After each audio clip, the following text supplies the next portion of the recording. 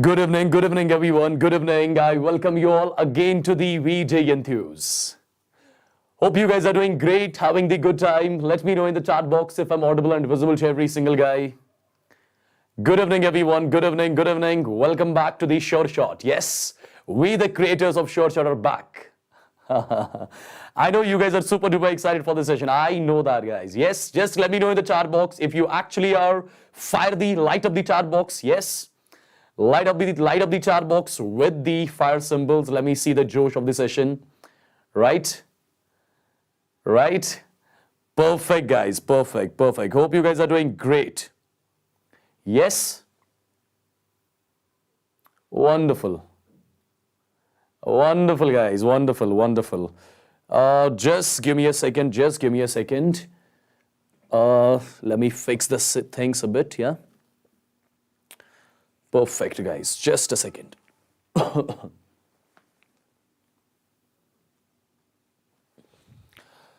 All right. So, people, as you all must be knowing, today it's going to be the turn for the Sure Shot 60 questions, 20 from chemistry, 20 from physics, and 20 from the mathematics. Yes. And as you all must be knowing, the last Sure Shot 60 questions which we took in the February session, I hope you know there were more than 8 questions which directly came with you in your examination, right?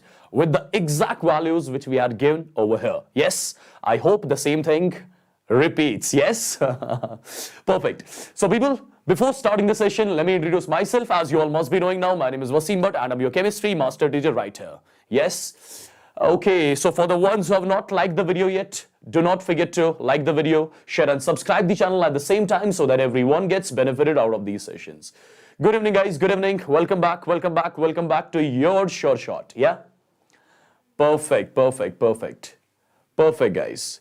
Well, first it's going to be my turn and after me it's going to be Shreyas Sir and Shimon Sir will be following at the end. Yeah? Perfect. Thank you, Green's Music. Thank you. All right, guys. So this was the schedule which we have been following throughout. Yes. Till now, we are done with solid state, right? Chemical kinetics was done, mock test was done, complete hybridization, complete electrochemistry, then again the mock test, then we did the formula revision, then we did the mega mock test, and today it's going to be the turn for the Sure Shot questions, right? Yes.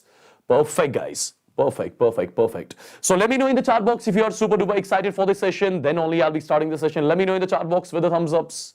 Let me know in the chat box with the thumbs ups. Good evening, everyone. Good evening. Thank you, everyone. Thank you so much. Thank you for your love and support. Yeah. Perfect, guys. Perfect. I can see a lot of thumbs ups are coming up. Yes. That's great. That's perfect.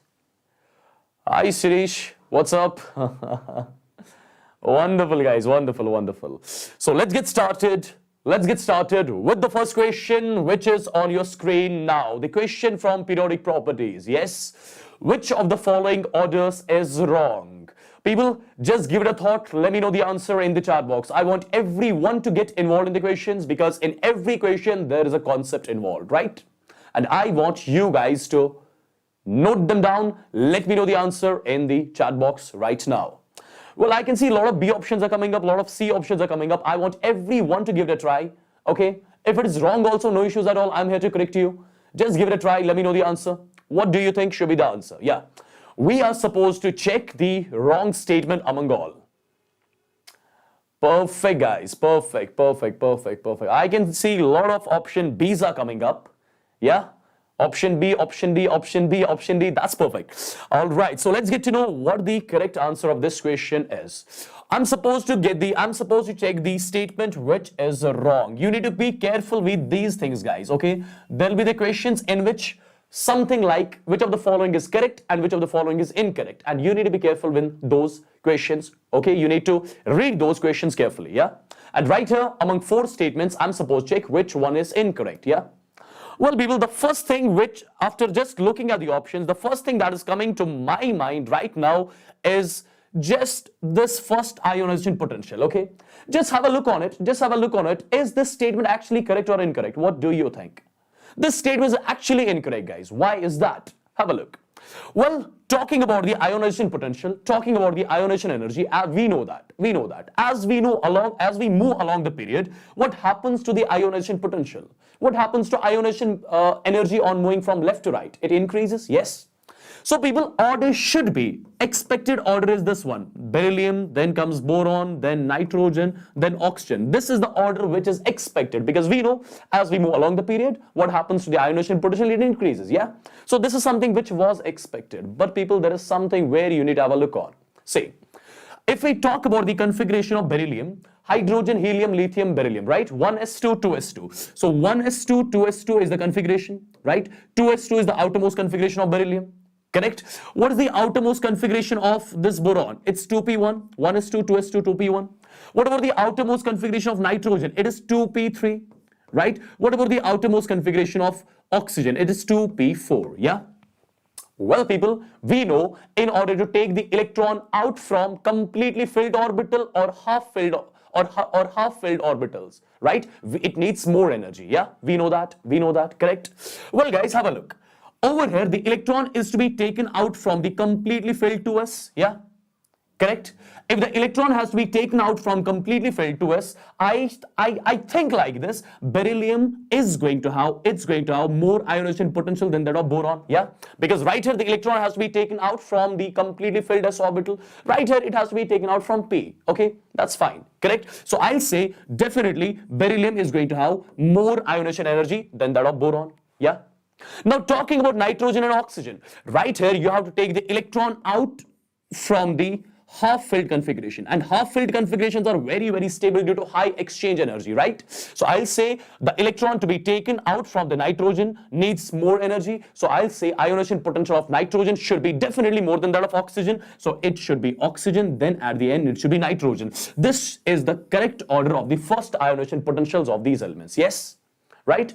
And as per this statement, beryllium, boron, nitrogen, oxygen, it is absolutely incorrect. This is something which was expected, but due to the configuration difference, this is the actual order. Let me know in the chat box if you got it. Let me know in the chat box if you got it. Yes. Let me know in the chat box if you got it. Of course, Achyut, of course. Why are you asking this, bro? Let me know in the chat box if it's clear to every single guy so that I can move on to the next one, yeah? Perfect, guys. Perfect. So Soham says he got +4 in this one. That's wonderful. All right. Let's move on to one more question which is on your screen right now. The question from equilibrium, guys. Yes. The question from equilibrium. I want you guys to give it a try. Let me know the answer in the chat box. Okay. So give it a try. Let me know the answer in the chat box. Then only I can solve this question on the screen. Yeah. Let me know in the chat box. Yes, Snehal, you'll be getting the PDF of this session as well. No need to worry about that. Let me know in the chat box what do you think should be the answer of this question. I'm waiting for your answers. Perfectly waiting for your answers. Yes, Chaitanya, you'll be getting the PDF as well. No need to worry about that. You'll be getting the PDF in the description box as well as in the Telegram group. What do you think should be the answer? Well, Yash says it should be A. Aswad says it should be B. Well, a lot of people are coming up with option A and option B. No, Smiler, you're not late. I'm just done with a single question yet, okay? Well, I can see a lot of people are saying option D, option A, and majority of the people are saying option A. But I do not think option A is the correct one, yeah? Or is the option A correct one? Well, we need to have a look on it. Yeah? We need to check the solution, okay? So let's get started. Let's see what the exact answer of this question is all about and how to approach to this sort of a question. Understand properly what I'll say. Understand properly. Well, guys, consider the reaction N2 gas plus 3 times H2 gas in equilibrium with 2 times NH3 gas. All right. The equilibrium constant of the above reaction is Kp. All right. The equilibrium constant of above reaction is Kp. If pure ammonia is left to dissociate, what he is saying? If pure ammonia is left to dissociate, so I need to reverse the reaction, then only the pure ammonia is going to dissociate into N2 and H2, yeah? So the first step which I'll be doing right here, I'll be reversing the reaction, guys. And we know when we reverse the reaction, what happens to the equilibrium constant? Equilibrium constant is inversed, yes? We know that. So the first thing which I'm doing right here in order to solve this sort of equation, I'm going to reverse the reaction. It's going to be 2 times NH3 gas in equilibrium with what? In equilibrium with N2 gas plus 3 times H2 gas, yeah? This is something which I did right now. I just reversed the reaction so that dissociation of NH3 takes place right here. And people, when we reverse the reaction, what happens to the equilibrium constant? The equilibrium constant of this reaction was Kp. The new equilibrium constant of this reaction is going to be K dash, which is going to be 1 divided by Kp, right? When we reverse the reaction, equilibrium constant is inversed. I hope you know that, yeah? Right. Now guys, now what is mentioned in the equation? If pure ammonia is left to dissociate, the partial pressure of ammonia at equilibrium is given by. We need to get the partial pressure of ammonia at equilibrium. We need to get the partial pressure of NH3 at equilibrium. That's something which we are going to calculate right here. Correct? Well guys, I'll be starting from time t is equal to 0. Can I say at time t is equal to 0, I'll be having only reactant with me in the container in which the reaction takes place, right? Let's say this reaction first of all will be taking place in a container, right? And at time t is equal to 0, I can say I'll be having only NH3 at time t is equal to 0. So whatever will be the pressure of the container at time t is equal to 0, that is only due to NH3, right? Let's assume that pressure is P0. That pressure is P0. P0 is the initial total pressure of the container, right? P0 is the initial total pressure of the container, and we know initially there is only NH3 in the container, yeah? So whatever will be the total pressure of the container, that is due to the NH3, yeah? Perfect. So it's going to be 0. This is going to be 0 because N2 and H2 have not got formed yet at time t is equal to 0 because the reaction has not started at all, right? Now guys, at equilibrium, let's assume, what I'm going to assume. First thing guys, first thing at the basic thing, I'm going to treat the pressure in the same way we used to treat moles. I'm going to treat the pressure in the same way we used to treat moles, right? Let's say this is not pressure. Let's assume these are moles, right? Let's assume out of P0 moles, let's assume 2x moles are dissociated, right? 2x moles are dissociated. So it's going to be P0 minus 2x at equilibrium, right? Yes, correct. Now guys, use the stoichiometry. 2 moles of NH3 gives 1 mole of N2. So 1 mole of NH3 gives 1 by 2 moles of N2. So 2x moles of NH3 are going to give 1 by 2 multiplied by 2x. 1 by 2 multiplied by 2x, that means x moles of N2.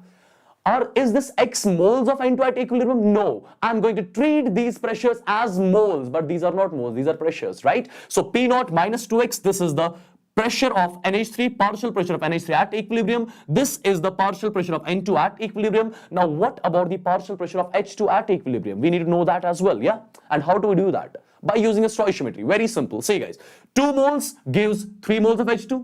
So 1 mole of NH3 gives 3 by 2 moles of H2. So 2x moles are going to give 3 by 2 multiplied by 2x right here. So the 2 got cancelled, so it's going to be 3x. So the pressure of H2, the partial pressure of H2 at equilibrium is going to be 3x. Well, I got the partial pressure of each reactant and product right here. Yeah. I got the partial pressure of each reactant and product right here. Now people, it's the turn to write something interesting. Assume partial pressure of NH3 far less than the total pressure at equilibrium, right? We know at equilibrium the total pressure of the container will be the sum of partial pressures of each, right? We know that. Yes. So I can write something like this. Total pressure at equilibrium is going to be equal. Partial pressure of NH3 at equilibrium, yes, plus partial pressure of N2 at equilibrium, yes, plus partial pressure of H2 at equilibrium. This is something we know. Correct?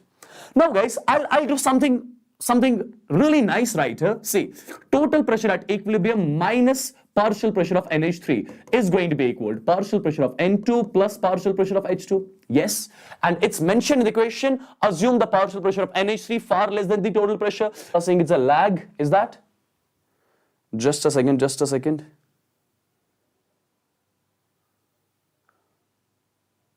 What just happened? Am I audible and visible?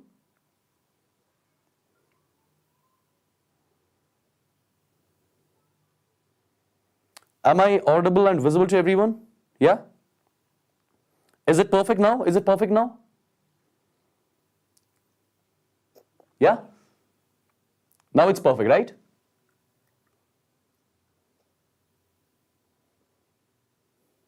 Okay, perfect guys, perfect. Let's move on guys. So I got the total pressure at equilibrium is equal to 4x, right? So total pressure I'm representing with P I got known as 4x, yeah? Correct? This is something which I got. Or I can get the value of x as P by 4. Okay, just mark it. Why I need it? Just wait for it. You'll get to know. Yeah. Now, guys, let me write the expression for the equilibrium constant of this reaction. Expression of equilibrium constant of this reaction, right?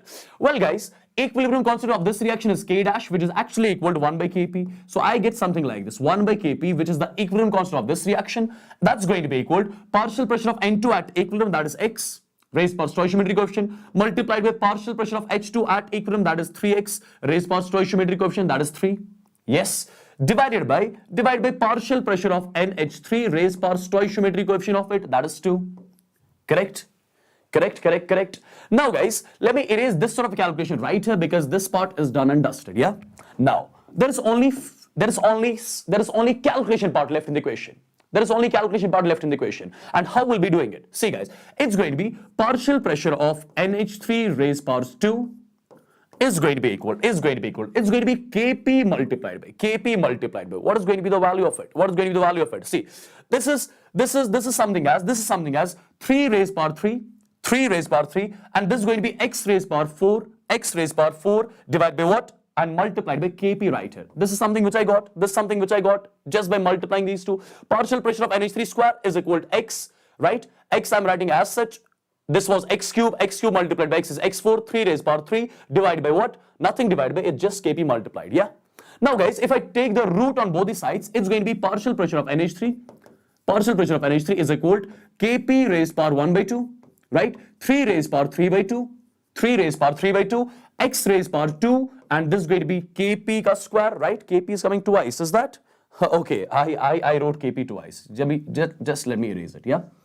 Now, guys, is there any option matching with this? Till now, no option is matching with this, right? So what am I going to do? Well, this plays the vital role right here. X value is equal to P by 4, yeah? X value is going to be P by 4. So X square is going to be P square divided by 16, something like this, right? Well, guys, if I put the value of X square as P square by 16, now check which option is going to satisfy it, right? The correct option of this is going to be like this. Just give me a second. It's going to be partial pressure of NH3 will be equal to, it is Kp raised power 1 by 2. It's going to be 3 raised power 3 by 2. And instead of this x square, you guys are going to write P square divided by 16. Now, let me know which option satisfies this. Yes. Let me know which option satisfies this. I'm waiting for your answers. Done and dusted, right? Right? Vishnu, if there is any sort of problem, you can drag the video a little back. It'll be automatically a replay for you, yeah? Perfect, guys. Perfect. Right? Right? Wonderful, guys. Wonderful. So let's move on to one more question. You want me to move on to right now one more question? Yeah? You want me to move on to one more question right now? Yeah? Let me know fast in the chat box. Right? Perfect, guys. Perfect. Let's move on to one more question, which is on your screen now. Which of the following complexes is an outer orbital complex? Okay, this is the question on your screen from the chapter Coordination Chemistry, which is the inorganic part. Yeah. Let me know the answer of it. I'm waiting for your answers. Let me know fast. Well, computer tech, I'll let you know. I'll get back to you soon. Just wait for it. Let me know the answer in the chat box. What do you think should be the answer? Which one of the following complexes is an outer orbital complex? What do you think? What do you think?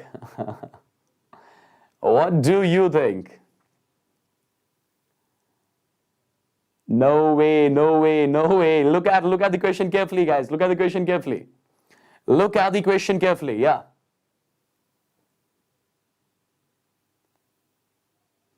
Look at the question carefully.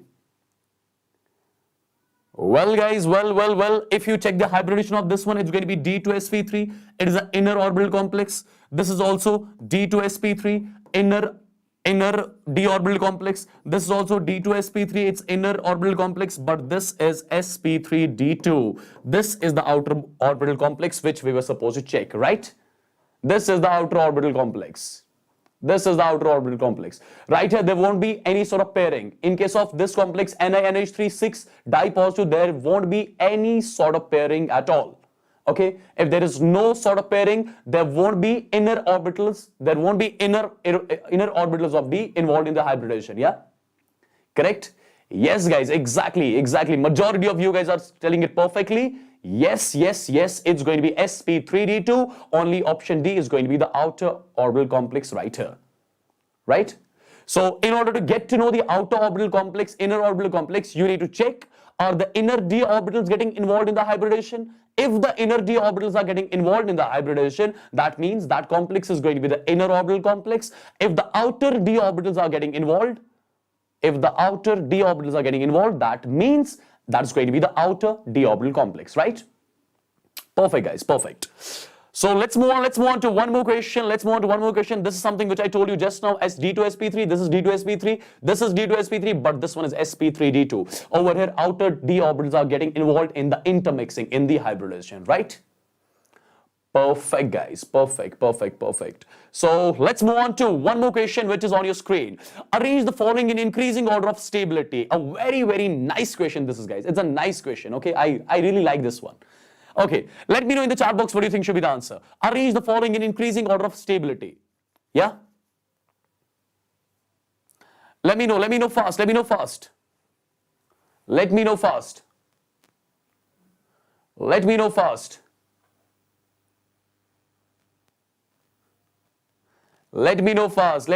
I'm waiting for your answers. Exactly, guys. Let me know.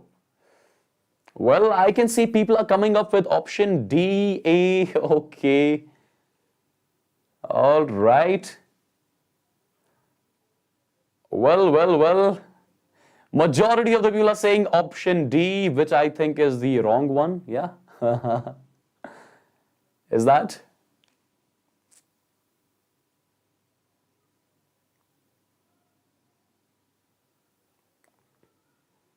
My God, people are killing it. Actually, you guys are killing it. Okay. So let's get to know how to solve this sort of equation. Let's get to know. Well, people understand. Whenever you see any sort of charge present on the benzene ring, in order to compare the stability of the charge, you will be always comparing it through inductive effect. Okay, why? There is a reason for that. I'll be letting you know that in some time. Okay, first thing which I want you guys to understand, whenever you need to compare the stability of the charge present on the benzene ring, you are going to compare the stability only on the basis of inductive effect. Okay, and how to do it? Why on the basis of inductive effect only? There's a reason. Understand. See, guys, no doubt this NO2 is going to show minus M effect. Absolutely, NO2 is going to show minus M effect. When the NO2 shows minus M effect, I'll say this bond will be coming right here. This bond will be broken down over here, and there is a positive charge on this carbon, right? But people, the positive charge right here, which is getting generated through mesomeric effect, that is in pure p orbital, and that pure p orbital is perpendicular to this. Yeah, like this, like the pen.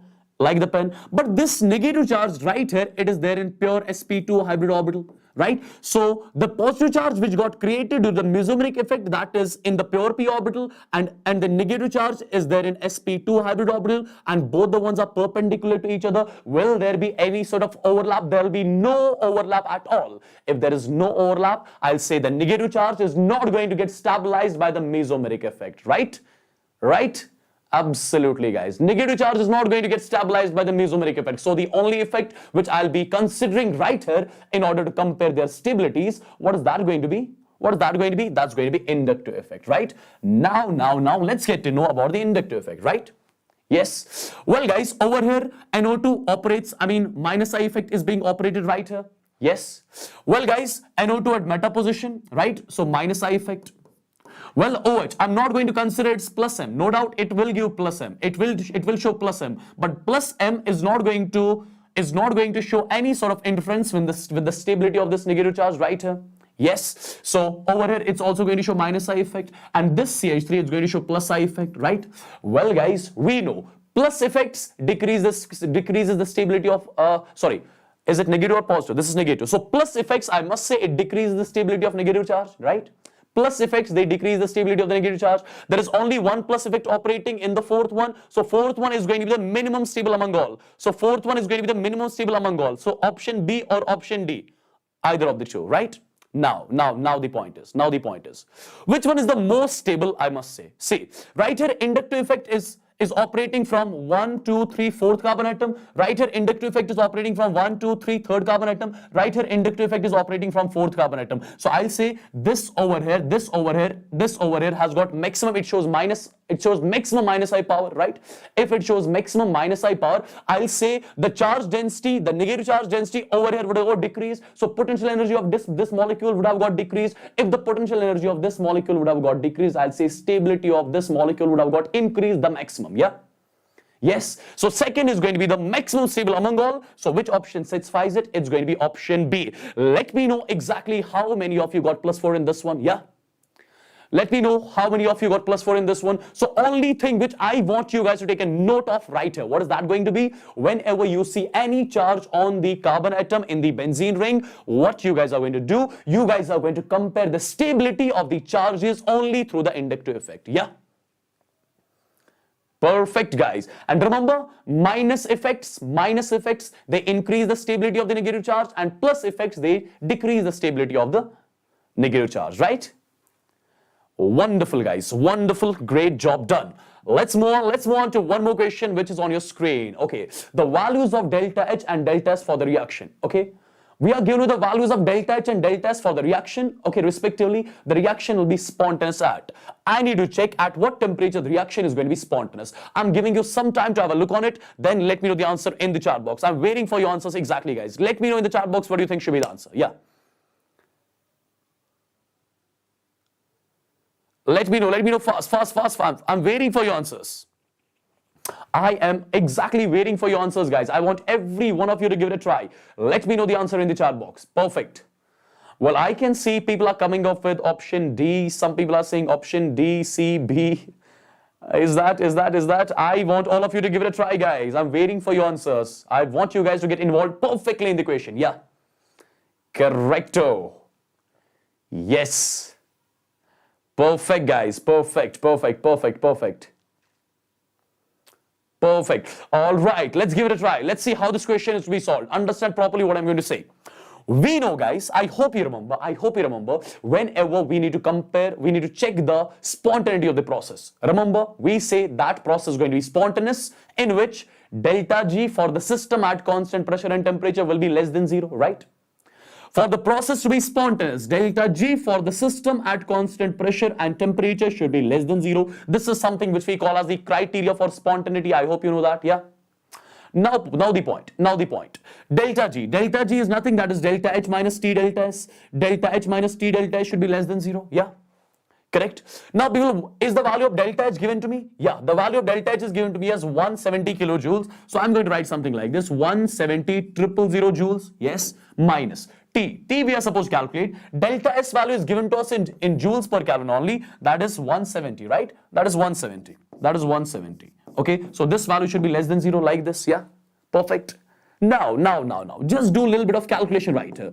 It's going to be 170,000 and it's going to be less than 170T right here, yeah?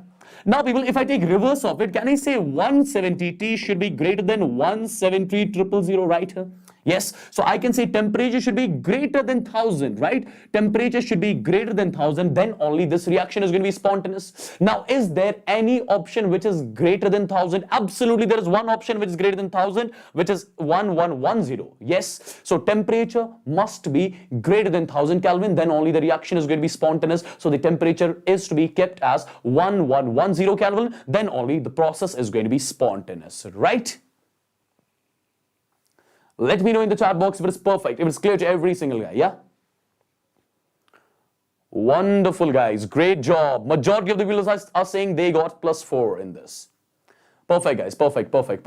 Let's move on to one more question then. Which is on your screen. Containers A and B have same gases. Pressure, volume and temperature of gas A are all twice that of B, then the ratio of their molecules. The ratio of molecules of A and B. People, let me know. Kill this question fast. Let me know the answer in the chat box. I'm waiting for your answers. Give it a try fast. Yeah. Give it a try fast. Containers A and B have same gases, right? Containers A and B have same gases. Pressure, volume and temperature of A are all twice of that of B. right? Then the ratio of the number of molecules. I must say whatever is going to be the ratio of the moles of the gases, same is going to be the ratio of their molecules, right? Right? Let's do it. Let's do it. It's a very simple and ordinary equation, guys, right? Say, well, the pressure, volume, and temperature of gas A, pressure of gas A, volume of gas A, and temperature of gas A, right? Everything is mentioned in the equation that pressure, volume, and temperature of gas A are all twice that of B. So it's going to be 2 times that of B, 2 times that of B, 2 times that of B, right? As it's mentioned in the equation, pressure, volume, and temperature of gas A are all twice that of B, correct? Then the ratio of the number of molecules. Done and dusted, right? Done and dusted. Yes. Well, guys, first I'll be using the ideal gas equation for the normal gas. Na is going to be equal to PAVA PV divided by nRT, right? PV divided by RT, right? It's going to be something like this. Yes. Let's call this as equation number 1. Let's call this as equation number 1. Now, what about equation number 2? I'll say number of moles of gas B is going to be equal to PB multiplied by VB divided by RTB. What is the ratio we need to calculate? Are we going to calculate the ratio of the molecules of A and B? Yes. So I just need to divide them up. Yes. But first of all, before dividing, just introduce the value of PB right here. Or you can just put the value of PA right here. Anything PA instead of PA, you can write 2B instead of PB, you can write something like this, yeah? You'll be getting the answer. Exactly. Well, I can see a lot of people are saying option C. Let's get to know exactly. It's going to be 2:1. 2:1 is option C. Exactly, guys. The way I told you. NA divided by NB. NA you can write like this, NB like this. Just put the values exactly, right? Get the value exactly as 2:1. Only thing is, the ratio of the molecules is going to be same as that of ratio of moles right here. Let me know in the chat box how many of you got +4 in this one. Let me know in the chat box how many of you got +4 in this one. That's wonderful. That's wonderful. That's wonderful. Yes. That is great. Killed it. Yes. Very simple thing, guys. Very, very simple question, right? Everything was there in the equation. Everything was mentioned. I was just supposed to divide the moles, and whatever was the ratio of the moles, same was the ratio of the molecules, right? Perfect. Yes, yes, DJ rocks. Yes. Yes. Perfect, guys. Let's move on to one more question which is on your screen. Okay, these sort of questions were frequently asked, guys, okay, in the February attempt, and mostly what I believe, these sort of questions are going to get repeated. Trust me on that, okay? Just wait for it. You'll get it. Let me know in the chat box. Let me know in the chat box what do you think should be the answer. The structure of nylon 6 is. The structure of nylon 6 is. I am waiting for your answers. Yes. I am waiting for your answers. I want every one of you to give it a try. It's a very simple and the theoretical question. Just give it a try. Let me know the answer in the chat box. Kill it fast. Yes, you guys are going to do it. Yes, kill it. Exactly, guys. Exactly. Wonderful. Perfect, guys. Exactly, it's going to be option B.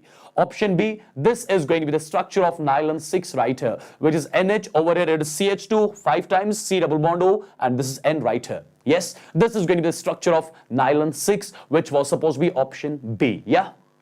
Now let me know how many of you got +4 in this one, but I want the honest answers from you guys. Let me know in the chat box. Let me see how many of you got +4 in this one. Let me exactly see it. Yeah. Wonderful, guys. Majority of the people are getting +4 in this one. That's perfect. That's wonderful. That is wonderful, yeah. Perfecto, guys. Perfecto. Great. Let's move on to one more question then, which is on your screen right now. The question from ionic equilibrium part. If the solubility product of Ag2CO3 is 8, the molar solubility of Ag2CO3 in 0.1 molar AgNO3 will be. Just give it a try. Let me know the answer in the chat box.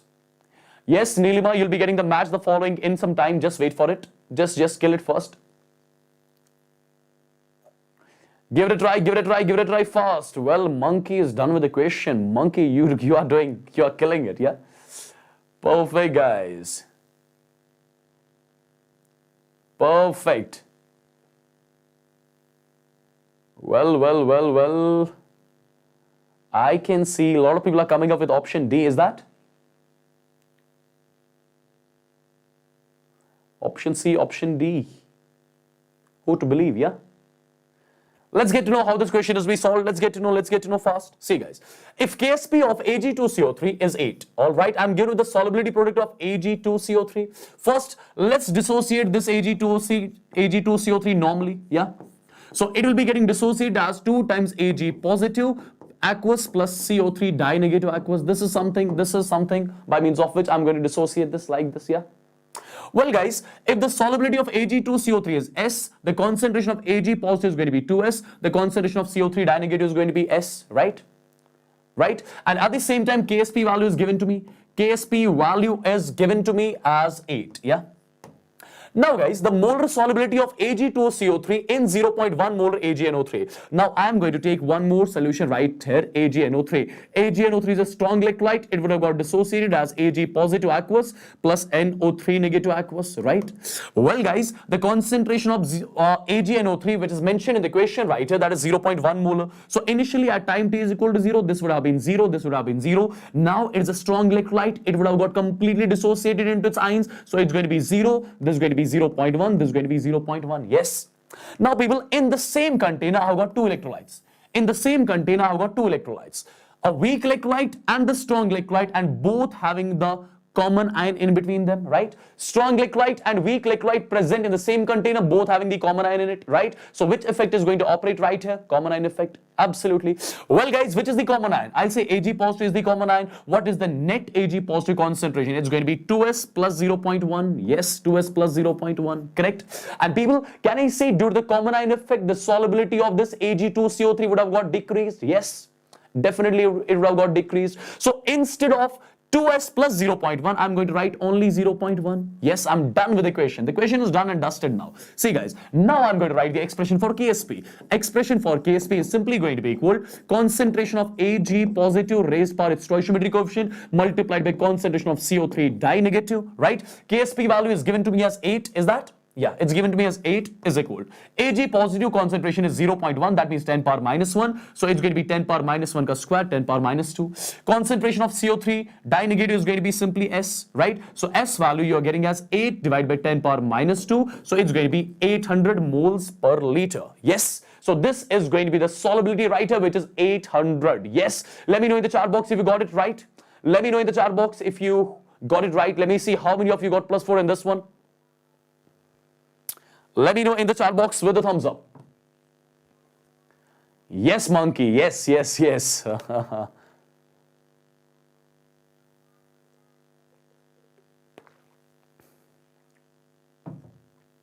Perfect, guys. Perfect, perfect, perfect. That's great, guys. That's great. Let's move on. Let's move on to one more question which is on your screen. Okay, okay. Well, look at the question from the atomic structure. You can easily kill this one as well. I'm damn sure about that. I'm damn sure about that. Kill it. Let me know the answer in the chat box first.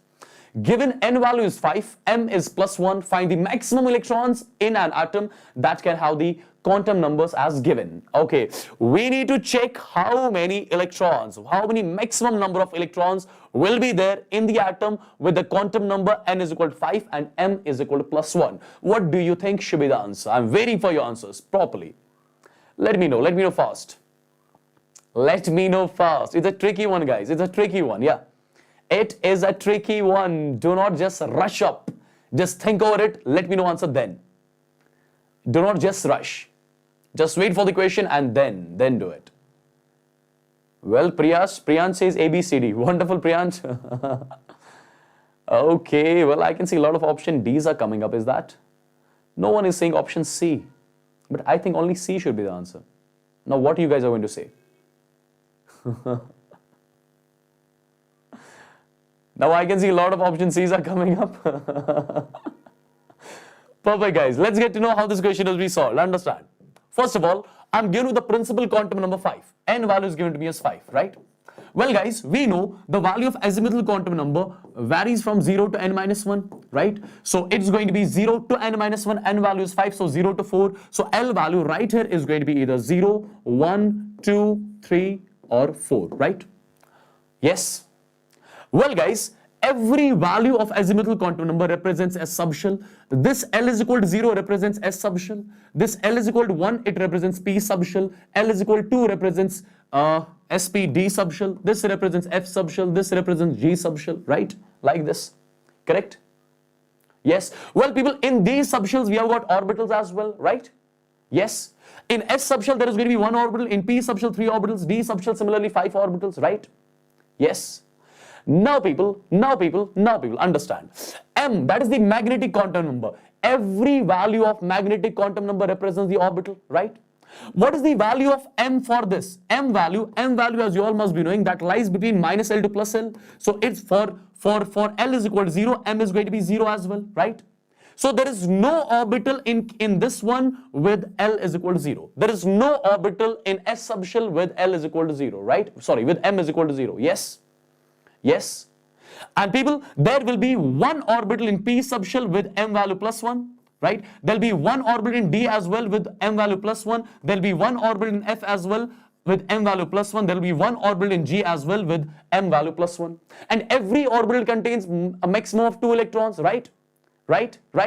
So this orbital is going to accommodate 2, 4, 6, 8. So there are 8 electrons with the quantum number n is equal to 5, m is equal to plus 1. Let me know in the chat box if you got the concept of it. Let me know fast. Exactly, guys. It's going to be option C right here. Yes. Yes, perfect, guys. Perfecto. Wonderful.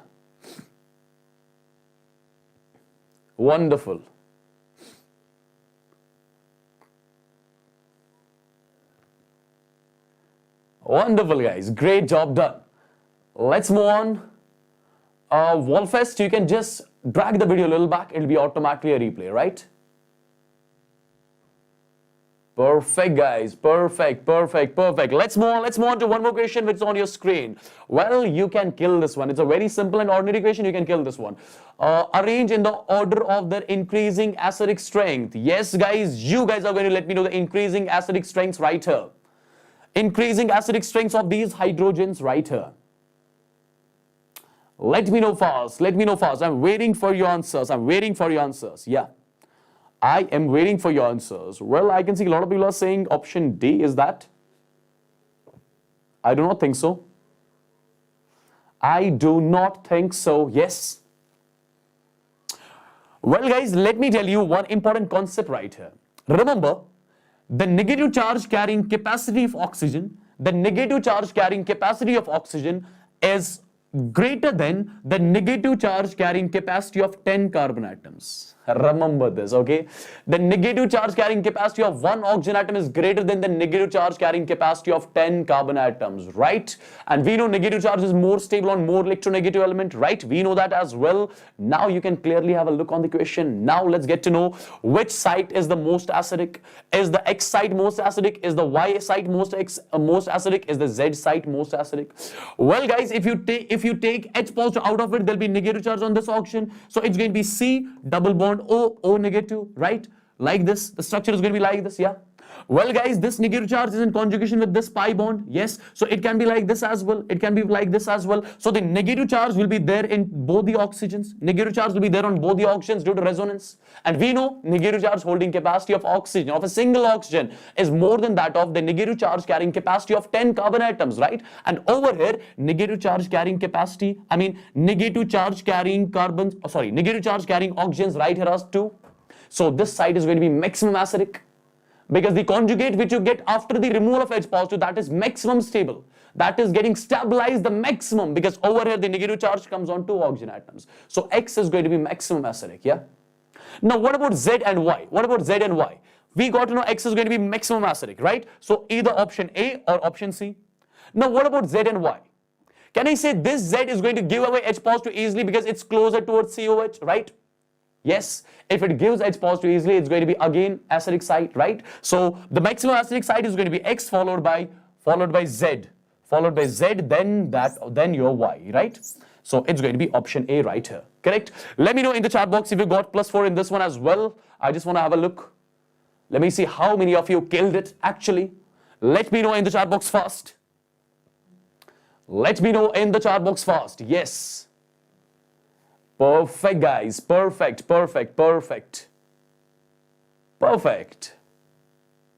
Wonderful. Kill it, yeah? The same way you're going to kill it tomorrow, guys, okay? The same way you guys are going to kill it tomorrow. I hope that. I hope that happens. Yeah? Perfect. Perfect. Let's move on then. Let's move on to one more question which is on your screen right here. The question from electrochemistry. The question from electrochemistry. The EMF of the following Daniell cell at 298 Kelvin is E1. Okay, you are given with the Daniell cell. When the concentration of ZnSO4 is 1 molar and that of CuSO4 is 0.01 molar, the EMF changed to E2. So basically I'm changing the concentrations right here and the EMF is changing. What is the relation between E1 and E2? What is the relation in between En and E2? What do you think? What do you think? What do you think? What do you think?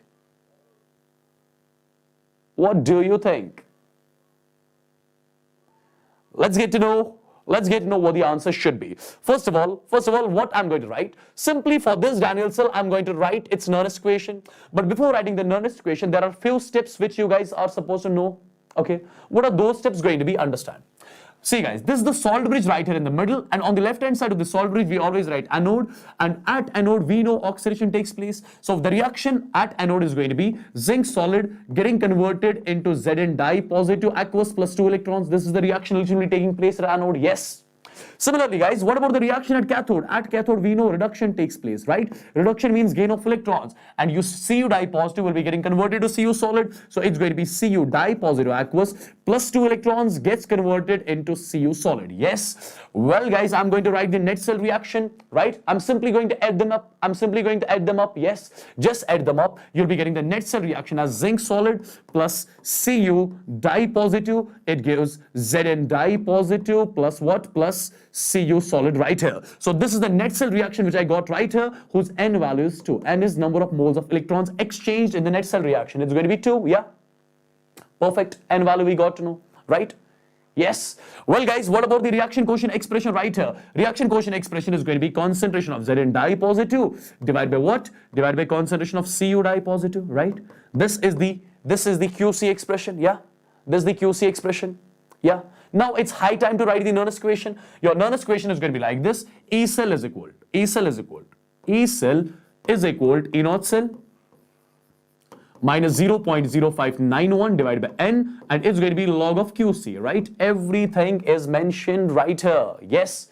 You got to know the E cell value. You got to know the E cell expression by the Nernst equation. Now what you need to do is you need to put the values in this equation. Okay. The first value which you guys are going to put, see, it's going to be like this. Let me erase this part. Let me erase this part right here. Let me erase this part. Okay. I'm going to write the first thing. Just put these concentration values into this equation. You are going to write E1. EMF when the concentration of Zn di positive is 0.01 and concentration of Cu di positive is 1 molar. Yeah. E1 is equal to E naught cell, which is constant, minus 0.0591 divided by N value, we know that is 2. It's going to be log of Qc. Qc is concentration of Zn di positive divided by concentration of Cu di positive. Concentration of Zn di positive is given to me as 10 power minus 2. Yes. Divided by concentration of Cu di positive is given to me as 1. Correct. This is something which I got right now. It's going to be E1 is equal to E naught cell. This is log of m to the power n. This 2 will come into the front. Log 10 is 1. It's going to be E cell plus 0.0591. Right? This is the first equation which I got. This is the first equation which I got by using the condition. Now similarly, I'll put the second condition in the same equation, and the second equation says when the concentration of ZnSO4 is 1 molar and that of Cu di positive right here is 0.01 molar. Yeah.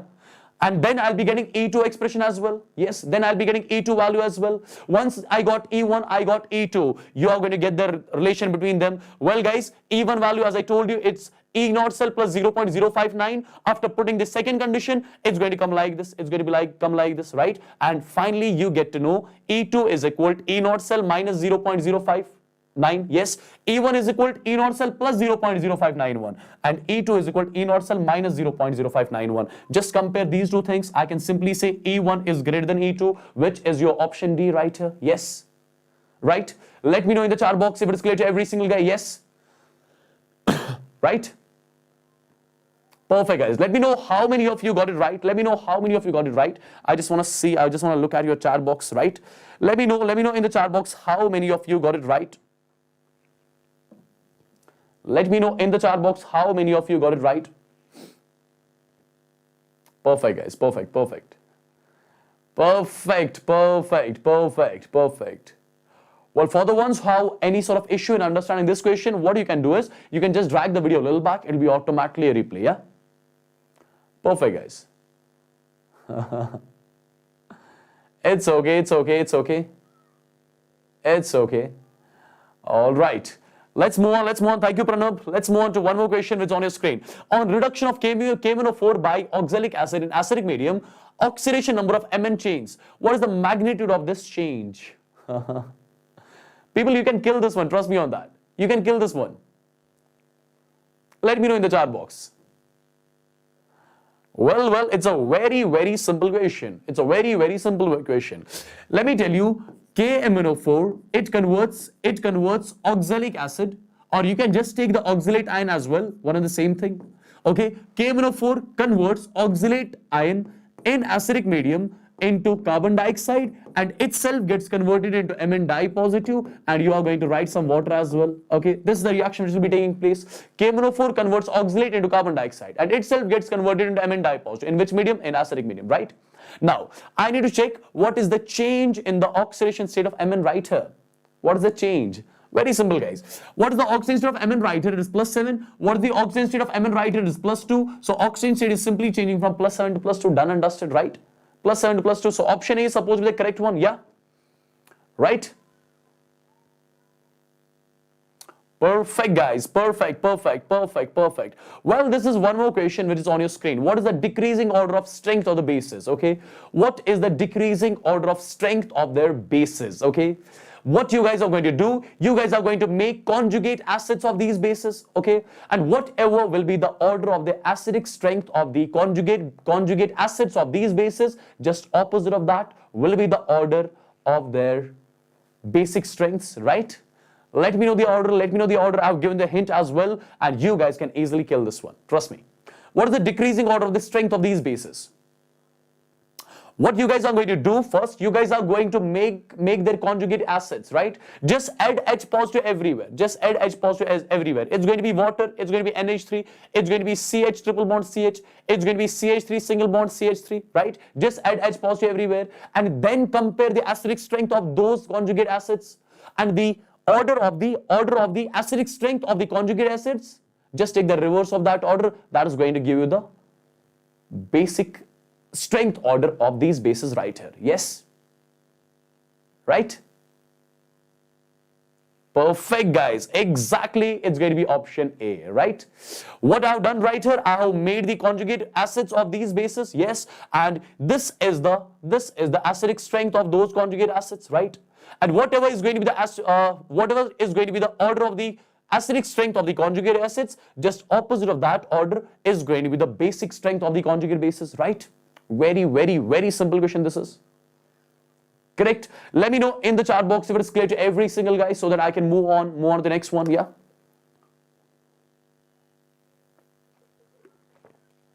Let me know in the chat box fast. Let me know how many of you got +4 in this one. Let me know how many of you got +4 in this one so that I can move on fast. Yes. Right? Perfecto. Perfecto. Okay, well, let's move on to one more question which is on your screen. The half-life for radioactive decay of C14 is 5730 years. An archaeological artifact containing wood had only 80% of C14 found in the living tree. The age of the sample would be. This is something which I want you guys to give it a try, because you study the same topic in your physics, in your chemistry, the radioactivity, right? And only thing is, radioactivity is a first order kinetics. It follows the first order kinetics. So you are going to use the integrated rate equation right here in order to solve this question, right? And which integrated rate equation? For the first order kinetics. Yes? Right? Srinivas, I have taken a lot of sessions on oxidation state. You can go to the playlist. You can go to the chapter called as redox reactions. In that redox reaction chapter, you'll be finding the topic oxidation state, wherein you get to know how to calculate the oxidation states of different elements, right? Well, I can see a lot of people are coming up with the option D right here. Is that? Well, guys, well. First thing, the half-life for the radioactive decay of C14 is 5730. First of all, your radioactive decay, it follows the first order kinetics, and as per first order kinetics, rate constant K is equal to what? It's equal to 0.693 divided by T half. What is given in the question, guys? You are given with the half-life of the reaction. It's given to us 5730 years. Correct? It's going to be this is year inverse. This is going to be the rate constant of this. Yeah. Once you get the rate constant, just use the integrated rate equation, and as per your integrated rate equation, K is equal to 2.303 divided by what? Divided by T. It's going to be log of A0 divided by 80. Log of A0 divided by 80. What am I supposed to calculate? I need to get the value of T, right? So just remove this T from here, remove this K from here, interchange them. This is going to be K, this is going to be T. Well, guys, K value you got to know. You got to know the K value, right? Now it's going to be log of A0 divided by 80. A0 is the initial amount, 80 is the left amount, yes? Or I can say A0 is the initial concentration of reactant, 80 is the concentration of reactant left at time t, right? Yes. Let's assume the initial concentration of reactant is A0. Well, as per it's mentioned in the question, the archaeological artifact containing wood had only 80% of C14, right? Right? So people, A0 is the initial concentration. What is the concentration of reactant left at time t? I'll say 80% of its initial concentration. 80% of initial concentration means 0.8 A0. Yes, it's going to be 0.8 A0. Correct? A0 got cancelled. So it's going to be 10 by 8, something like this, right? It's going to be 10 by 8. Yeah? Well, you have everything. You can get the value of time. Right? That's something which we are supposed to calculate, right? Right. Exactly, guys. This is something which I told you. 2.303 divided by lambda. Instead of lambda, you can write K as well. Yeah. Log of A0 divided by 80, I told. A0 is the initial concentration. 80 is the concentration of reactant left at time t. Yes. So it's at the end, it came 100 divided by 80, something like this. Yeah. Correct. So people, you get the value of time right here as 1845 years. Yeah.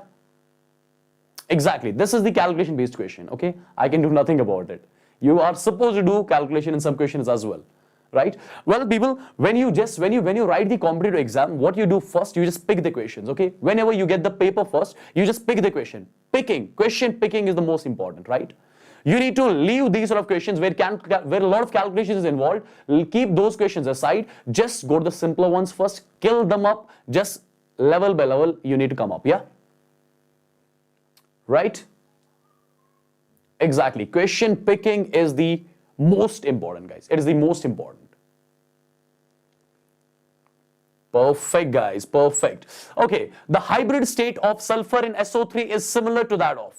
The hybrid state of sulfur in SO3 is similar to that of. What do you think should be the answer? What do you think should be the answer? What do you think should be the answer?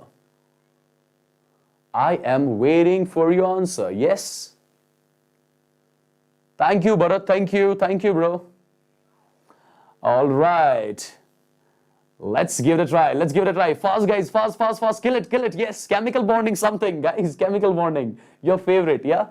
You're not going to leave the question from chemical bonding. I'm damn sure about that. Okay. Well, guys, you have got SO3 right here. I hope you know its structure. This SO3 somewhat like this, right? How many sigma bonds do we have? We have got 3 sigma bonds. Yes. 3 sigma bonds, 0 lone pair. Yes, 3 sigma bonds, 0 lone pair. So the hybridization of sulfur is going to be sp2. Correct? Right? 3 sigma bonds, 0 lone pair. Steric number is 3. Steric number is 3 means sp2 hybridization. Yeah? Right? Now, which one among the following has got sp2 hybridization, guys? Well, isn't it going to be C2H4? Yes, C2H4 has got the sp2 hybridization, right? Because the structure is like this: C double bond O, this is H right here, this is one more H, this is one more H. Well, this carbon, it's forming 1, 2, 3 sigma bonds, so this is going to be sp2 hybridized, and this is also going to be sp2 hybridized right here. And sulfur, and right here in this SO3, it's again going to be sp2 hybridized right here. Yes, so option B was supposed to be the correct one among all, and I know you killed it, right? Let me know how many of you got +4 in this one. Let me know fast. I know you guys love chemical bonding, because majority of the times whenever question comes from chemical bonding, it's always simple, yeah? Either the question will be from hybridization, or it will be from molecular orbital theory, right? Or from dipole moment is now outdated. VSEPR, yes. Exactly. And trust me, guys, you get these sort of questions you get in your JEE. Okay, you can check it out tomorrow, right? Perfect. Plant is saying, sir, chemical bonding is boring. No, bro, it's damn interesting. Okay, whenever you study chemical bonding, you get to know the real feel of chemistry. Yeah. Whenever you enter into inorganic chemistry, you get the real feel of chemistry. Yeah, inorganic, I'm saying. But there are a lot of things to mug up as well. I can do nothing about it. Well, God is with you. Yes. Right? Okay, let's move on to one more question right here. In a solid AB having the NaCl structure, A atom occupies the corner of the cubic unit cell. If all the face-centered atoms along one of the axes are removed, then the resultant stoichiometry of the solid will be. Give it a try. Let me know the answer in the chat box. I'm waiting for your answers. I am waiting for your answers. Give it a try, guys. In case of NaCl structure, I hope you remember your NaCl structure, rock salt structure, Na positive, Cl negative. Well, guys, in case of NaCl structure, Cl negatives, they form FCC. That means Cl negatives are present at the corners and at the face centers, whereas Na positives occupy all the octahedral voids. I hope you remember that. Yes. Well, guys, in a solid AB, having the NaCl structure, A atoms occupy the corners. That means instead of Cl negative, right here you have got A atoms. And instead of Na positive, that means you have got B atoms, right? Yes, this is something which we have. Correct? Well, the first thing, A positive ions, they are present at corners and face centers. That means FCC structure. In case of FCC, the value of Z is 4. If the value of Z is 4, octahedral voids are 4, tetrahedral voids are 8. And all the octahedral voids are being occupied by B atoms right here. So there are 4 B negative ions right here. Yes. Now, what about these A positives? As per the question is concerned, if all the face-centered atoms along one of the axes are removed, oh my goodness, see, I'm removing all the face-centered particles along one of the axes. That means there'll be two face-centered particles will be removed along one of the axes, right? One axis constitute two face centers, right? So two face centered particles are being removed right here. Well, I'm doing nothing with the corners. Corner ka contribution is 1/8, total 8 corners. Face center ka contribution is 1/2. Total there were 6 face centers, but 2 face centers are removed. That means there'll be 4 face centers like this, yeah? Right? Snail, what are you saying?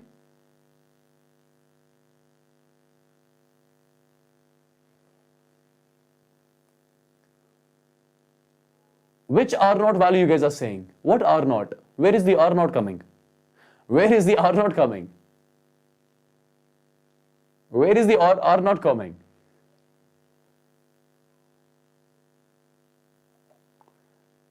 Okay. So people, what is going to be the formula of the compound? Now it's going to be 8, it got cancelled. It's 1 plus 2, that is 3. So it's going to be B4A3 or A3B4 is going to be the formula of the compound, which is option D. Yeah. Let me know in the chat box how many of you got it right. Let me know fast. How many of you got +4 in this one? Let me know fast.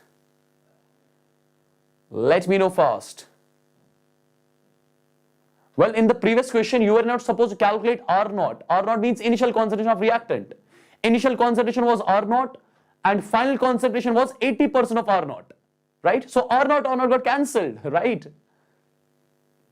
So in the previous question, if you are asking, in the previous question, it was something like this, log of R naught divided by RT or A naught divided by AT, right? So I wrote that like this, instead of R naught, same R naught, instead of RT, this was the concentration of reactant left at time T, that was 80%, 80% means 80 divided by 100 of R naught, yes, and this R naught got cancelled, this 100 came up, it was logged 100 divided by 80, yeah? I hope it's clear.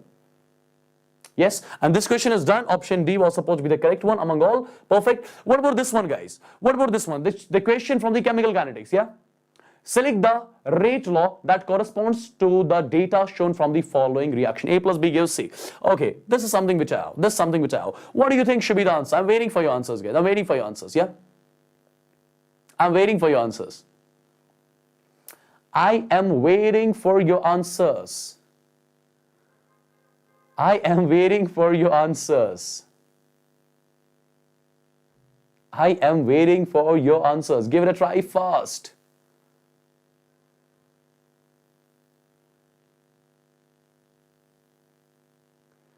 Give it a try first.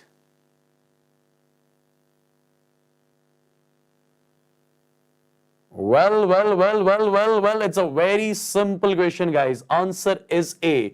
You are not supposed to do this sort of calculation at all, okay? This calculation, okay, you can follow this procedure as well, but you can just look at the table, get the answer done. You can just look at the table, get the answer, yeah? No need to do any sort of calculation like this, okay? What you are supposed to do is, first you'll be writing the rate law of this, okay? Rate law of this is going to be R is equal to K multiplied by concentration of A to the power X multiplied by concentration of B to the power Y, right? Yes? Perfect, yeah? Now guys, just do one thing. If you take first and fourth experiment, there is one thing common in them. I'm not changing the concentration of A, yeah? In the first and fourth, I'm not changing the concentration of A, right? Just leave the concentration of A aside. Leave the concentration of A aside. I'm not changing the concentration of A, right? And people, I'm just doubling the concentration of B. On doubling the concentration of B, what is happening to rate? Rate is increasing 8 times. When is that possible? Just leave A aside because I'm not changing the concentration of A, yeah? I'm just doubling the concentration of B, rate is increasing 8 times. So I'm just doubling the concentration of B, rate is increasing 8 times. That means Y value should be 3, right? Y value is 3, correct? Done and dusted. At the same time, if you just look at the first and the third experiment, just compare first and third experiment, right? You're doing nothing with the concentration of B. Concentration of B is fixed. I'm just doubling the concentration of A. On doubling the concentration of A, nothing is happening to rate, right? On doubling the concentration of A, nothing is happening to rate. I'll say rate of reaction is independent of A. That means X value should be 0, right? So your rate law is going to be R is equal to K multiplied by B raised power 3. Yeah? Done and dusted. R is equal to K B raised power 3. Yeah? Perfect. Right. Exactly. Or you can do this sort of calculation as well. You'll be getting the answer anyways, yeah? Anything is fine. It is just this method will save your time. Which I showed you right here, yeah? And these questions frequently come in the examination, guys. These experimental determination of rate, they frequently come into the examination, okay? So take care of these questions as well. Okay, match list 1 with the list 2 and select the correct answer. Okay, how to solve this one, guys? How do I solve this one? Say, simple procedure I'll be telling you. Okay? There is something called a steric number method. Steric number is simply sigma bonds plus lone pairs. It is just you need to get the value of sigma bonds and lone pairs, you'll be getting the steric number. And once you get the steric number, you can easily see the shape and everything, right? See guys, we have got ICl2 negative right here. Understand what I'll be doing. Iodine is the central atom. Its valence electrons are 7 and this is the negative charge. 7 plus 1 is 8. So there are 8 valence electrons with iodine. Yes. Out of 8 valence electrons of iodine, it has used 2 sigma bonds. It has formed 2 sigma bonds, right? Iodine has formed 2 sigma bonds. And at the same time, out of 8 valence electrons, iodine has used 2 valence electrons in order to form sigma bonds. So there are going to be 6 lone pair electrons. That means there are going to be 3 lone pairs. So guys, 2 sigma, 3 lone pair. 2 sigma, 3 lone pair. Isn't the shape going to be linear? Yes. So you need to match A with 1.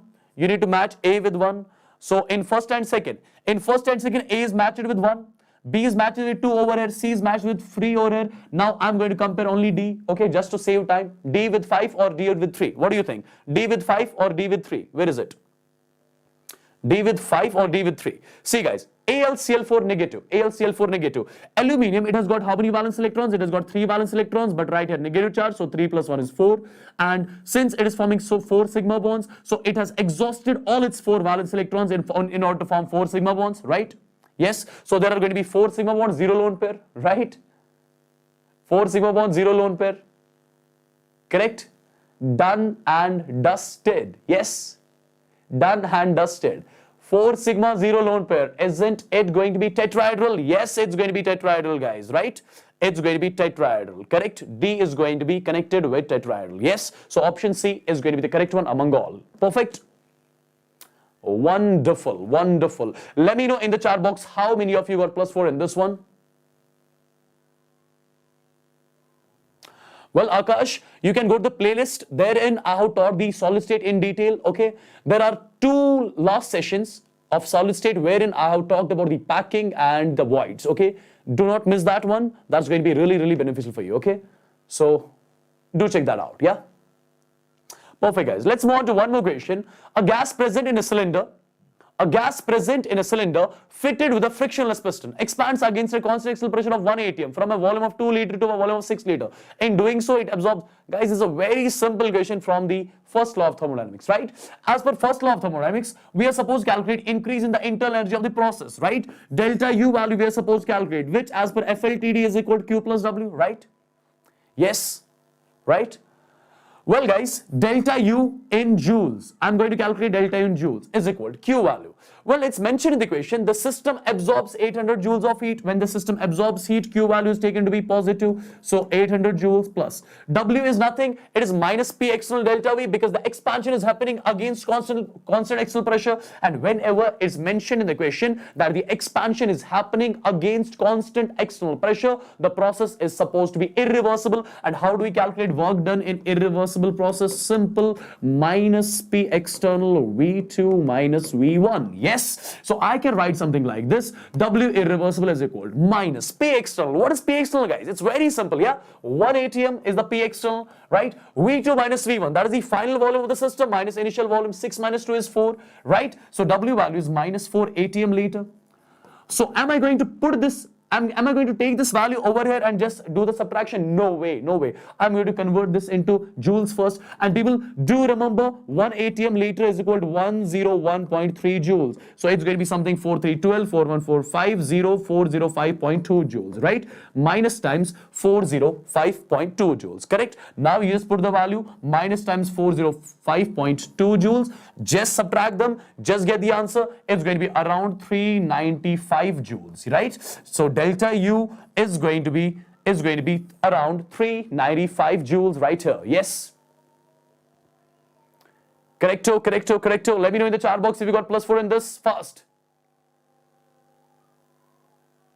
Yes. Perfect, perfect, perfect.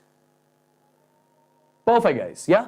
Only be careful with the sign convention right here. That's it. It's a very simple question. And these sort of questions frequently come into exams. Trust me. Just be careful with the sign conventions. Do not put the value over here and keep it over here. No. Convert it into joules first. Yeah. Perfect, guys. Let's move on. Let's see if we have more questions right here. Yes, guys. This is one more question from the chapter solutions. Okay. I'm sure you are going to kill this question right here. Let me know the answer in the chat box. Let me know the answer in the chat box. Let me know the answer in the chat box. Yes. Sanjay, this is the English channel, bro. I'm not supposed to talk in Hindi, yeah? Yes, Akash. Trust me. You can kill it. Just wait for it. Okay, let's move on. Let's move on, guys. C6H6, right? C6H6 freezes at 5.5 degrees centigrade. The temperature at which a solution containing 10 grams of C4H10 in 200 grams of C6H6, right? This is my solvent right here. Yes. And well, it's given that the freezing point of the solvent, which I'm representing by T0F, right? Freezing point of the solvent is given to me as, freezes at 5.5 degrees centigrade, right? It freezes at 5.5 degrees centigrade. The temperature at which the solution containing 10 grams of C4H10, this is something as non-volatile solute which I have. Yes, and its mass is given to me, W2. Mass of non-volatile solute is given to me as how much? It's given to me as 10 grams. Yes, and people, at the same time, I'm given with the mass of solvent as well, mass of benzene as well, which I'm representing by W1. It's given to me as 200 grams. Yes, I need to get the freezing point of solution. Yeah? Perfect. Now, guys, I'm simply going to use the colligative property delta TF is equal to KF multiplied by molality. So, depression in freezing point. Delta TF represents depression in freezing point. Depression in freezing point is simply going to be equal to freezing point of what? Freezing point of solvent minus freezing point of solution is equal to KF. KF value is given to me, or let me keep it as such, KF multiplied by molality is nothing, mass of solute in grams multiplied by 1000 divided by molar mass of solute multiplied by mass of solvent in grams, right? Done and dusted. Well, the freezing point of solvent is given to me as 5.5 degrees centigrade, right? This is something which I'm supposed to calculate. Freezing point of solution, right, is equal to KF value. KF value is given to me as 5.12, yeah? it's given to me as 5.12. W2, mass of solute is given to me as 10 grams multiplied by what? Multiplied by 1000 divided by molar mass of solute, molar mass of C4H10, molar mass of C4H10. C4, 12 4 means 48, 48 plus 10 is 58. Yes, so it's going to be 58 multiplied by mass of solvent W1, it's given to me somewhere, that is 200. Just people, solve this equation, get the value of TF of solution, get the value of freezing point of the solution. What do you think should be the answer? I'm waiting for it. What do you think should be the answer? Exactly. Well, you need to solve this equation right here, get the value of freezing point of the solution, and let me show you exactly. It's coming out to be 1 over here. Yes, so 1.086 is the freezing point of solution which you are getting, which is approximately taken as 1. Yes. So people, with this, my part is done and dusted. I'm sure you would have liked the session. I'm damn sure about that. Make sure you go through the session again. Okay, so remember all the concepts we are told in the today's session. It's definitely going to be very, very, very helpful for you. Okay, so from my side, all the very best, do good, just kill it, and let me know tomorrow only. Okay, let me know tomorrow only how the paper was. Well people, tomorrow just after your session will be the first ones to do the the solutions of the paper. Yeah, so do join us back tomorrow. Yes, and we are going to do the solutions of both the shifts tomorrow itself, just after the session, right? Well people, it's going to be now Shreyas Sir's turn, who will be just following me up. Yes, so stay tuned. But before ending the session right here, let me give you the brief idea about the JEE 2021 crash course. Yes, well people, one important thing. Well, for the ones who are going to write the JEE in the April, the best thing right now for you guys is the JEE 2021 crash course. If you want to shoot up your rank, if you want to increase your score by 30 to 40 marks, this is the best plan for you guys. Trust me on this, yes. And what all benefits you guys are going to get in this crash course? The first thing is you are going to get trained by the teachers of your choice, number 1. Number 2, at the same time, we are going to cover your whole syllabus. Before the JEE 2021 April attempt, right? Not the March attempt, I'm saying April attempt, yeah? And people, no need to worry about the test series, no need to worry about the mock test. Everything is included right here in it. And at the same time, it's going to be the two-way learning interactive platform wherein you can ask your doubts anytime to your master teachers, right? And people, the best part is, if you see the Vedantu 2020 JEE selections, okay, majority of the selections were from this crash course batch. Okay, so do get enrolled in this if people among you are planning to write the JEE in the April attempt. Okay, do get enrolled in this. And how to get enrolled? There is a link in the description box of the video. Just click on the link, use the coupon code WSCC if you want me to train you personally for your April attempt. Okay, do not forget to use this coupon code as WSCC, and after using this code I'll be training you personally, and at the same time you guys will be getting 30% off. Yes, and after the 30% off, you guys are just getting this crash course for 7K. Okay, well guys, there is one more link in the description box of the video, which is for the Telegram. Okay, do click on the link, get added to the Telegram group, and stay updated about the classes. And for the ones who have not liked the video yet, please do like the video, share and subscribe the channel at the same time, so that everyone gets benefited out of these sessions. Well guys, this was all from my side. Yes, Vishwa, you'll be getting the PDF. Yes. Right, you'll be getting the PDF. Well, Arya, you can join in. The next batch is starting, I guess, in 2-3 days, yeah? Yes. Okay. Thank you. Anam, thank you. Good luck, guys. Good luck for the ones who are going to write the JEE tomorrow. Take care. I'll see you guys tomorrow at the same time. Till then, you guys take care. Bye-bye. God bless you all. And best of luck from my side. Good luck. Bye, guys. Take care.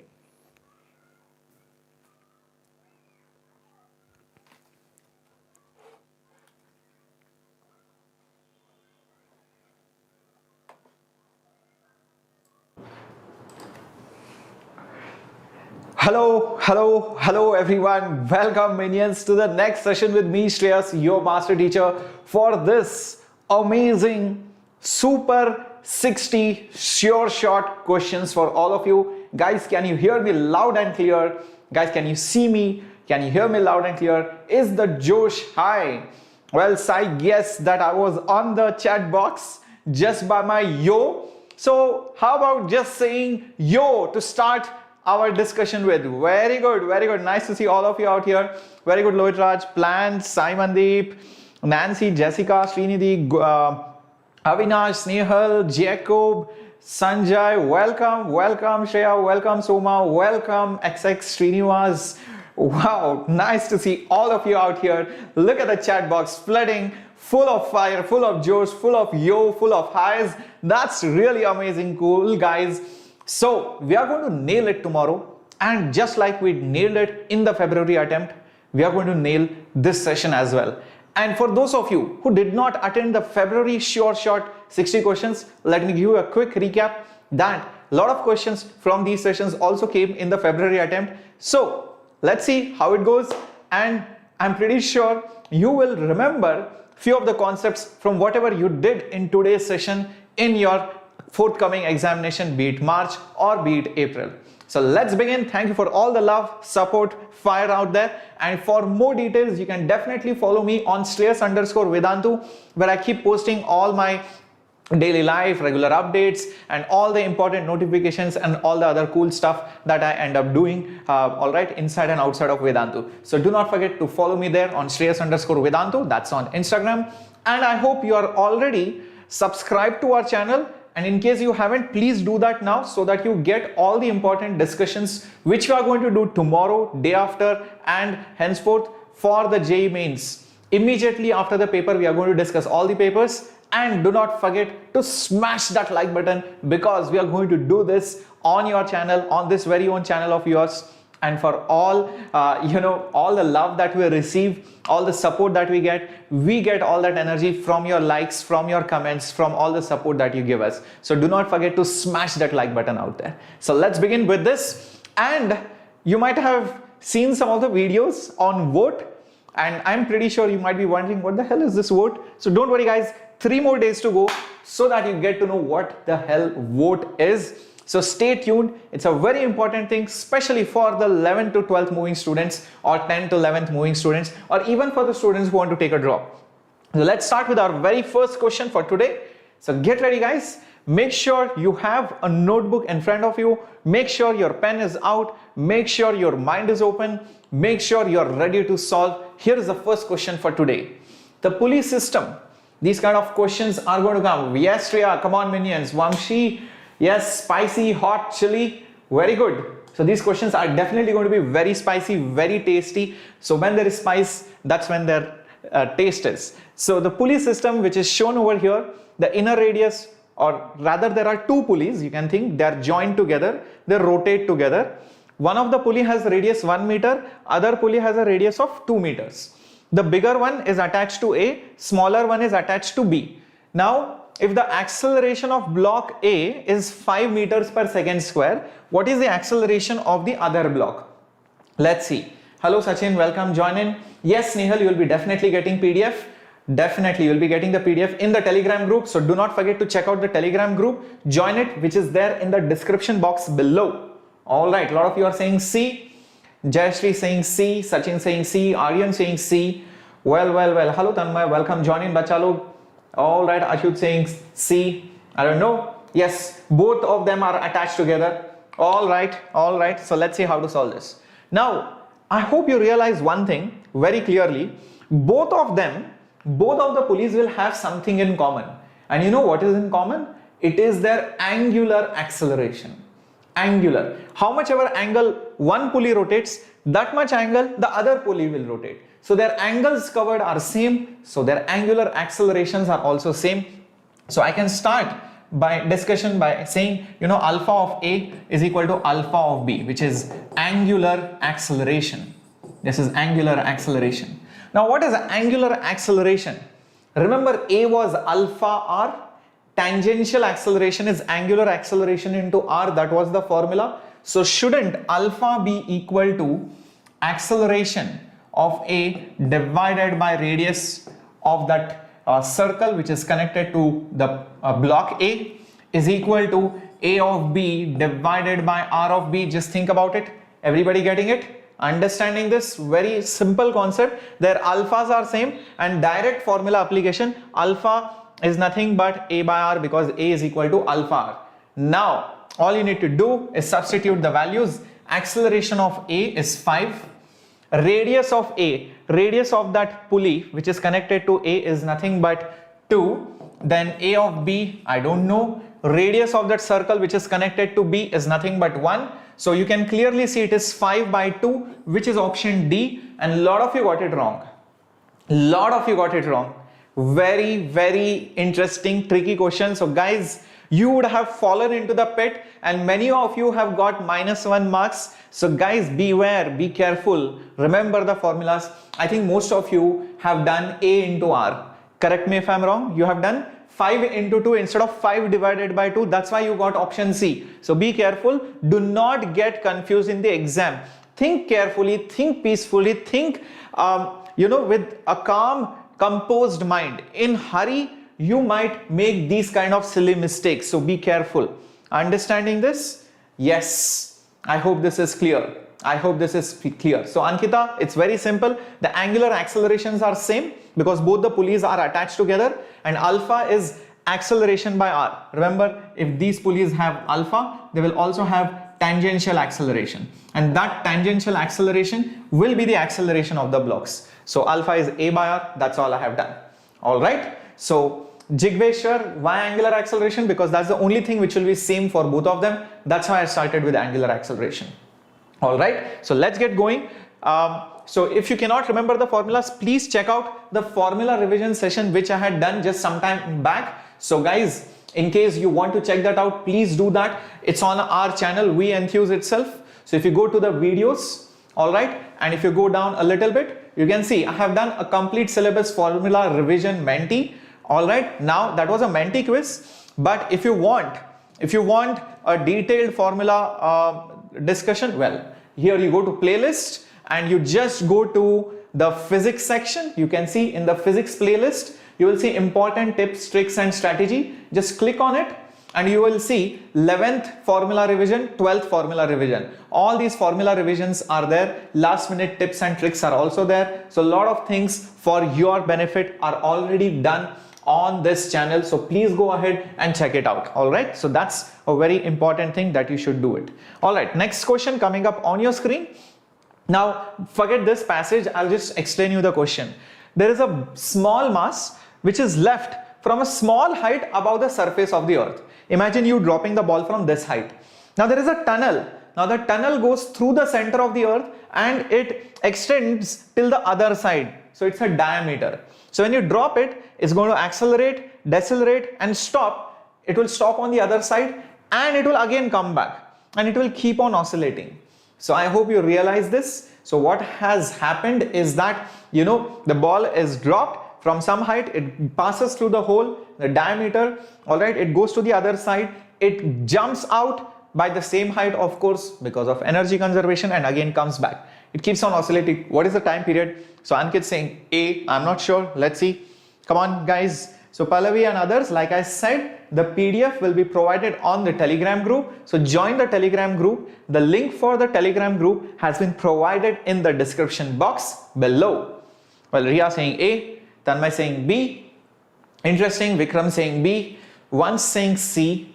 Pranav and a lot of others saying A. Shiva's mind has been blown out. Well, this is very important question. Come on, guys. You can solve this orally. You should know some standard results. Well, I'll tell you what. Guys, first of all, think about it. The time, all right, the time to go from here to here and back here is comprised of two things. All right, the time period is comprised of two things. The time period for that free fall, plus the time period inside the earth, which is like SHM, the time period for that SHM, and you would have solved that standard problem. It's there. In fact, it also came in the February attempt and all. You drop a ball, then if it goes to the other side and comes back, what is the time period? That time period is 2 pi under root r cube by gm.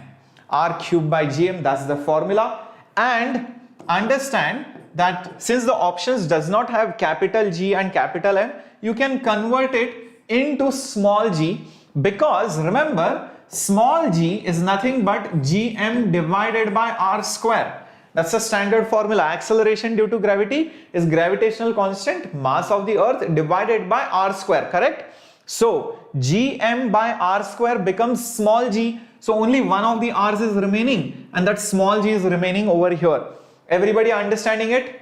Everybody understanding it? Well, MD Kaif, no, it's not option A. So guys, have some patience and understand. You guys are going wrong. That's why you are here, and that's why you guys make mistakes, and that's why you score negative marks. You guys are not thinking about it properly. Think properly, only then you will get the answer. All right. Now the catch is solution time. You can just lower your brightness on your screen only. The brightness over here is fine.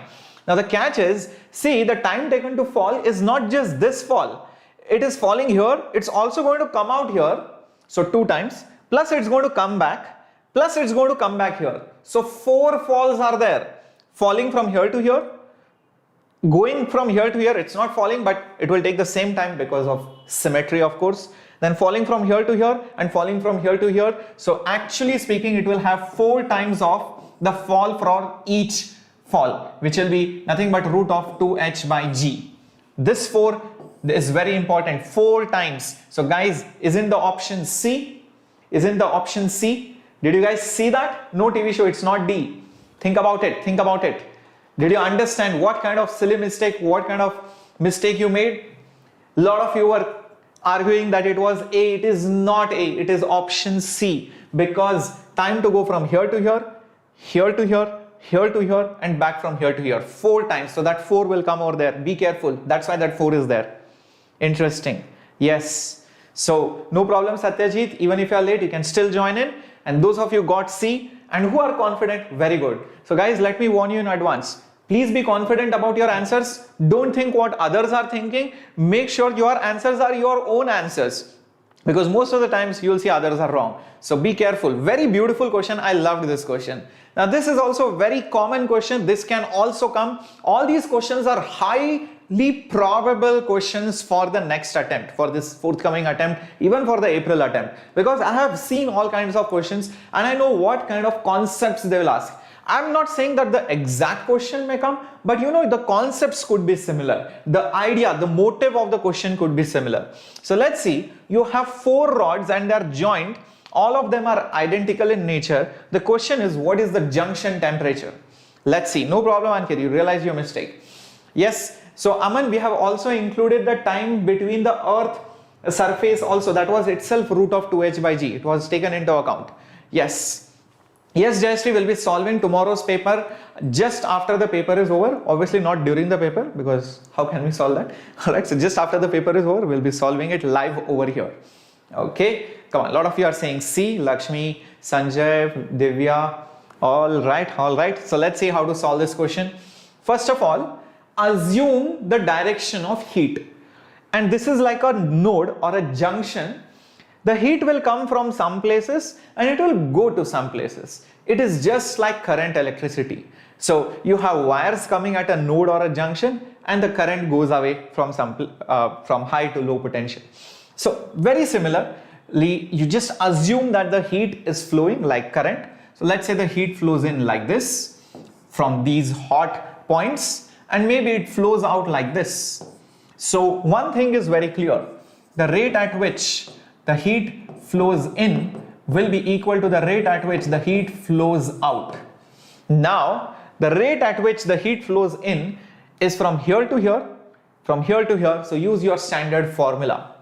Use your standard formula, which is K into A into temperature difference, which is 100 minus theta, all right, divided by the length of that wire, plus there is one more rod through which the heat is flowing in. So again, Ka by L, of course, and you will have 80 minus theta, and that should be equal to, again, outside, this is heat is flowing out. So I'll write it on the next line if you want, is equal to Ka divided by L. But this time be careful, theta is higher, 40 is lower, because heat is flowing from high to low. So theta is higher, so do not write 40 minus theta. This is a common mistake. I'm telling you all these pointers because these are the mistakes which most of the people do, and they get negative marks or get a wrong answer. Alright, so here is what you're going to do. You're going to put theta minus 40, of course, plus Ka by L. This is the all conductivity formula, heat flow rate. Heat flow rate is Ka delta T by L, standard formula. So theta minus 20 again. Now the best part obviously is that K gone, L gone, and only these things are remaining, the temperature differences. So how about putting all those thetas on the other side? So you will have 100 here, you will also have 80 here. All right, bring that 40 and 20 on the other side. All right, 40 plus 20, and you have theta, and you have this theta, and these two thetas going there. So plus theta plus theta. So this is going to be 4 theta. What is 100 plus 80? 180. 180 plus 20, 200. 200 plus 40, 240. So what is theta going to be? It is going to be 60 degrees. That's how you're going to get it. Thank you, Sujata. Glad you love us. Okay, no problem, Mudit. Just join in from this part at least. Lot of important questions, lot of important concepts are going to be covered. All right, Pranav has actually done the same mistake. So a lot of people do that mistake. I know that. That's why I told you. Very good. A lot of you got +4. Very good, minions. Excelente. Shall we go ahead? Are you enjoying this?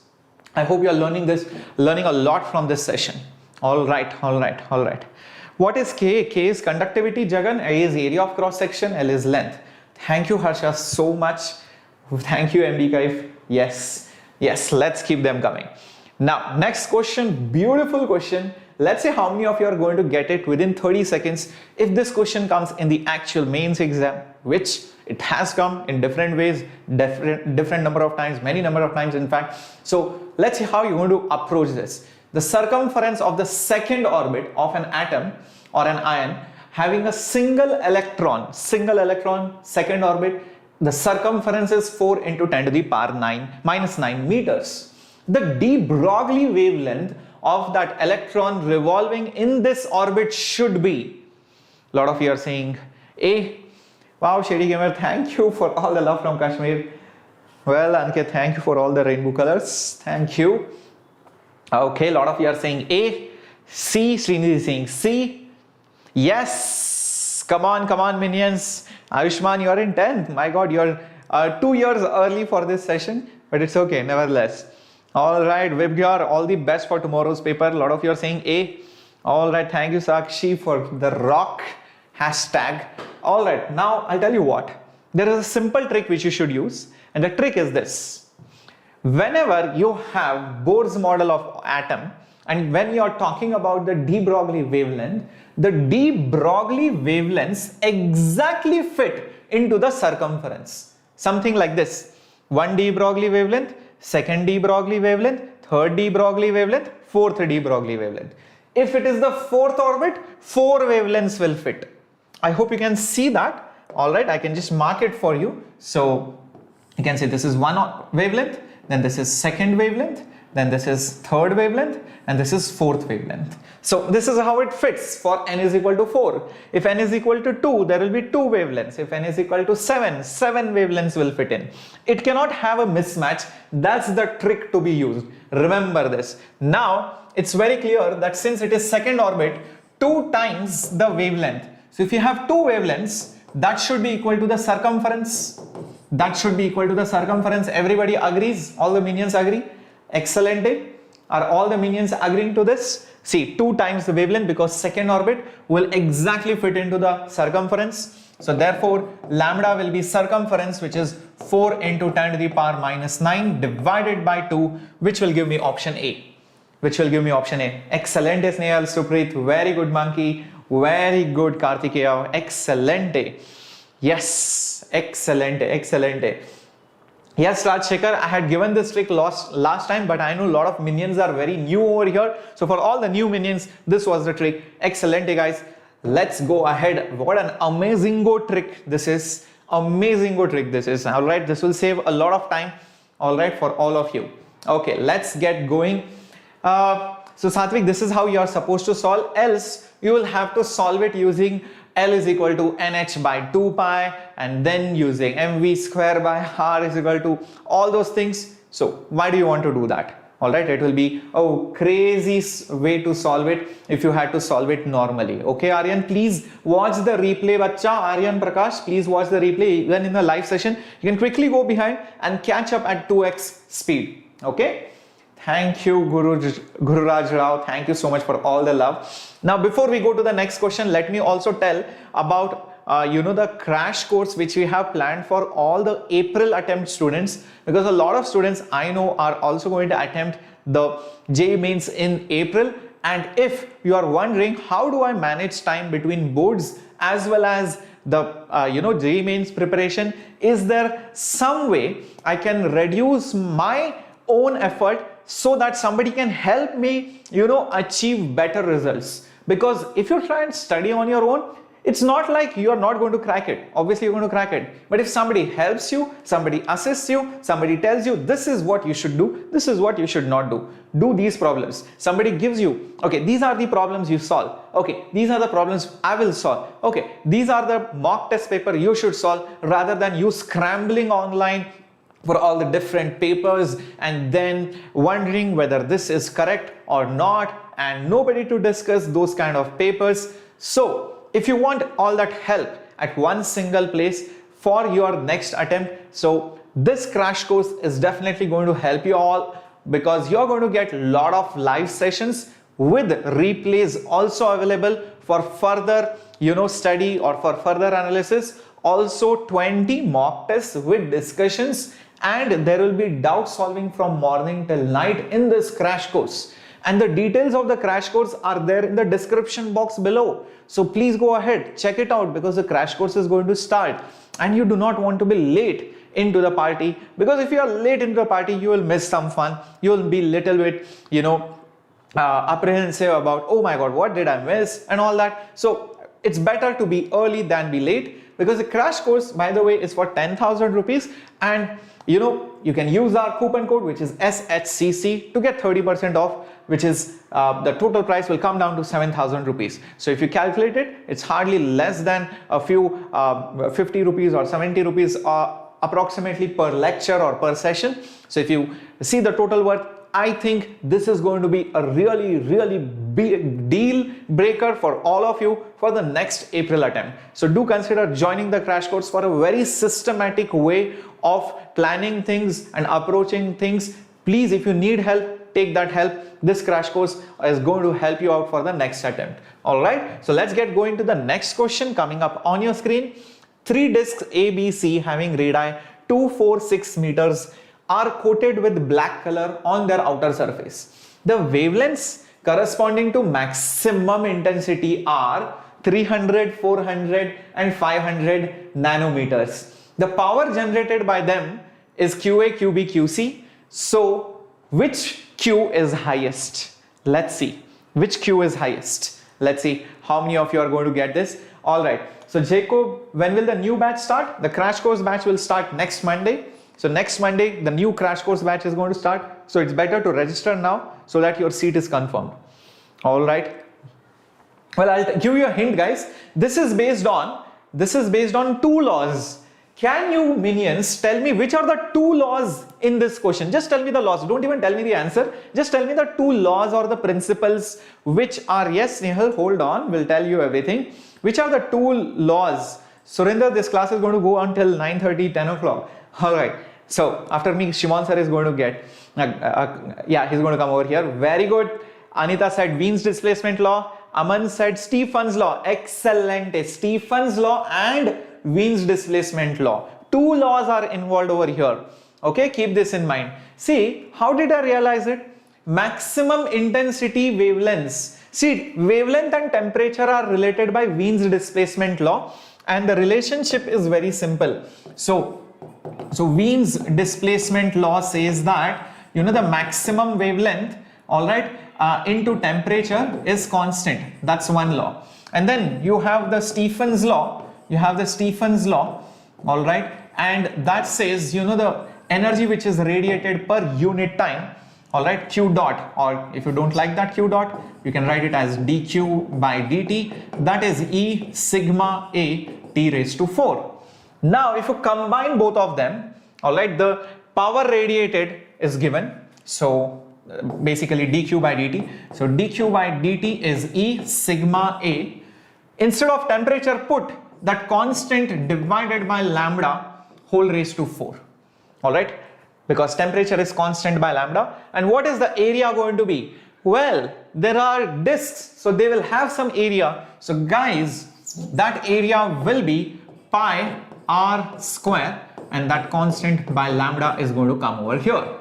Now, E is a constant, sigma is a constant, pi is a constant, c is a constant.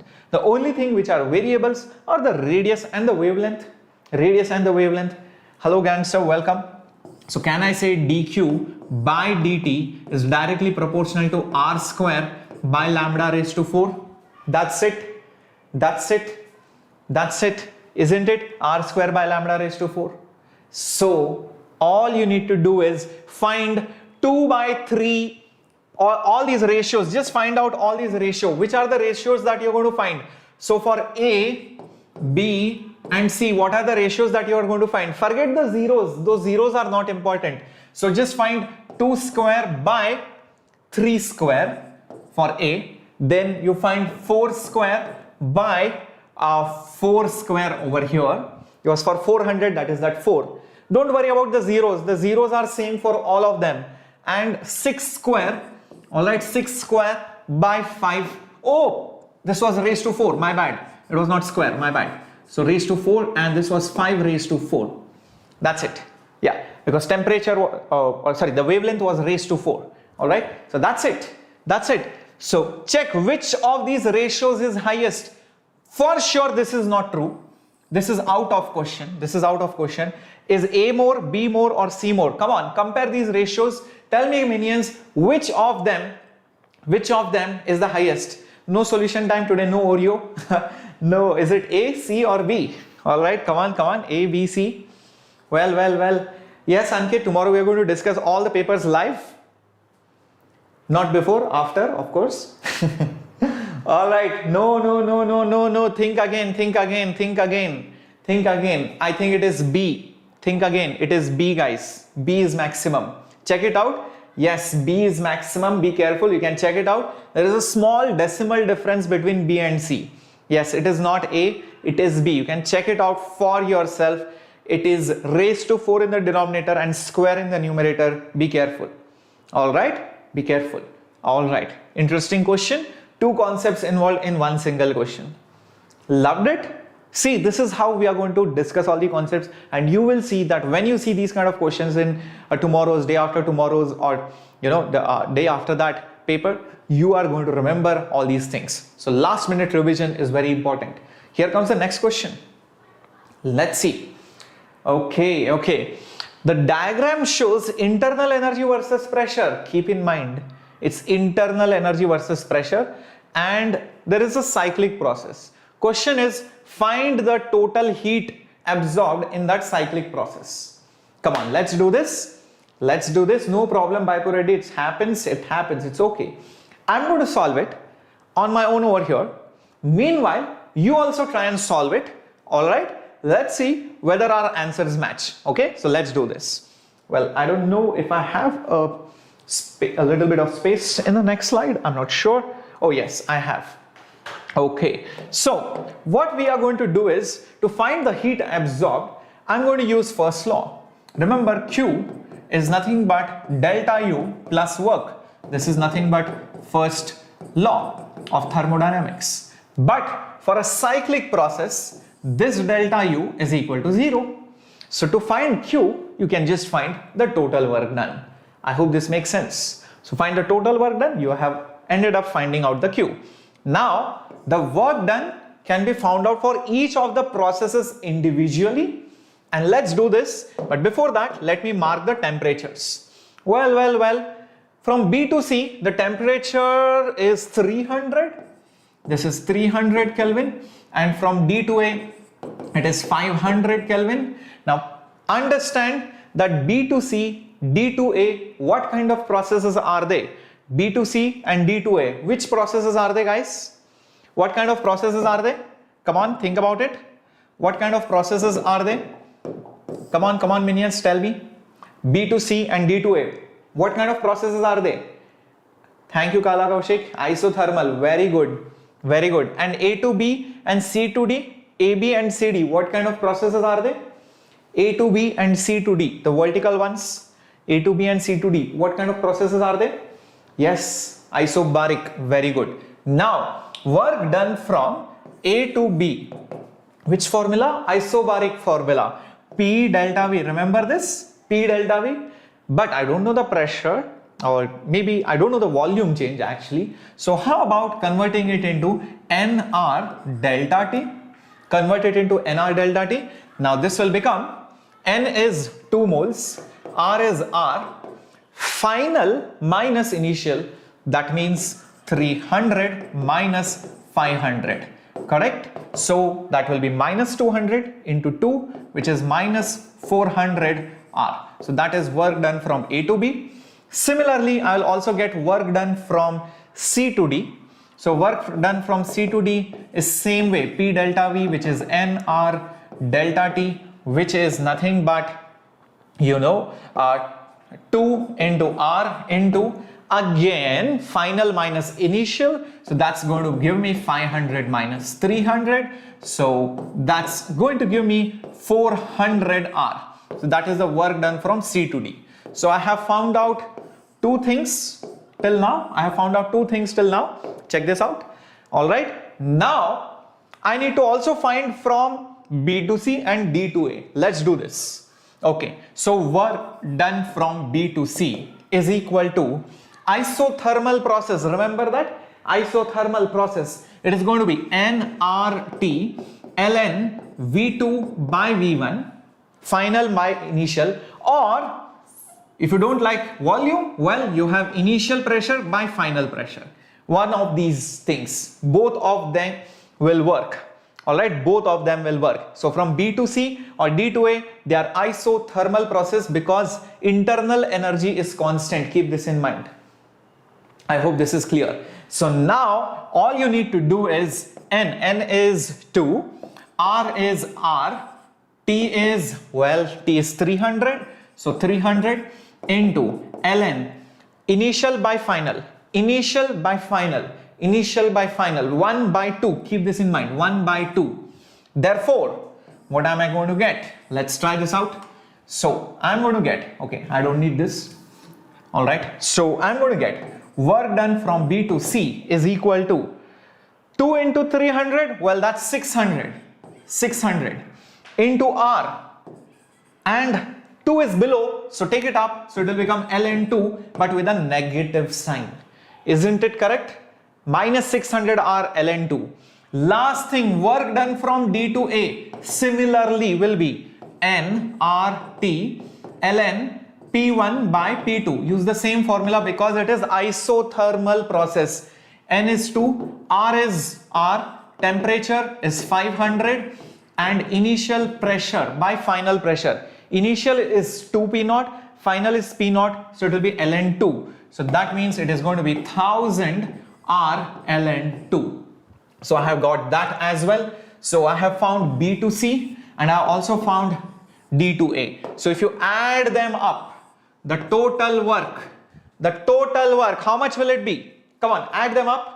Add them up. How much are you going to get? Minus 400 plus 400 cancels. Minus 600 plus 1000 will become plus 400. So it will become 400 R ln2.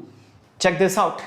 400 R ln2. So this will be a very good question and it will take some time, and tomorrow, day after, and even after that, you will always have a question which will take time. But it is not difficult. It's just that you need to have patience till the end. Please remember one important trick for solving lengthy questions. Do not give up in between. You rather not do a lengthy question than attempting it and leaving it in between and then moving to the next question thinking, oh my God, that is a waste of time. Remember this. If you have to attempt, please stick till the end, have patience and work it out. Try your best. Else don't attempt it because then you'll be wasting a lot of time. But this question is going to decide whether you are going to get above 95 percentile, above 98 percentile or not. So it's going to be a deciding question, and that's the answer, by the way. Interesting. Yes, Aman, it's a good question. All right. So guys, if you want to ask anything, please put it up in the comments below the video after the video ends, or you can also ping me on Shreyas_Vedantu. That's my Instagram handle. Next question, come on, this one will be easy for all of you. Everybody loves doing this. Let's see how many of you are going to get it. Write down the output for two different kinds of inputs. When both are 0 and when both are 1, what are the outputs that you are going to get? Let's see how many of you are going to get it. Yay, logic gates. People already are loving it. Thank you, Kumar Venkatraman. Thank you so much. All right, come on, minions. Come on, let's see. Easy peasy, lemon squeezy. Okay, TV show saying D. Aman saying C. Barney, welcome. All right, Sakti saying D. Aryan saying D. All right, no, Andrew, this is different session from what is happening in other channel. All right. Well, I'll tell you what. Very simple. Assume two, yeah, very simple, guys. 0, 0. If both are 0, this is negative of that. So this is 1. Well, this is 0, then this is also 0. 1 or, this is OR gate, be careful. 1 or 0 is 1. That's it. So output is 1. Next time, if this is 1 and this is 1, well, then this is also going to be 1, and then this will be 0 because it's going to be opposite. 0 or 1, well, that's also 1. So both the times the answer is 1, 1. That means the correct answer is D. A lot of minions got it wrong. The correct answer is D. Understood, guys? Very simple. So you should know which one is what. In fact, I have given you tricks also. This dot is for not. Remember this? Dot, not. Correct? D is nothing but and. Correct? And this one, well, that's R. That's basically R. Yeah, I hope that's clear. Okay. No, it's not NAND. It's not a dot over there. It's just an input. It's a terminal. It's not a negation over there. All right. That's how it is. Interesting? Yes. Very good. Yes, Santosh, that should be enough, I guess. All right. So moving on to the next one. The length of a dipole antenna. Let's see how many of you remember this. Length of a dipole antenna for a carrier wave of frequency this many hertz is how much? Speed of light is given. Come on, minions. Let's see how many of you are going to get it. Come on. A lot of you are saying D. Thank you, Ankit. All right, Kalia, Kaushik. All right, Bapu Reddy saying D. Avadunla saying C. Yes, Rishi, this is on EM waves. And guys, I have conducted in detail lecture on EM waves on this channel, and it is available for free for all of you in the playlist. So go ahead, check out the waves playlist. I've conducted just one lecture for complete electromagnetic waves specially. All right, let's see how to solve this. Guys, it's not that difficult. Come on, minions. Alrighty. So what you need to do is that just first of all find out the wavelength. Now what is the wavelength? Wavelength is speed of light by frequency, correct? And speed of light is 3 into 10 to the power 8, right? And what is the frequency? Well, that's 6 into 10 to the power 8, right? So this is going to be 0.5 meters, right? So the wavelength is going to be 0.5 meters. Now, for a dipole antenna, this is a dipole antenna. All right, keep this in mind, guys. Yeah, I don't know how to tell you this, but the length of that antenna, should be wavelength divided by 2 at least. It should be wavelength divided by 2, and therefore it will be nothing but 0.25 meters. Now this is something as a standard you should know. The length of a dipole antenna, it should be lambda by 2. Keep this in mind. Yes, the correct answer is A. A lot of you got it wrong, so keep this in mind. If these kind of questions come, you have to remember it. Remember all the important values, the frequencies, the wavelengths of the electromagnetic spectrum. Also in communication chapter, read all those spectrums in detail. Remember, power is proportional to amplitude square and inversely proportional to lambda square, AM, FM. All those are important pointers. Questions will come. I'm telling you right now on this channel. All right, it's going to come and you will remember this. Okay, moving on to the next one. So the correct answer was 0.25. All right. Yes, for normal antenna, it is lambda by 4. Correct, Ritvik. Yes. Achyut, any suggestions? Well, suggestion is please stay calm, stay cool, attend this lecture, grasp as much as you can. All right, and after that, please sleep very peacefully. Sleep is very important. Get up and just have good breakfast and go to the center. Do not talk to many people. Stay focused and be positive. That's all. Listen to some music after this session. All right. So, Jyoti, if you still have any doubts, please contact me on my Instagram handle. That's Shreyas_Vedantu. I'll definitely help you out. All right. No, Anandita, it is not lambda by 4. All right. It is not. Okay. It's for a different antenna. It is for, normal antenna. All right. Dipole antenna, it is lambda by 2. In a continuous printing process, very interesting question. There is a roll wrapped and that roll has a thickness of B. Yes, the roll has a thickness. Where is it? And B is the thickness of, B is the thickness of that roll. Okay. And then what is happening is the inner radius is R1, it is wrapped and you're pulling it from the upper side. So the roll will become smaller, smaller, smaller, like your tissue paper, toilet paper. You would have seen in malls or something. All right. So children, it is Shreyas_Vedantu. So you keep on pulling it, you're pulling it with speed V.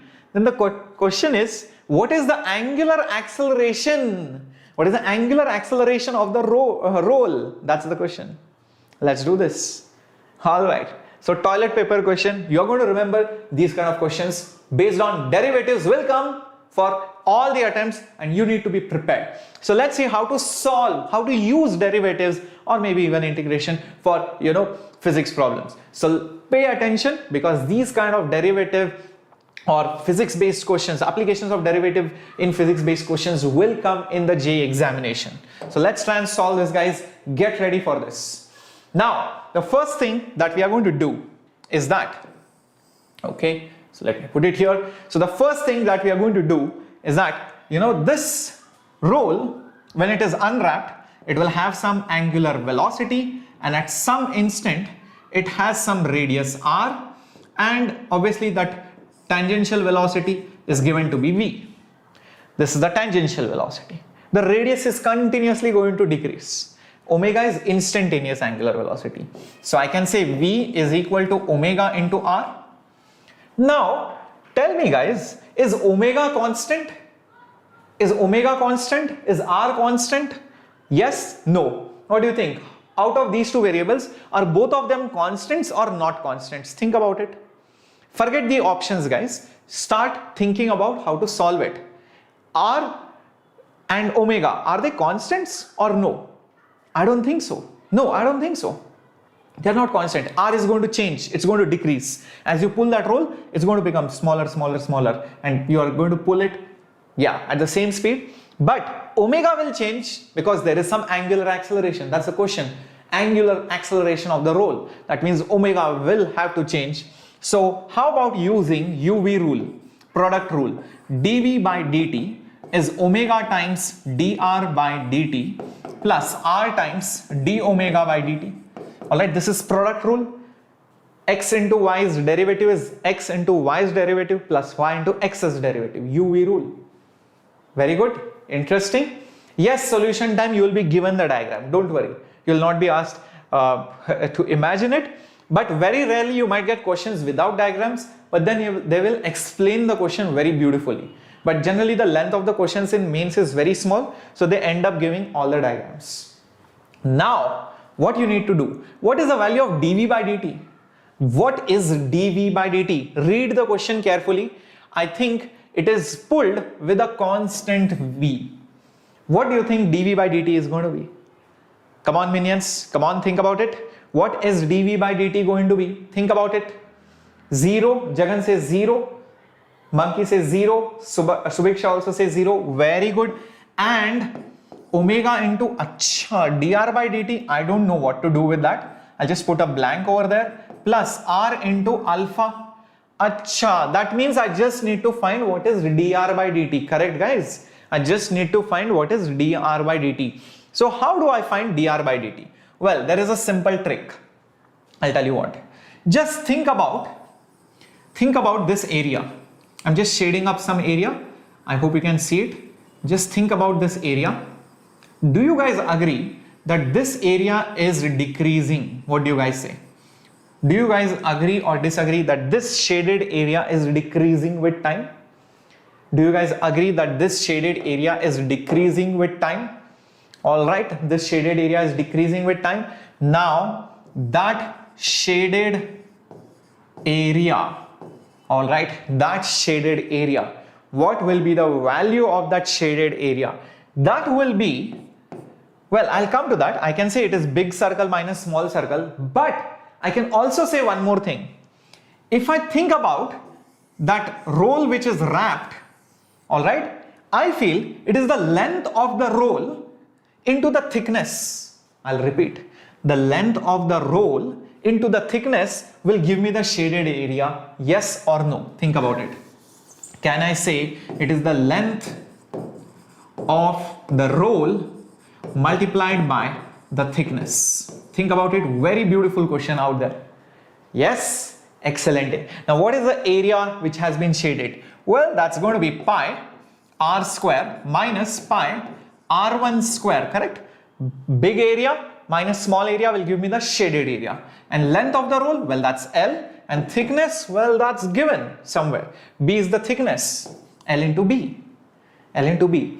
Now, think about it. How about, because see, I want dr by dt. I want dr by dt. How about differentiating this? Differentiate this. Take derivative on both sides. So pi into, what is the derivative of r square? What is the derivative of r square? Think about it. The derivative of r square will be 2r into dr by dt. Because you are differentiating with respect to, differentiate with respect to time, not r. Differentiate with respect to time. And minus 0. Why 0? Because this is a constant. R1 is the inner radius. That's a constant. Forget it. Yes. And this will be equal to, B is a constant, into dl by dt.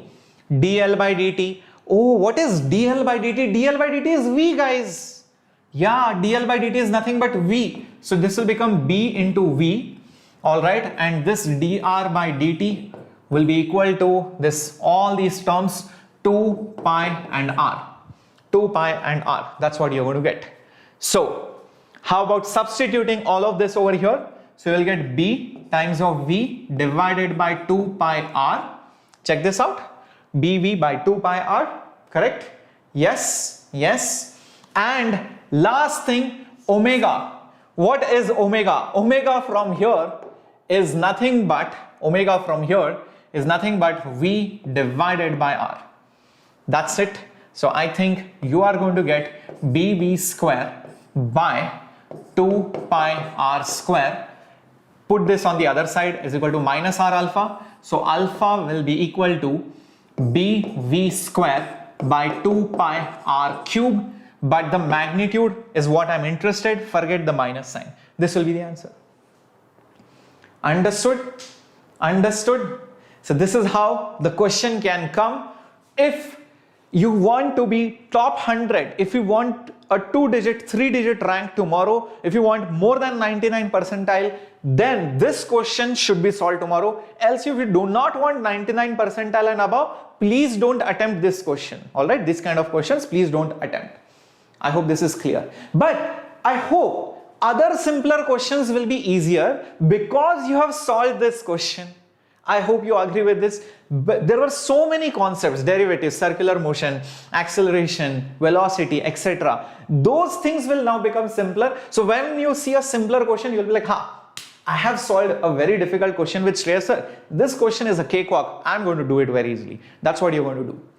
Yes? So let's move ahead with the next one. Yeah, that was the correct answer. All right. Let's move ahead. Yes. Let's move ahead. Coming up with the next question. Come on. This is something which you should know by theory. All right. Come on, minions. Let's see how many of you know this. Thank you, Divya. Thank you, Sakshi. You guys love this question. Very good, Bashista. Yes. Yes, Saman. Very good, Tanmay. Yes, very good. Ankit. Excellent. Come on, minions. So don't worry. If you find it tough or if you're not liking it, it's okay. You can leave that. Oh my God, I gave the answer. My God. Oh my God. Oh my God. Oh my God. Oh my God. I gave the answer. Well. Happens every time. This board is very sensitive. I hardly touch and it goes to the next question.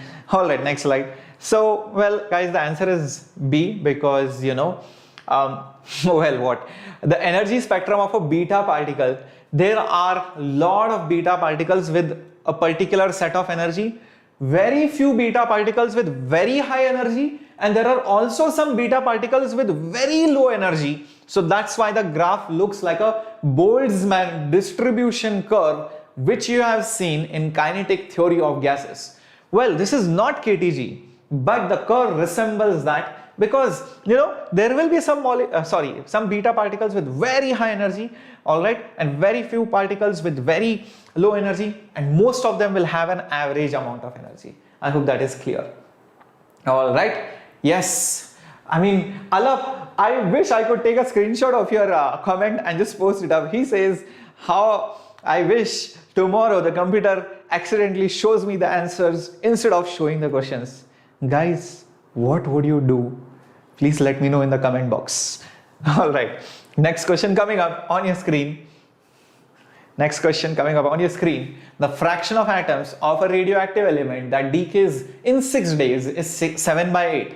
What is the fraction that decays in 10 days? Come on, think about it. Come on, think about it. Think. The fraction of atoms of a radioactive element that decays in 6 days is 7/8. What is the fraction that decays in 10 days? Come on, minions, think about it. Come on, guys. So Siddharth, all the topics have been taught from basics in our playlist. So please go ahead and check it out. All right. Because obviously in one night, I cannot teach all the topics from basics, if that's what you're asking. Okay. Siddharth, then I would request you to please join the crash course, bacha, because everything will be again revised from the basics in the crash course. The crash course is starting this Monday, so I'm guessing you're not well prepared. It's okay. At least you can be prepared for April attempt, or else again you will come with the same thing in the next attempt and you'll be like, sir, I don't know anything. So nothing can change in 1 month or nothing can change in 1 day. Understand that. So especially if you do not know anything, so you need to work hard in this last 1 month so that you can match up to the competition. All right. So a lot of you are saying B, C and all that. Well, I'll tell you what, it's very simple. Imagine there were n number of atoms. After one half-life, it will become n/2. After one more half-life, it will become n/4. After one more half-life, it will become n/8. So, if it becomes n/8, how much would have decayed? So, the moment it becomes n/8, understand 7/8 has decayed. 7/8 has decayed. How many half-lives? 1, 2, 3. So, I can say 3 half-lives, all right, is equal to 3 half-lives is equal to 6 days. I hope this is clear. 7/8 has decayed and it has taken 3 half-lives. So that means the T half should be 2 days, guys. I hope that is clear. 2 days. Is that understood? Now 10 days. So 10 days is how many half-lives? 5 half-lives, 2, 2, 2, 2, 5 times. So 5 half-lives, correct? Half-lives. So how much will be remaining? How much will be remaining? So it's basically 1/2 raised to 5, half into half into half into half, 5 times. This much will be remaining, correct? So how much would have decayed? How much would have decayed?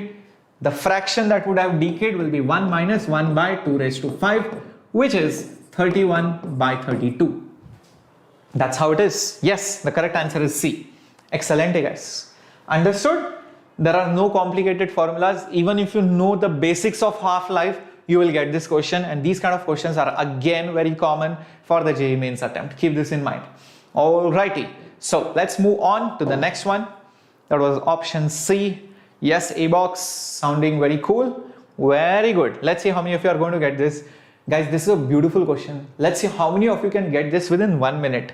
It's a very simple question in disguised form. Can you identify the disguised form and see how to do it?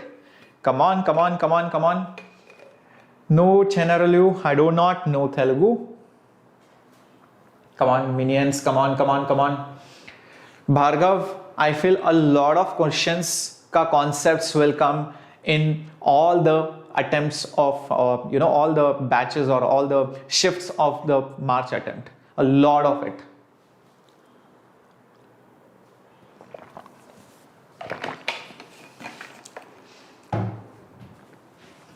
Okay. Kirchhoff's law, my God, Srivastava, please do not apply Kirchhoff's law. It will take you a lot of time. I'll tell you what to do. Simple. Read or see what I'm doing, guys. Properly see what I'm doing. See, there is a resistor here. I'll just mark few points like, I don't know, maybe C, maybe this is D, maybe this is E, and this is F. Enough. This much is enough. Do you agree that point C and point F have same potential because they are connected by a wire? Point E and point D also have the same potential because they are connected by a wire. Now just rearrange this. Let's see how will it look like. So going with A, then go up, you have this resistor, go down, you have this resistor. Well, you reach 2 points. And what are those points? Well, that is nothing but C and D. Now, think about it. After D, you have one resistor. Okay, but before that, D is directly connected to E. Okay, D is directly connected to E and C is directly connected to F. Acha, do that. C is directly connected to F. D is directly connected to E. Okay, interesting. Now, what is there after F? After F, there are 2 resistors. All right. So why not write it as 2R? And after E, there are 2 resistors. So how about writing it as again 2R? Okay. But hold on. Have you missed few things? Yes. Now C was connected to F, but also between C and E, there was a resistor. Between C and E, there was a resistor, and between D and F also there was a resistor. I hope you can see that. I hope you can see that. Now there is a very simple thing I can do.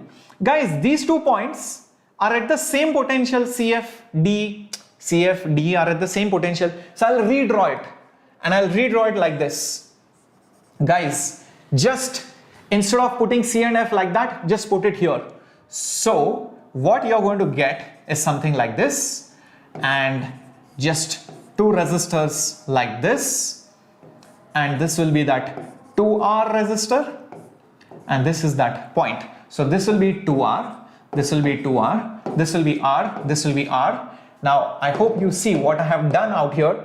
This is D and E, but I have flipped those points. So this is F and this is C. It doesn't make a difference. I hope that is clear. I hope this is clear. Yes, is that understood? Now, do you see, guys, this resistor and this resistor are completely useless? Something like Wheatstone. Isn't it completely useless because it's like Wheatstone bridge? Do you see that? Now, because they are useless, that's it. This R and this 2R will become how much? 3R, and this R and this 2R will also become how much? 3R. Now these 2 3Rs are in parallel, so what will be the equivalent resistance? Well, that's 3R by 2, and that's going to be 1.5R. Understood? Isn't it a beautiful question? All you have to do is mark the potentials which are same, and then keep on redrawing it, restructuring it. I saw C and F were at the same potential, so I just from C I directly went to F. You can see that from C I directly went to F, and after F there were 2 resistors. Same thing, after D it is directly connected to E, and after E there were 2 resistors, and there were C to E and D to F, C to E and D to F, 2 resistors were there. But I can just flip it. I can remove that twist. I get this structure, and I know this is like Wheatstone, so I can ignore both of them. Then it looks like a simple parallel series circuit. That's it. Yes, I hope, Sanpala, you understood it. Please replay it again if you still want to get more clarity, because this is a beautiful question. out there on resistors or finding equivalent. Yes, glad you guys loved it. Yes, very good, very good. Yes. Okay, Noam, I'm taking the class from my studio out here. All right, at home. Okay, so a wall is moving. Now Doppler effect question will come, guys. I'm telling you in advance in the March attempt. In fact, it's the most favorite question, and these kind of questions are very popular where the sound gets reflected and all that. So let's see how to solve this. Well, there is a wall which is moving with some speed and the source frequency is f. The source is moving with u/2. The question is, when the sound gets reflected from the wall, what is the frequency heard by a stationary observer? Yes, let's see how to solve that. Okay, so creating a blank screen so that we can solve it. The first thing we must do is that try to understand the sound produced by this moving source will be incident on that wall. So what is the frequency which is incident? Let's try to think about it. What is the frequency which is incident on that moving surface? I feel I can treat this like, you know, moving, or rather I will say the wall behaves like a detector which is moving and the source is also moving. Think about it. This is moving detector because the sound is going to fall on the wall. It's like a moving detector and the source is also moving. So let's try and figure this out. Let's try and figure this out using Doppler effect formula. Well, the Doppler effect formula is the original frequency into speed of sound, which is 10u and 10u. All right. So first you put that, and on the top comes the detector and below comes the source. What is the speed of the source? It is u/2. All right, source comes below. And who comes on the top? The detector. The detector is the wall which is moving with speed u.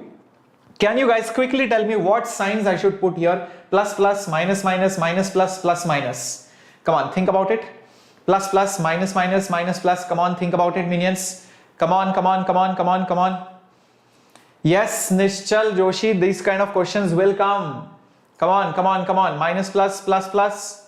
Come on, come on, come on, come on, come on, guys, and make sure that you keep the chat box clean. If you're going to talk in different languages, then you defeat the whole purpose of this channel. This channel was meant for all the students who want to talk in English. So make sure you keep talking in English and do not spam in other languages. Last warning, else the admin is going to block all those students out here. Keep this in mind. All right. Well, guys, it's simple. The source is moving towards, right? Source is moving towards. So it's going to increase the frequency. How do you increase this frequency? By making this smaller. By making this smaller so that the entire ratio increases. So this should be squeezed in, so the ratio increases. Correct? The source is moving towards. The detector is moving away. So it will try to reduce the frequency, and detector is on the top, right? So how do you reduce the frequency? Well, by putting a minus. That's it. So the answer is minus, minus. Please keep this in mind. So this will become f into 9u, and this will be 20 minus 1, which is 19u/2.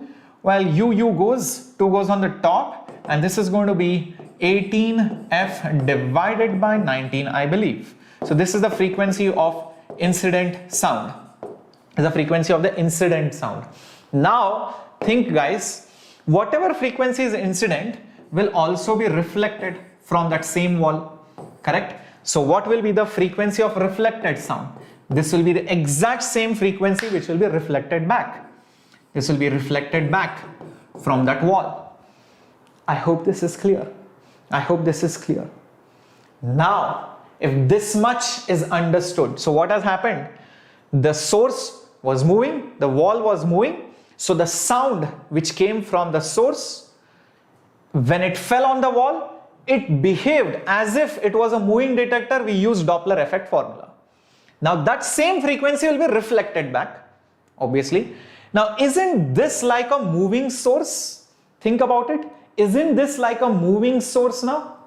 Isn't this like a moving source? So for a stationary observer, what will be the frequency heard? F1. That will be this frequency, 18f by 19. The whole thing multiplied by 10u 10u, because this is the frequency which is reflected as if the source is moving. Detector is at rest. Detector comes on the top. Source comes below. What is the source speed? It is u. And what is the source doing? Is it moving towards the detector or moving away? Well, it is moving away. And if it is moving away, it should decrease the frequency. And how do you decrease this thing? How do you decrease this thing because of this guy, u? Obviously, you make this bigger. So it has to be plus. It has to be plus, right? And that's it. It's going to be 18f by 19 multiplied by 10 by 11, I guess. Yeah, 10 by 11 out there. Just check this out. Yeah, I hope this is clear, guys. Yes, very good, very good, very good. So what will be the answer then? What will be the answer? Come on, come on, come on. What will be the answer finally? 19 into 11. How much is it? Yeah? Yes, 209. Yes, very good. So 209 will be there below, 180 on the top. Excellent. Yes, very good, Monkey D. Laffy. Excellent. Did you love this question? These kind of questions will come in JEE Mains, and because we are teaching you all these kind of questions, please note it down properly, see it again and again, and when these kind of questions will come, you will be like, thank you, sir. Glad we attended today's video, else we probably would have missed how to solve this Doppler effect question. So please revise it properly. All right? Yes. So let's, Rishabh, I took 0 because it was mentioned stationary observer. That's why. The observer or detector comes on the top. Okay. Glad Sakshi loved it. Thank you, Amshi Krishna. Thank you so much. All right, Rishabh, I hope this is clear. Yes, Doppler is going to come. Yes, Sasta, correctly you have mentioned it. All right, next question coming up on your screen. This is also very, very favorite question for all the examiners out there. So let's see how many of you are going to get it. Come on, minions. So, from a circular disc of radius r and mass 9m, a smaller disc of radius r by 3 is removed. What is the moment of inertia of the remaining part? Favorite question. Either they will give you addition or they will give you subtraction. Generally, addition is simpler, but subtraction looks a little bit difficult. So let me tell you how these kind of questions should be solved. This is very favorite high probability kind of question, subtraction related or addition related on moment of inertia along with parallel axis theorem, etc. combined. So let's do this. Let's do this. So first of all, think the moment of inertia of the remaining part will be moment of inertia of the entire part minus the moment of inertia of the disc which has been removed. Correct? Total moment of inertia minus this will be the moment of inertia of the remaining part. That's kind of obvious.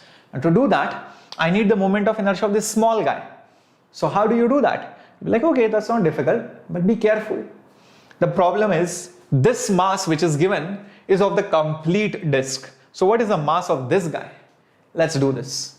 Guys, I hope you agree with this fact that the mass is directly going to be proportional to the area. Everybody agrees, yes or no? Yo, come on minions, let me know. Anthai Suraj, don't worry minion, I'm here for all of you so that you can crack this kind of question tomorrow. Yes? Okay. Now, 9m is proportional to the area which is pi r square. Similarly, what mass or what is the mass of that smaller disc? All right, that smaller disc going to be proportional to the area of the smaller disc which is pi r by 3 whole square. I can make this equality. Mass is proportional to area. That proportionality constant just goes away. So mass of the smaller disc is proportional to the area of the smaller disc. So therefore, what is the mass of the smaller disc? Think about it. Well. This is going to be very interesting, very simple, guys. I'll tell you what to do. So pi gone. This is 3 square. It will go up. All right. This will become 9. This 9 and this 9 will cancel. Even this r and this r square will cancel. So mass of that small disc is just going to be m. The mass of this disc, all right, keep this in mind.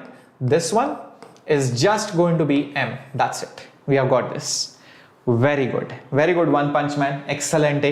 Now I don't need this anymore. Now think What is the moment of inertia of that small disk which has been removed? Well, think about it. It will be nothing but half into mass. Just 1 second, guys. I think somebody is at the door.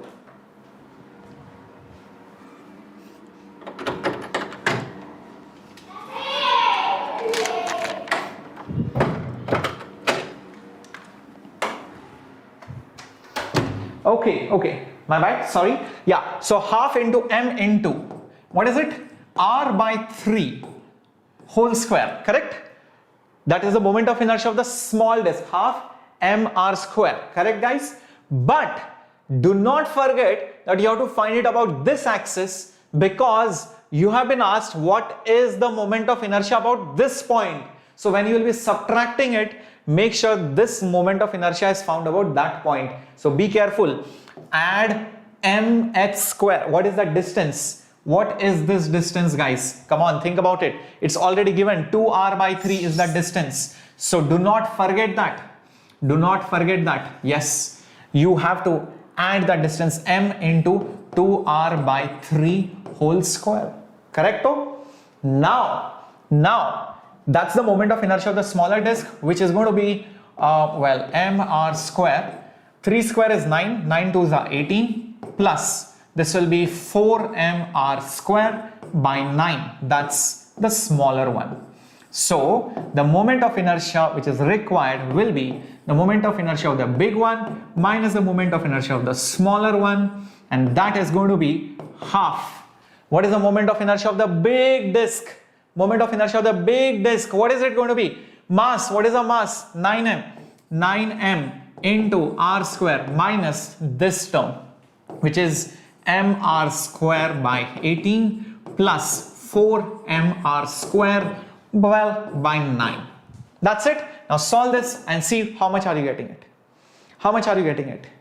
Come on, minions. Come on, minions. Where did 9m come from, Manju? It is given. See this. The mass of the big disk is given to be 9m. It's given. Got it? How much did you get? How much did you get? See? Very good. Very good. Who said it first? I'm going with the world said it. Swarup also said it. No, Param, that's wrong. Divya, that's wrong. Adarsh got it. Khili also got it. Well, Kumar also got it. Very good, minions. Excellent. You guys are fast at calculations. Very good. Very good. Correcto. Let's move ahead to the next one. Beautiful. So tomorrow if a question comes on subtraction and addition, you should be able to do it. Come on, this is simple one. You should get it within 30 seconds. 30-second question. Come on, minions. And guys, if you have any other question, please put it up in the comment section after the video is over. Or you can also ping me on my Instagram handle, which is Shreyas_Vedantu. No, Krishna, this was a disk, right? So that's why mass was proportional to area. If it was a sphere, then proportional to volume. Okay, a lot of you are saying A. Okay, come on, Sam, YouTube. Come on, you should be able to do it. Okay. Well. This is the equation of a wave. This is omega. This is k. What is the speed of light or speed of a wave? It is omega by k, right? So omega is 6 into 10 to the power 8. K is 4. So this is going to be 3 by 2 into 10 to the power 8. That is C1. And everybody knows this. Speed of light in vacuum upon speed of light in a medium is refractive index. So that's it. 3 into 10 to the power 8 upon 3 by 2 into 10 to the power 8 is equal to mu. So how much is mu going to be? Isn't it going to be 2? Yes, Sakti, B, correct. Sharif, please don't cry, bacha. Anandita, it's not A. Plants Cafe, I think, yes, you got it correct. Yes, TV show. Yes, Abhigna, correcto. That's it. That's simple. Yeah, very easy question. Let's move ahead to the next one. Let's see how many of you are going to get this graph based question. The graph between period of oscillation and the mass attached to the spring will be which of the following? Navya, don't cry. You are going to learn. Just think about it this way. At least if you get few questions tomorrow, all right, similar concepts, you will be thankful. At least you will get 4 marks, 8 marks, 12 marks, 16 marks more than what you would not have got. Think about it, compare it. Well, guys, the answer is very simple. Just remember the formula. Time period is 2 pi under root m by k. So basically t square is proportional to m. T square proportional to m. Obviously this is wrong. This is also wrong. Now out of these two, please understand y square is 4ax. This is of that form. So this is obviously wrong. This should be the correct answer. No, not D.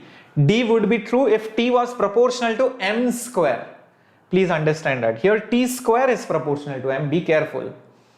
Yes, Suraj, thank you for all the love also. Alright, so that's the answer. Be careful. Yeah, B, my bad. Yeah. Next question. Come on, minions. Come on, minions. Let's see how many of you are going to do this. Alright, KV Santosh, wanna come. Shabir Shaikh, mathematics is the language of physics. Terminal velocity based question. For a sphere of radius r, terminal velocity is v. So now you have another sphere of 2r radius in the same liquid. The terminal velocity will be how much? Come on, minions. Terminal velocity is also a very favorite topic of the examiners. And if it comes tomorrow, you're going to thank me for it. So what is the formula? The formula for terminal velocity is 2 by 9. Now which alphabet looks similar to 9? Which alphabet looks similar to 9? G, right? So G comes on the top. So it looks very similar to 9. It comes on the top. Alright. And then you have r square and you have density of solid minus density of fluid and viscosity. Eta 9 n eta n 9. That's how you remember it. It comes below. So isn't it directly proportional to r square? So if r is doubled, terminal velocity will be made 4 times. 2 square is 4. So hence the answer should be 4v. Understood? Very good, Sakti. You told it fast. Alright, interesting. A lot of you people got it wrong. Terminal velocity formula is this one. 9 eta n eta. That's how you remember it. And G is similar to 9. So G is on the top. So this is the formula. 2 by 9 gr square sigma minus density is difference upon eta. Now terminal velocity is proportional to square. So more the radius, more the terminal velocity. That's it. As simple as that. Okay, Ankit, I hope you now understood. That's the formula, standard formula. Yes, the answer is C. Thank you, Modit. Well, Anusha, Paliyat, I hope now at least you understood it. Alright. So what part, Rahim Mirza, you did not understand? Please tell me. Here, see if something is proportional. If I tell you terminal velocity is directly proportional to r square. Why? Because everything else was a constant, no? Everything else, G, eta, density, everything is a constant. So just think about it. If I make r 2 times, square of it will become how many times? 4 times. So terminal velocity will also become 4 times. That's it. Okay, that's it. That's all. Okay, cool. Yes. So going to the next one. Let's see how many of you can do this. 3 blocks A, B, C. This surface is smooth. This and this have friction. This and this have friction. B, the middle one is tied via light rope and there is a mass. What is the maximum mass you can attach here so that there is no slipping? If there is no slipping, what is the maximum mass that you can attach here? Newton's laws, pulleys, friction. Come on, minions. Come on. Rajshekar, this is an English channel. This is not a Telugu channel. Hopefully someday we'll also have a Telugu channel, but for now this is an English channel. Alright. Anathi Suraj. In fact, I'm going to say, best of luck in advance, not rest in peace. Because I know you guys are going to do well. And even if you fail, and even if you do not do well, don't worry, we have the third attempt and also the crash course which is going to help you. So my advice is please register in the crash course. If you are not satisfied with your coaching, if you are not happy with the learning that you had from your coaching, or you had no guidance, and if you can afford 7,000 rupees. I mean, if you cannot afford 7,000 rupees, do not worry. We are always going to be there for you over here so that you can learn for free. But if you can afford 7,000 rupees from your parents, if you can convince them, please register for the crash course. That's what I would say. Okay, cool. Yes, by Newton's laws. Now, tell me guys, where do you think the normal will be more? At point 1 or at point 2? Where do you think the normal force between the surfaces will be more? At this point or this point? 1 or 2? Come on, answer in the chat box. Come on minions. Come on minions. Will it be more at 1 or 2? A lot of you are saying 2. Very good. Because more weight. Correct? Okay. Excellent. Now, where do you think the chances of slipping are more? At this surface or at this surface? Surface 1 or surface 2? Which surface has a higher chance of slipping? Surface 1 or surface 2? Surface 1 or surface 2?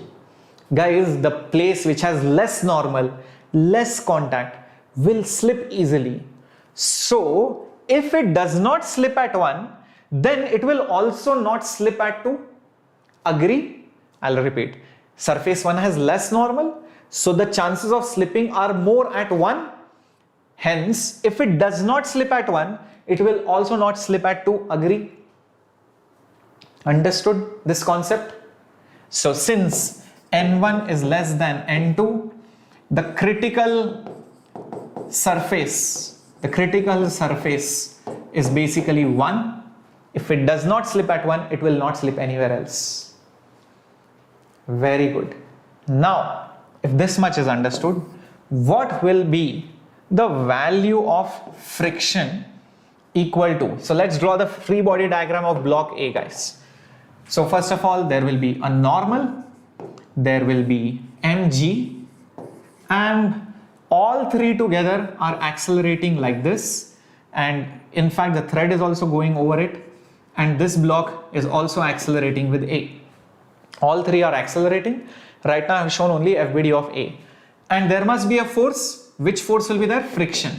So F1 friction will be there, which will be pulling that block A ahead. So think about it. What can I say? F1 will be equal to mass of A into acceleration of A. What will be F1? In the worst situation, when it is about to slip, think about it. When it is about to slip, why about to slip? Because what is the maximum mass you can put over here? When you have put the maximum mass, it is accelerating so much that it is on the verge of slipping. So if it is on the verge of slipping, it will be mu into N1, and this will be equal to mass into acceleration, but N is nothing but mg. So therefore, you are going to get A is equal to, oh, by the way, mu is nothing but 0.5. Mu is nothing but 0.5, it is given. So it will be nothing but g by 2. Is that right? The acceleration of the system will be g by 2. Everybody got it? Everybody got it? Excellent. Now, the only thing which is left is, guys, what is acceleration of this entire thing given by? Use my opening up method. Opening up method. Pull upon total mass. That's my opening up method. Pull upon total mass. So what is the acceleration? Well, that's g by 2. What is the pull? Well, the pull is nothing but mass of d into g divided by total mass. What is the total mass? 3 times m, because there are 3 blocks, correct? Upon, 3m plus mass of d, correct minions? Now I'll remove all this. This is no longer needed. So g and g gets cancelled, and this goes on the top, so it will become 3m plus md is equal to 2 times of md. So take md over there, so you will get 3m is equal to 2md minus md. It's going to be just md. So hence the answer is going to be C. Understood, minions? Thank you, Sam YouTube. Understood how to solve this question. Beautiful question. Newton's laws, acceleration, FBD, friction, so many concepts are there over here. Oh my god, I can't have an ice cream now. Let me drink water. Okay. Shall we go ahead? Super. Alright. Very good, Jagan. Very good, Monkey D. Very good, Dheeraj. Yes, Manju. I hope, minions, you are loving these questions, and I hope you are already loving this video down there. If you have not yet loved, or subscribed, please do that now. At least show some support.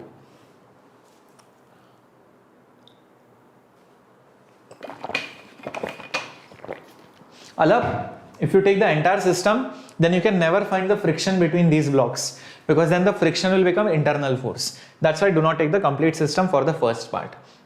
Okay, that was the answer. Moving ahead to the next one. Okay, last 2-3 questions remaining now. These are beautiful questions. Wow.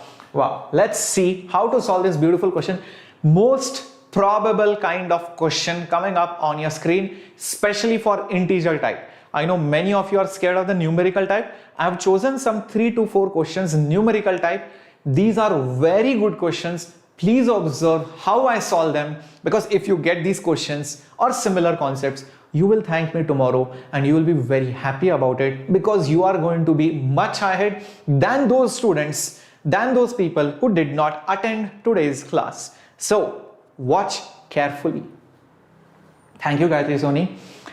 Thank you, Noman. So guys, let me just take a small 1-minute break, because throat has started to ache. Yesterday I was not feeling well a little bit. I had some body ache and I had some fever, but luckily after having few croissants and all that, I'm much better now. I was really worried because I had to conduct this Super 60 series, and I was really worried if I fall sick, then what is going to happen to this physics lecture, because I didn't want to ditch. So I immediately had my croissants and luckily I'm all fine now. Yes, so glad to be here out here. Yes, and let's get going now. Okay. So here comes this question. I hope you have read it. Meanwhile, there is an object 15 centimeters away, convex lens, broken into 2 parts. The gap is 2 centimeters, very small gap, 2 centimeters, hardly this much.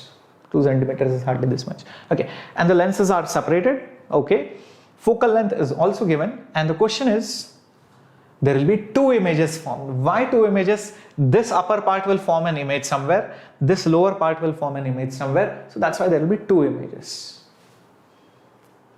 Now, how do we do this? There is a very simple trick. Forget the lower part, guys, just forget it, it's not there. Magic is gone, it's not there, just visualize it. Okay, it's gone. Now treat this like your principal axis. This is your principal axis, just think about it this way. This is your principal axis. Okay, now do you see the object is here? Think of it as if you have an object here. Think of it as if you have an object over here. Do you guys see that? Do you guys see that? There is an object over here like this. So I feel there will be an image formed on the other side. There will be an image formed on the other side. So let's try and do that. Let's see what that image is going to be. Well, first let's find out the image distance using this formula. 1 by v minus 1 by u is 1 by f. So 1 by v minus 1 by u. U is minus 15 by sign convention is equal to 1 by f. Focal length is 10 centimeters plus 10 because it's on that side. Okay. So 1 by v will be 1 by 10, minus minus plus goes there, becomes a minus. So minus 1 by 15. So therefore v will be 10 into 15 upon 15 minus 10. 15 minus 10, 5, 15 by 5, 3, 3 into 10, 30. So this will be 30 centimeters. Okay, V is 30 centimeters. Correcto? Very good. Now, magnification formula. What is the magnification? It's V by U for a lens. What is V? 30. What is U? Minus 15. So what will it be? Minus 2. Isn't magnification minus 2? So guys, can you tell me what is the height of the object looking at this diagram? Can you quickly tell me what is the height of the object? Minions, come on, tell me. Param, hold on, I'm not interested in the final answer. Priya Soni, hold on. What is the height of the object looking at this diagram? 1 centimeter. Very good. This height is 1 centimeter. So if the magnification is negative, so the image will be somewhere here, right? And it will be 2 centimeter above the principal axis. Think of it that way. 2 centimeters, twice of that height but over here. Correct? Excellent. Similarly, if one had taken this as the principal axis, for this lens, wouldn't that image be formed 2 centimeter here? Wouldn't that image be formed 2 centimeters below? Correct? Now, if this much is clear, see, object is 1 centimeter because this gap is 1 centimeter. Magnification is negative. That means it should be on the other side of the principal axis and it should be 2 times so. That's why this object's image will be formed here. Same thing for this lens. This object's image will be formed here. So what's the final distance between them? What is the final distance between them? Isn't it 2 plus 1 plus 1 plus 2? How much is it? 6 centimeters. Beautiful. Beautiful question. Loved the question. Loved the concept. Beautiful question it is on magnification. Yeah. As well as breaking lenses, as well as geometry. Yes, excellent guys. Very good. And see how beautifully you have understood it. And I hope you are loving this explanation. Excellent. Let's get going. Okay. Now, very important vernier caliper, micrometer, screw gauge questions will come. I'm telling you right now. And this kind of questions, I have chosen a slightly difficult one. So guys, deliberately I have chosen slightly higher because tomorrow when easy questions will come, you'll be like, what the hell? Sir did so difficult questions and these questions are so easy. Oh my god, I can do this. I have attended the sure shot 60 questions. This is a cakewalk for me. So you're going to remember this lecture because I have chosen the tricky ones today. And tomorrow's questions are going to be very easy. I'm telling you, just wait for it. You will see. Tomorrow you are going to come in the chat box and be like, sir, what the hell? So many questions are so easy. Okay. Kavita, Tanwar, definitely yaar, Alak sir is definitely better than me. I mean, I'm just a small teacher right now. For sure, you can go there and learn from Alak sir. He's a very, very good teacher. All right. So please go ahead. I mean, you don't have to say it. All right. You just go there. Nobody is forcing you to attend the lecture out here. All right. Okay. Chalo, let's get going to the next one. Now, the question is, what is the reading shown? What is the reading shown? All right, let's see. First of all, find the least count. Find the least count out here. Find the least count. All right. Now, to find that least count, first thing you need to do, what is one division of the vernier scale?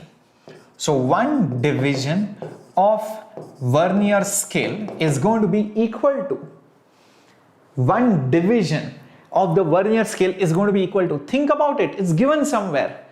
1 MSD is 1 millimeter, okay. 7 divisions on the main scale is 8 divisions on the vernier scale. 8 divisions of vernier scale is 7 millimeters. Read it like this. Forget MSD, it's not MS Dhoni, it is 7 millimeters. 7 millimeters because 1 MSD is 1 millimeter. Read this. 1 MSD is 1 millimeter, so 7 millimeters is 8 vernier divisions. So, yeah, thank you guys for all the love and all the support. Thank you so much. Almost Asta 18 questions are done, 1 or 2 more questions hardly. So, one division of vernier scale will be how much? Won't it be 7 by 8 millimeters? I hope this is clear. 7 millimeters divided by 8 parts. Excellent. Now, last thing. One division of MSD, MS Dhoni. How much is 1 MS Dhoni, guys? It's already given. It is 1 millimeters. Correct? So, all the Chennai fans out there, CSK fans, MS Dhoni fans, okay. So, guys, what will be the least count? What will be the least count? Oh, a lot of love from CSK. All right. Yeah, so least count is always the modulus of 1 division of MS Dhoni, all right, minus 1 division of vernier scale. Keep this in mind. Yes, that's it. That's it. Keep this in mind. Modulus, whichever is bigger comes first. So 1 minus 7 by 8. How much will it be? 1 by 8 millimeters. Is that understood? That's the least count, minions. All right. A lot of RCB fans out there too. Lots of RCB fans. All right. Interesting. Interesting. Next. Oh, Mumbai Indians out there also. Very good. So final reading. What is the reading? Main scale reading plus least count into vernier scale reading. That's the formula. Main scale reading plus least count into vernier scale reading. What is the main scale reading? Well, it's between 4 and 5. That means 4. Do you see that? This is the main scale. So 4 plus least count. What is the least count? 1 by 8. Correct? And what is the vernier scale reading? It is given the 4th division of vernier scale coincides. So 4. So 4 and 8 becomes 2. So half is 0.5. 4 plus 0.5 is how much? 4.5. That's the answer. Oh, Sunriser Hyderabad fans are also here. Very good. Excellent. Lot of fans from SRH. So Samir, these are all formulas which you should know. So first thing you should start with finding how much is 1 division on the vernier scale. 1 division is going to be very simple. 7 millimeters is 8 divisions. So 1 division will be 7 by 8. 7 millimeters you divide into 8 parts. Least count is 1 division of main scale minus 1 division of vernier scale. 1 division main scale is 1 millimeter. 1 division vernier scale, I just found it out to be 7 by 8. So got it? Least count. Last reading is main scale reading. So main scale reading is 4 plus this extra part. Least count into vernier scale. Alright, I hope this is clear. Okay, Plans Cafe, I can't speak Malayalam. Please don't force me. Alright, cool. Excellent. Tarun, the RCB fan. Okay, very good. So the correct answer is 4.5. Next question coming up on your screen. Oh my god, thank you, Jitendra. Finally somebody said it. We are Shreyas Sir's fan. Thank you. Finally, I think I should open up an IPL team. Okay, but I don't have so much money. It's okay. I would love to form a team of minions who are going to crack JEE. Are you ready, guys? Are you guys ready? We should make a minion team who is going to crack JEE. And let's ace it. What say, guys? Yeah? No? Very good. Shreyas Sir's army is here. Excellent day. Yeah, you guys are my players. I'm your coach. I'm your captain. And you are the players. And we have so many millions of players out here. Very good. Very good. Keep this up. And we are going to do this. And we are going to crack it. Doesn't matter which team is going to come. We are going to crack it. Alright. Next question coming up on your screen. Here it is. Alright. The last question. The final ball of this over. The final ball of this T20 match. Well, this is like a T20 match because we had 20 questions. So this is like the last over. So are you guys ready for that last over? Last question up on your screen. It's like a T20 match. Super 60 questions. Sure shot 60 questions. Yes, come on minions. Let's do this. Woohoo! Last ball pe chakka. Very good. Let's do this. Come on minions. Obviously, Kishore, the PDF will be uploaded in the description as well as in the Telegram group. So please join the Telegram group and please post your comments, your likes, I read all the comments. I love seeing your likes. Come on, go hit that like button out there and do not forget to subscribe if you are loving this teaching. Okay, let's do this, guys. Okay, so you have a spring, you have a mass, and there is mg and there is kx. So that's our story. Kx is going to be equal to mg. Yes, milegi Nikhil, every PDF you will get it. Now kx is equal to mg, and that means x is proportional to g. Also, the formula for g, we should know. What is the formula for g? Let's do this. If x is proportional to g, okay, what is the formula for g? I've just told you, I mean, in so many lectures, it is g naught, all right, upon r plus h whole square. R is radius, g naught is surface gravity, h is height. That's how it is. So, x at height h, extension at height h, upon extension on the surface will be g at height h upon g on the surface. Is that right? Is that right? Correct? Correct, minions. Very good, Tejita Nara. Excellent. Come on, minions. Please don't talk in your own languages, regional languages. Talk in English out here. We made this English channel for all of you. Now, we don't want to go back to all individual languages. Come on, let's unite and talk in English out here. Very good. Yes, Nikhil, like I said, it will be provided. Don't worry. Come on. So guys, what is GH by G0? Oh, first of all, GH is this guy. All right, GH is this guy. GH by G0. Oh, there is something missing. Oh, yes. Yes, there is G0 R square missing. Ah, my bad, guys. Sorry.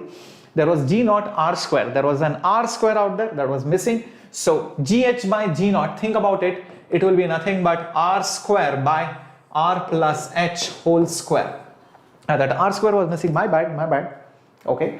Now think about it. What is R by R plus H whole square? R is 6400 divided by 6400 plus H is 1600 whole thing square, and this is XH. X0, how much is it? The spring stretches by 1 centimeter on the Earth's surface. So 1 centimeter over here. What is the value of XH? Come on, I'm going to see who is going to calculate this really quick. Who is going to calculate this really quick? Oh, one more. Acha Aditya, which part you did not understand? Please let me know. Come on, minions. Acha, very good. 1K, excellent. So, Avinash, I'll tell you, bacha.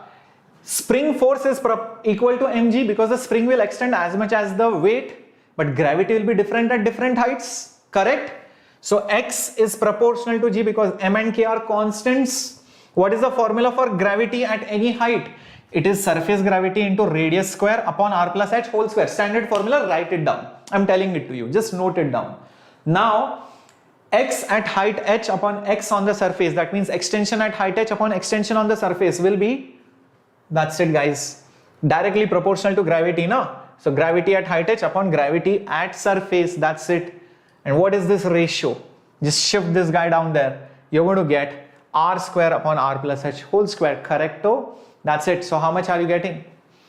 0.64. Very good minions. Excellent. I love you all. 0.64. Excellent. And have we crossed 1k? Yes or no? Have we crossed 1k? Chakri, don't be sad, bacha.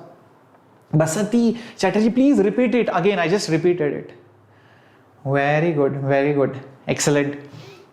So, guys, for all the people who are preparing for April, the crash course is starting again for all of you. So please register for the crash course where you are going to get a systematic, disciplined, organized way all the chapters of 11th and 12th. So remember this will cover all, the study plan will be for 11th and 12th. All the revision will be done. You will be provided with assignments, all right? You will be provided with notes inside the class. Also, you can watch replays, and also you can ask in-class doubts with a special teacher called as the class teacher, all right? And also after the class, so this is also there after the class, whatever doubts you have from morning till night, you can ask all your doubts out there, and there will be 20 mock tests for all of you along with discussion. All of this is going to happen in English. Yes, there is a Hindi option also, but English option is also there. So you should join it today. Do not waste time. All of this, what I told you, the link is there in the description box. The crash course is for 7,000 rupees. If you can afford it, please buy it as soon as possible. Do not delay. But if you feel, all right, no, I do not want to spend this money, I want free lectures only, well, you can attend all our classes here on YouTube. All right. So join our Telegram group so that you can get all the PDFs of today's session and all the future sessions and all the beautiful notifications that you're going to get from all of us regarding any update or any news that breaks out. And if you're already here, I hope you have already subscribed and smashed that like button out there. Thank you guys so much for showing so much love, support. Now Shimon Sir will be here for the maths discussion. Grab your snacks quickly. If there is dinner, served. Ask your parents, hey, come on, serve the dinner on the table. I am not getting out of this table because tomorrow or day after tomorrow is my exam, and we teachers are there for all of you. So We are not even going to get up for our dinner. We are going to eat it right on our study table.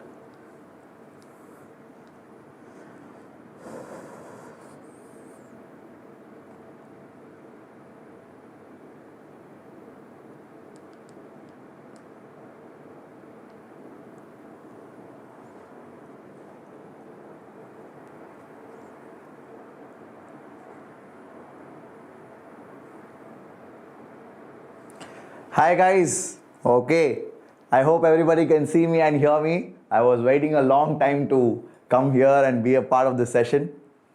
So wonderful people, so happy to see all of you. Finally, we are here with mathematics. I was waiting from 8 o'clock. Finally, I have come to teach you guys. So without wasting any further time, we will get started because I know some of you have exams tomorrow. Okay, so let's have a very fun time. And I have something special for you at the end as well. I will talk to you guys. I will try to, give you my perspective on what you should do at the very end of your preparation. Okay. So guys, shall we get started? So I hope you had a great time with Shreyas Sir and with Wassim Sir. They started off the sure shot 60 questions. So it was something which went fire last time because so many questions had come from this in your JEE Mains exam. So it was a very interesting and beneficial session.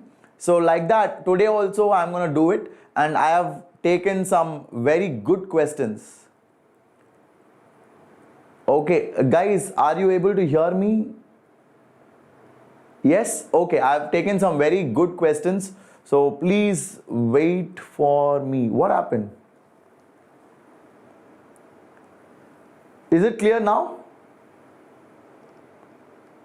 Okay, it's clear, right? So for some of you it stopped. So guys, it is fine, don't worry. It is just buffering, I guess. So let's get started.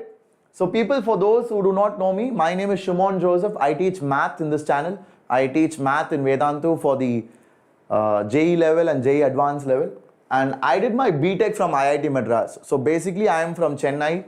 I studied in Chennai a few years back. I did my B.Tech in IIT Madras, then I graduated and I started teaching. Now everybody will ask, sir, why did you start teaching? If you studied in IIT, why did you start teaching? Did you not do well in IIT? Were you a failure? So these are the questions usually students ask. So guys, it's not that. I did very well in IIT. I got a gold medal or silver medal, you can say. And after that, since I was passionate about teaching, I got into it. Okay, there's nothing else apart from that. So if you want to be my friend, if you want to talk to me, if you want to ask me anything you want, then you can message me over here. This is my Instagram ID. I'm quite active over there. I send a lot of advices to my students, and I also try to while away my time by looking at Instagram stories and reels. I know everybody knows that. It's fun to watch them. So I am quite active there. You can always message me. I will help you. Okay. So shall we begin, everybody? So I'm sure everybody is loving the content that we are all providing in this channel. So don't forget to subscribe to it because we have a great plan for you. So don't stop with March attempt. Even in April and May, we will continue to support you. Okay, so don't forget to subscribe and always give a like because that encourages us teachers. That's the best thing you can do as a student to motivate us. Okay, so guys, the brightness will self-adjust. Don't worry about it. I think it will always self-adjust. So this is something which is cooking in Vedantu. So I want all the students to vote because by Vedantu, even students can vote now. So you will know what this is all about in 3 more days. So please wait for it. It is a big surprise for all Vedantu students. Okay. So people, can you show me some excitement? Shall we get started with a yo? Yes. Shall we begin? Everybody hit the chat with a yes or a yo. We will nail mathematics session for 20 questions, pakka, whose concepts might be repeated. So I want everybody to be energetic. Let your friends know. Let all the people who are scared of the exam tomorrow know that we are doing this today. Okay, so if you are a true friend, if you have someone and if you want them to benefit from this, let them know now because this is a start. I will continue for 1.5 hours. So I will take the class up to 10:15 or 10:30. So you guys have to stay with me till then, and I will guarantee it will be beneficial for you. That is a promise I can give. Okay, so let's get started, people. Come on. So this is a permutation and combination question, something everybody is scared of. Sir, teach me PNC, sir. Can you do a complete lecture on PNC? Don't worry, guys. Through this question, I will teach you certain concepts which will help you to think in a good manner. Can anybody let me know the answer? I want to see who are all getting it. Bharani says B. What about the others? Hello, Denzel Sunil. Welcome, man. Very nice to see you. Srivatsa says C, and then Plants Cafe says B, Asta says C. So lots of different answers I'm getting. So who is right and who is wrong? We are going to check it once I solve it. So first of all, guys, I want to select a committee of 12 people. When I say women or majority, what can be the number of women? I want you to tell me the answer. So what I'm going to do, I'm not going to teach you anything. I'm going to bring out the answer from within you. Because within you, you have a star. You guys are all stars. You guys are all smart. If anybody said something else, don't pay attention to it. You guys are all smart. Maybe you didn't get the right exposure, but don't worry. I'm going to pull out the answer from you.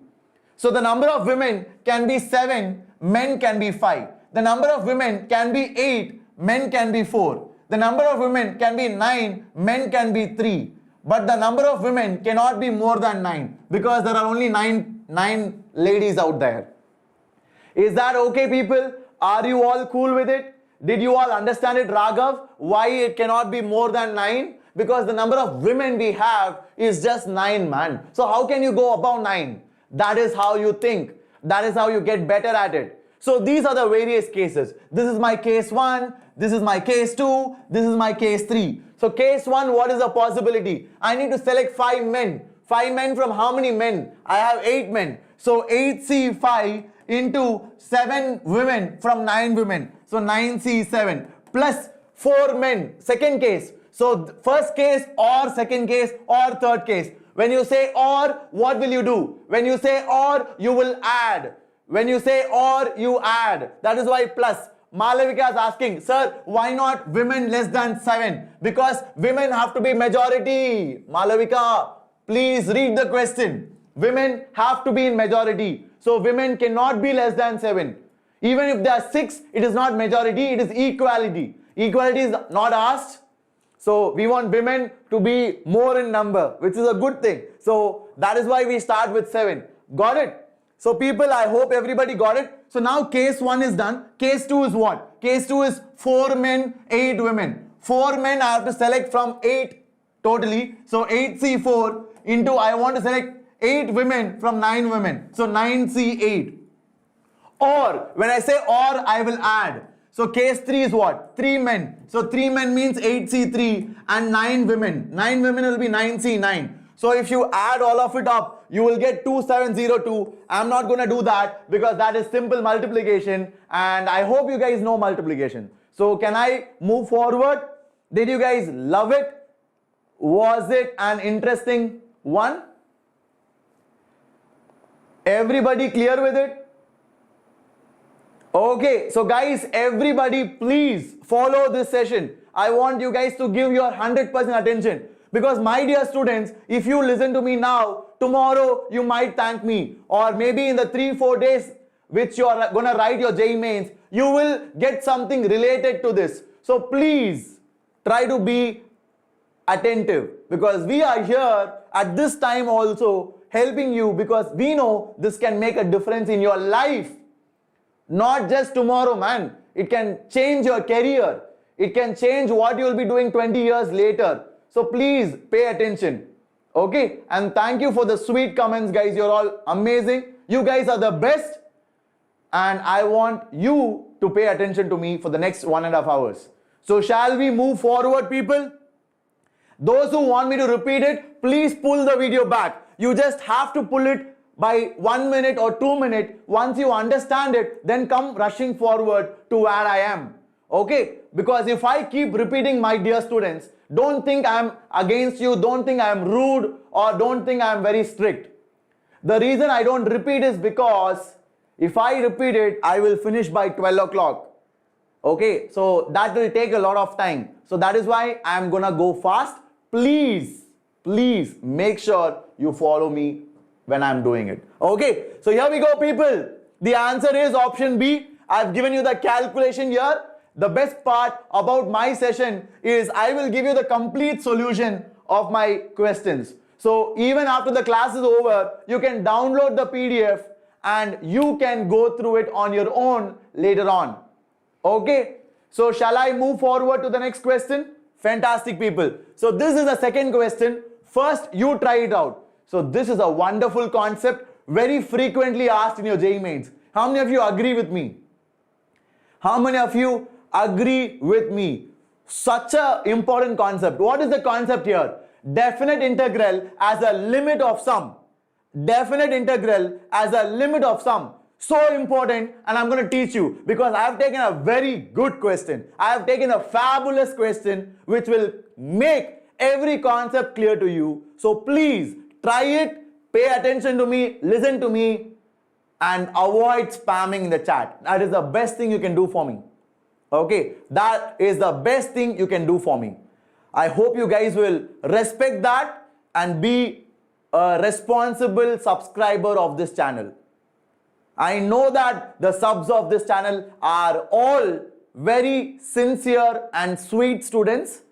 I expect you to be well behaved for the next 1 hour so that we can be very productive.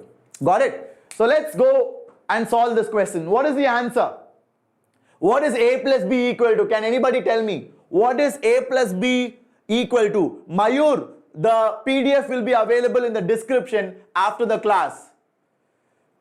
Guru Raj, thank you, man. That is so sweet of you.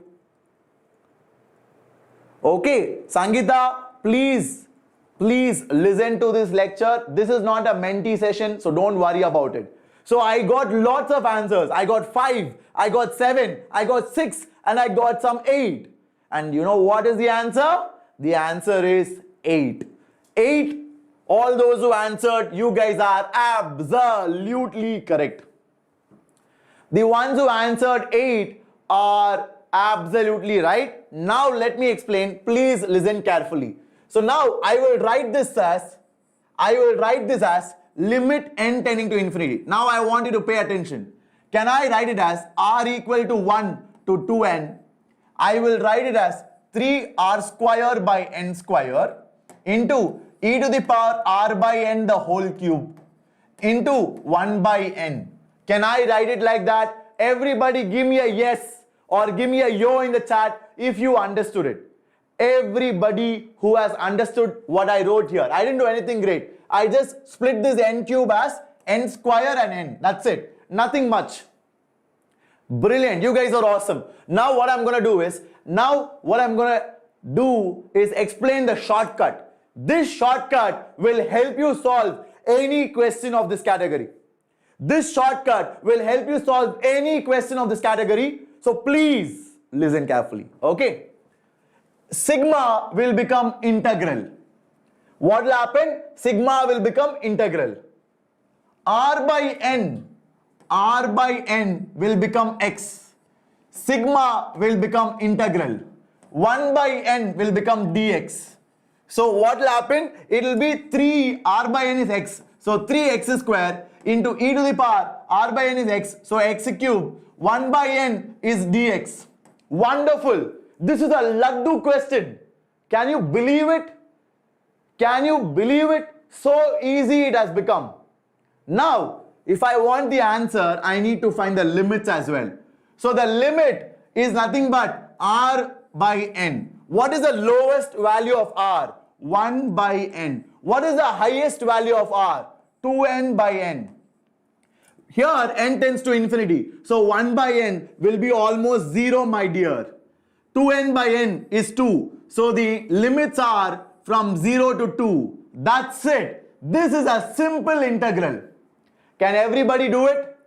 Can everybody solve it? What will I do? I'll take x cube as t. So I will get 3x square dx as dt. 3x square dx will be my dt, isn't it? So I'll have 3x squared dx as dt.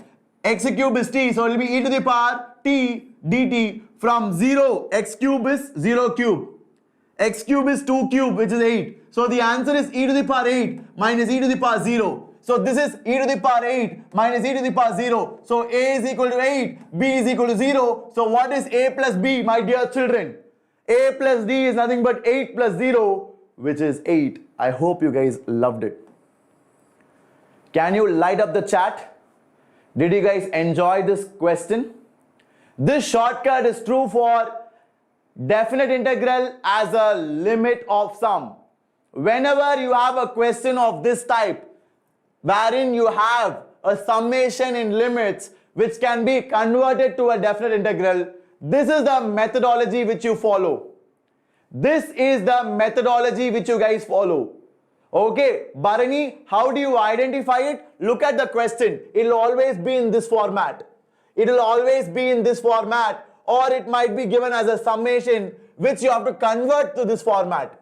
So if you can bring it to this form, then pakka, this method can be used. I hope you guys got it. So shall I move forward, everybody? Very good, Harshit. Superb, guys. You guys are awesome. Now let's move forward. And like I said, most of the time, I will give you complete solution. So please go through it after the class is over. When you guys have time after the class is over, please go through them. The PDF will be available to you in the description of this video. Okay, so here we go, people. Now going on to the third question. This is mind-blowing. This is a mind-blowing question. Let's see how many of you can crack it. Let's see how many of you can crack it. If you guys can get this right, you are very, very, very good at matrices.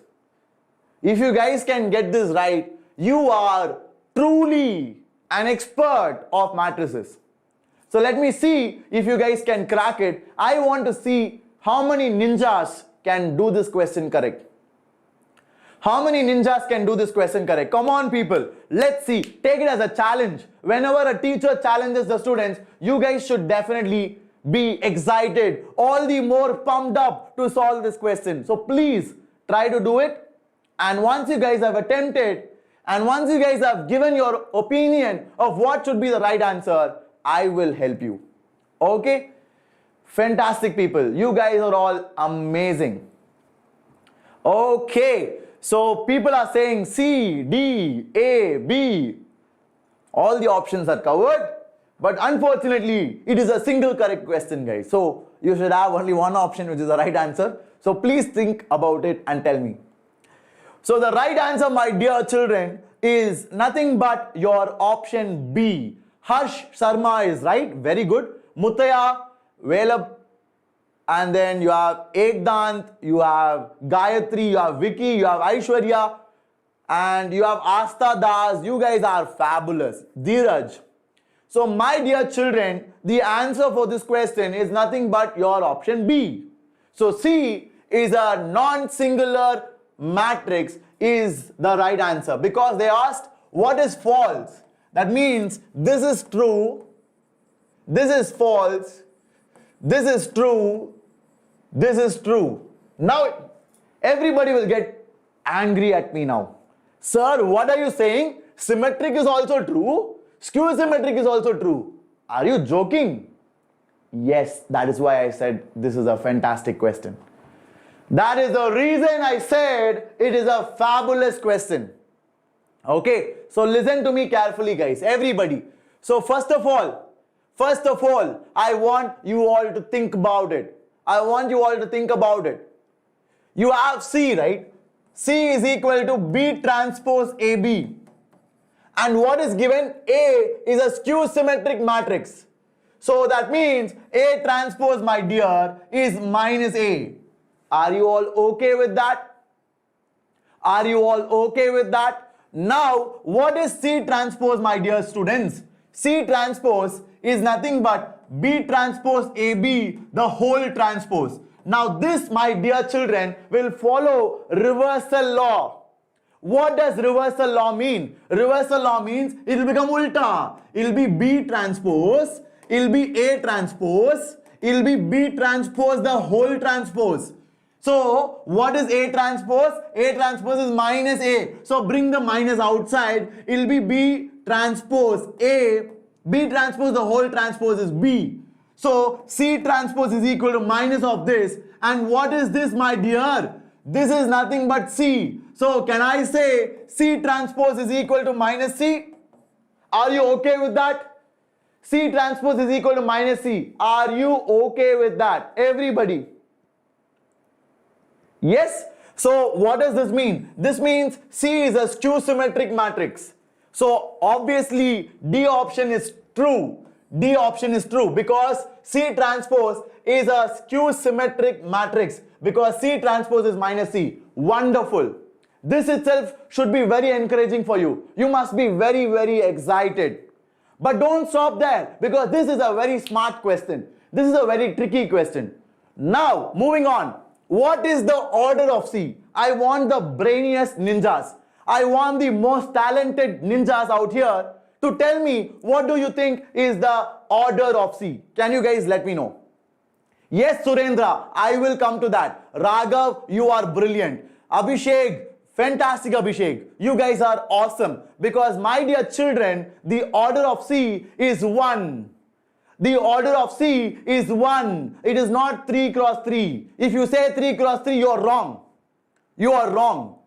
How, sir? Because guys, use the rule of multiplication. B transpose is what? B transpose is 1 cross 3. A is what? 3 cross 3. B is what? 3 cross 1. So when you multiply all of them, only the first and the last will be left out. So C will be a 1 cross 1 matrix.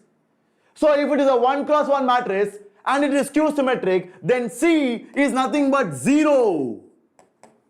Then C, my dear, is nothing but 0 matrix. A 0 matrix is singular, a 0 matrix is symmetric, a 0 matrix is also skew symmetric. That is why the answer is option B. Did you love it? Guys, I loved this question. When I was solving it, I was so happy. I was so happy because this was an excellent question. I hope you also enjoyed it. So with that, let's move forward. Okay? Did you guys love it? Hi Samhita, welcome. Welcome. I'm so happy you guys have enjoyed this question. Now let's move forward. Okay? So let's move forward to the next question, which is the fourth one. So the fourth one, my dear children, is going to come in a while. But for those who join now, guys, I have attached the solutions. Please go through them, download the PDF and read through it. Okay? Download the PDF and read through it. Definitely it will be useful for you. Okay? Hi Sriram, welcome man. Yes, Atif Sheikh, you are absolutely right. You are absolutely right. Because Bharani, it is a skew symmetric matrix of order 1, right? When you have a skew symmetric matrix, the diagonal elements are all 0. But if there is only one element, then that element is 0 only. Got it? Hi Harshit, so nice to see you man. Thank you for the lovely comments guys. When will this lecture end? This lecture will end around 10 o'clock or 10:30. So please wait with me. I'm very positive that this session will be beneficial for you. I want you guys to stay with me. Every question I will teach you something. Every question I will teach you something. Please be attentive. That is all I request of you. So, Madan, please practice whatever we have told you. Listen to all the lectures of this channel. And if possible, check out the crash course offered by Vedantu. It will help you. Virat News, Shreyas Sir has already completed it. This is the maths section. Varshita, Swarali, Varshita, welcome, welcome, welcome guys. Very good, Muttaya Balasubramanian. You are absolutely correct.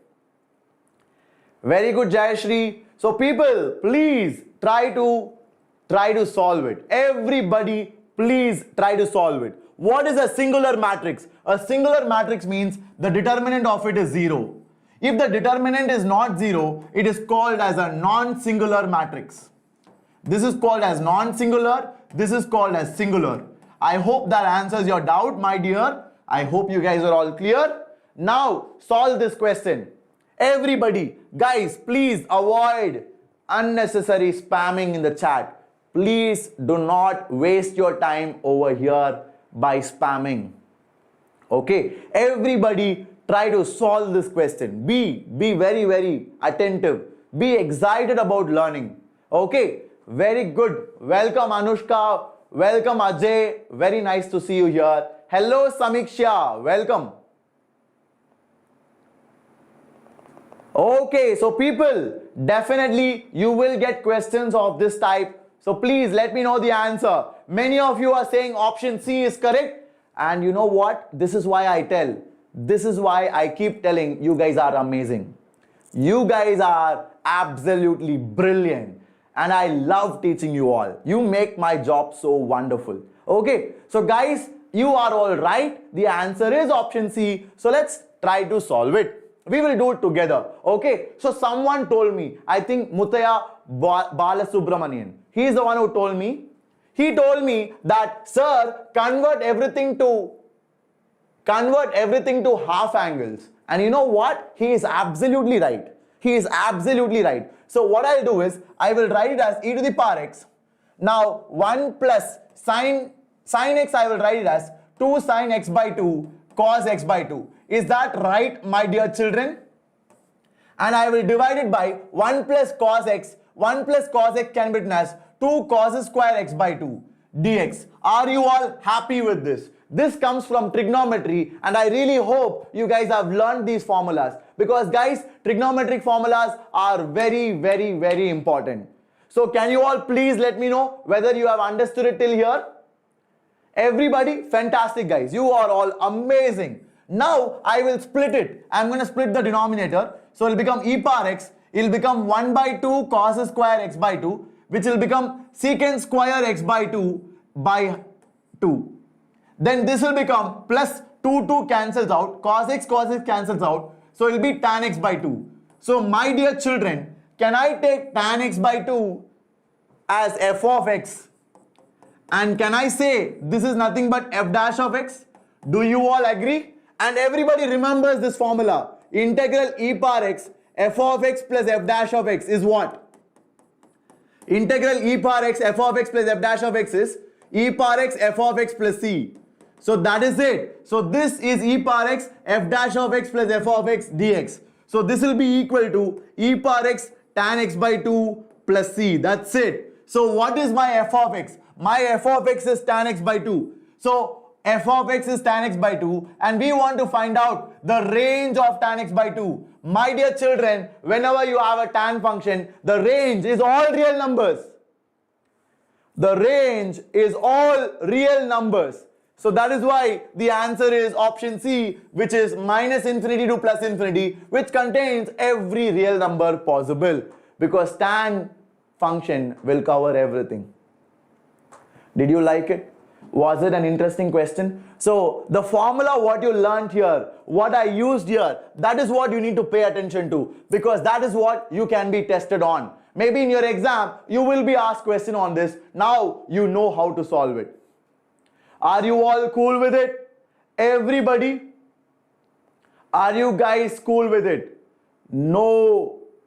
Think about it. Think about it, guys. Everybody. So Ritvik, it will not be there, because Ritvik, I took this as f of x, this is f dash of x. So it will be taken care of. Don't worry about the 2 over there. So shall I move forward? Fantastic guys. I'm so happy you're all following it. Now moving on, people. Like I said, I always attach the answers. You will be able to go through them once the class is over. But right now, please pay attention to me. I'm so excited and happy that you are all following the things which I'm telling. Guys, right now, maybe you won't realize the importance of this session, but I am guaranteeing you, after the class is over, when the exam is done, you will realize the importance of this session. So please listen to me. Let's move forward. So this is a very, very nice question. I mixed two beautiful concepts, because this is something you guys skip. This is something you guys always skip. So I took a question from random variables and conditional probability. Isn't it amazing? Isn't it amazing? So I have taken two beautiful topics and you are going to learn both of them in this particular class. Okay? So everybody, please focus on this. Try to solve it. First, you do it, and once you guys try it out, I will help you. Okay? Very good, guys. Exactly, Sai Manideep. And guys, please do not spam the chat. Don't disturb the others. Okay? I hope you're all enjoying it, but please don't disturb others by spamming. That is not fair. Okay? Fantastic, people. Very good. Everybody, I will let you know what is the answer.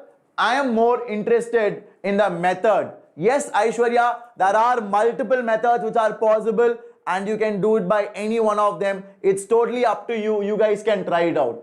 Okay?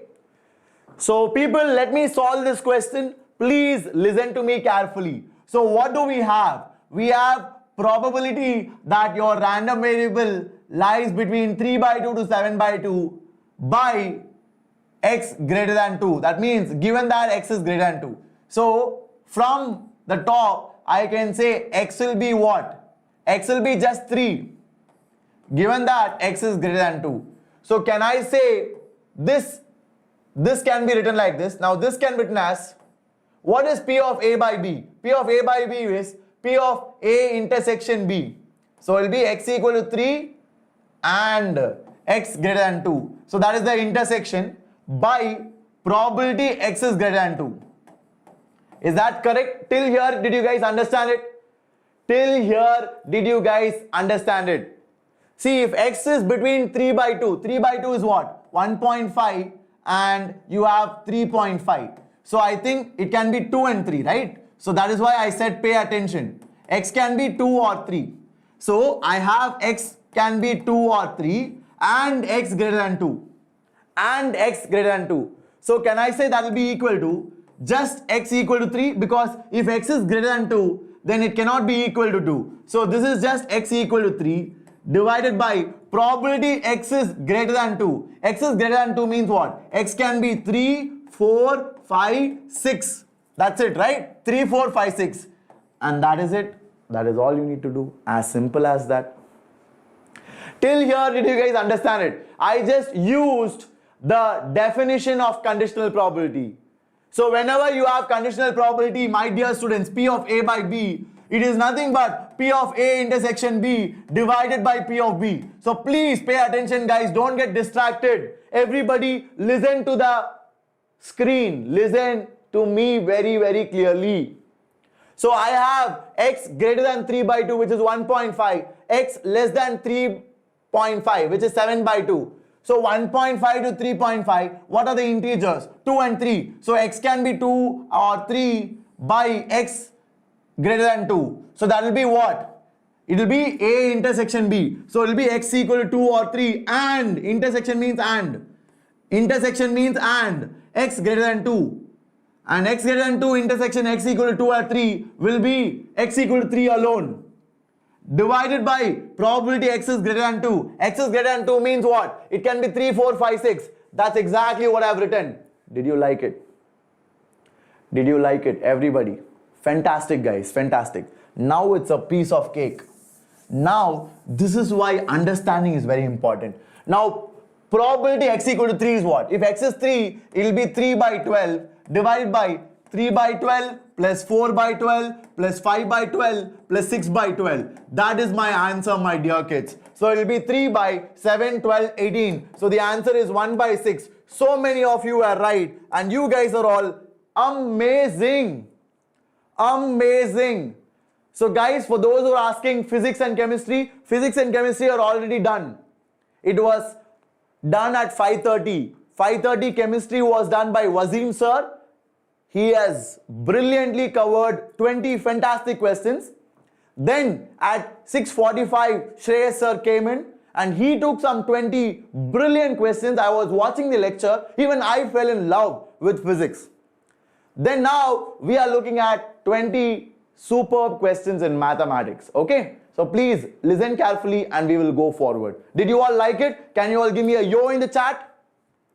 Can you all give me a yo in the chat? Yes, in the same video, guys. In the same video. The recording will be available to you after this class is over. So please listen to it if you are here to learn math as well. Okay? Otherwise, do come back later. You will get the recording. Don't worry. Fantastic people. I'm so happy you guys have all nailed it. Now let's move forward to the next question, guys. So this is the solution. Whenever you guys have time, definitely do go through them and you will definitely benefit from it. Okay? So here we go, guys. Next question. Question number 6. Please try it out. This is a fabulous question. This is a fabulous question. So please do it quickly and then we will have a look at it. Okay, Jaya Veera Kumar, please don't spam. Please don't spam. Okay, it's okay. You can do both. It's not like you can skip your practicals or something. So please do it. Don't spam the chat. So many people have told you, right? Priyal, the class will get over at 10:15. So please do wait till then if you can. But if you have an exam tomorrow, then you can go and prepare. So people, what is the answer? Many people are saying, sir, the answer is x plus 2y minus z is equal to 7. Okay. Are you guys sure about it? Everybody? Are you all sure about it? Yes? So let's check it. See, the easiest way to do it now. The first way you have to do it is, what do you have here? You have the point 1, minus 1, minus 10. So this point should satisfy the equation. So this point should satisfy the equation. Does it satisfy the first one? Yes, of course. Does it satisfy the second one? Nope. Does it satisfy the third one? Can you think about it? Can you think about it? Nope. Does it satisfy the fourth one? Nope. Directly you can tell answer is A. This is the laddu way of solving it. This is the way you try when you guys are able to use the options well. Did you all like it? Did you all like this method? So this is also a way to solve question. You need to definitely think about it. The reason why I gave this is because I want you guys to be open to all possibilities. You have to think like this. Toppers do it, man. People don't tell it outside. Toppers do it. How do you think they solve it very fast? Because they do it like this. So this is a laddu way of solving it. Now coming to the right way, the right approach, because I know you guys are all interested in that. The right approach is, first of all, guys, what do we have? We want a plane, okay?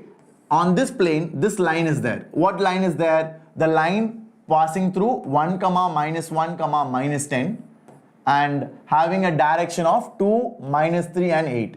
Now A is a point here. I want to find out the member of this family of planes which is at a maximum distance of A. That means I have to drop a perpendicular from A onto the plane.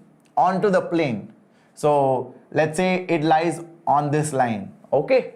So any point on this line B can be given as what? Any point on this line can be given as 2 lambda plus 1, minus 1 minus 3 lambda, minus 10 plus 8 lambda. Now AB is perpendicular to the direction of the line. AB is perpendicular to the direction of the line. A is what? A is 1, 0, 0. So what is direction of AB? Direction of AB vector is 2 lambda plus 1 minus 1, which will be 2 lambda, minus 1 minus 3 lambda, 8 lambda minus 10. So this is AB. Now what is the line direction? The line direction is 2i cap minus 3j cap plus 8k cap. Now these two are perpendicular. If these two are perpendicular, I will get the value of lambda because the dot product will be 0. So the dot product, if it is 0, what do I get? 2 into 2 lambda, which will be 4 lambda. Then you'll have minus 3 into this. So that will be plus 3 plus 9 lambda. Then what will you have? Plus 8 into that. So can you guys try to complete it? Plus 8 into 8 lambda will be 64 lambda. Then you'll have what? Minus 80 is equal to 0. So try to complete it and then you guys will be able to get an answer. Are you all cool with it, my dear students? Did you all enjoy the way I have solved it? So this is the way you guys will be able to solve it. See, the next method which I can tell you is, if you take the normal of this plane, the normal of this plane is what? 1 I cap minus 2 j cap minus k cap. So that will be perpendicular to this line. So dot 2i minus 3j plus 8k will be 0. You can verify that. So that is double checking. So 1 into 2 is 2. 2 into 3 is 6. Minus 1 into 8 is minus 8, which is 0. So pakka, this is the answer. I hope you guys liked it. Did you like it? Did you guys enjoy it? Can you all give me a thumbs up or can you all give me a yo in the chat? How come 1 comma minus 1 comma minus 10? Vivek, from here Vivek, that is the fixed point of this line. So x is 1, y is minus 1, z is minus 10. That's how I did it. Did you all enjoy this question? Guys, this is a slightly difficult question, but the options are so bad. You can directly judge it from the option. That is what I wanted to teach you here.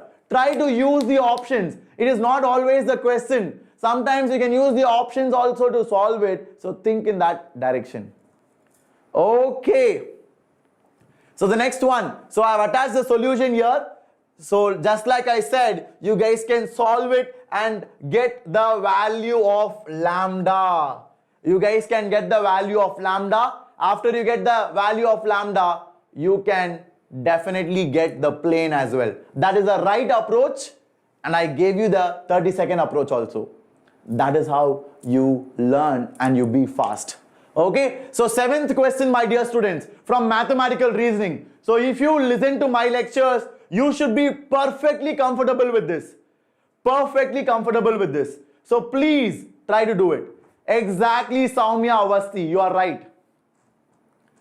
Ratish, I have explained it.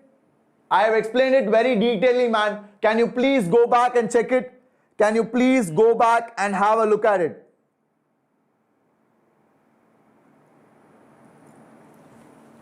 Everybody please try to solve this question. And in case you guys want to learn more, if you want to learn more about mathematical reasoning, go to our channel. We have all the playlists.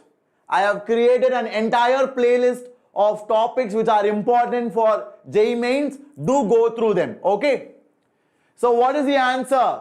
The answer is Harika. Very good. Aryan, OP, you guys are right. Prudhvi, you guys are fantastic.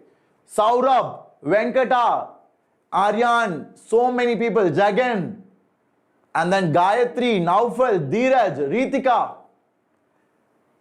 You guys have, now we have lots of answers. I cannot even see the chat because you guys have flooded it with the right answer. You people are amazing. You guys are super smart. Now I will solve it for you. Please listen carefully, my dear students. I want all of you to pay attention. So please let me know if you are able to follow. Okay, so what is the method? So here I can write this as, so first of all, let me teach you something. When you have P implies Q, it is nothing but negation P or Q. I hope you know that. This is something very important.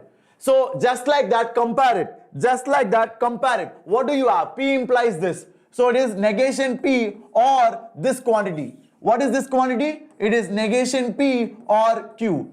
So it is what? Negation P or Q. So negation P or negation P is nothing but negation P only.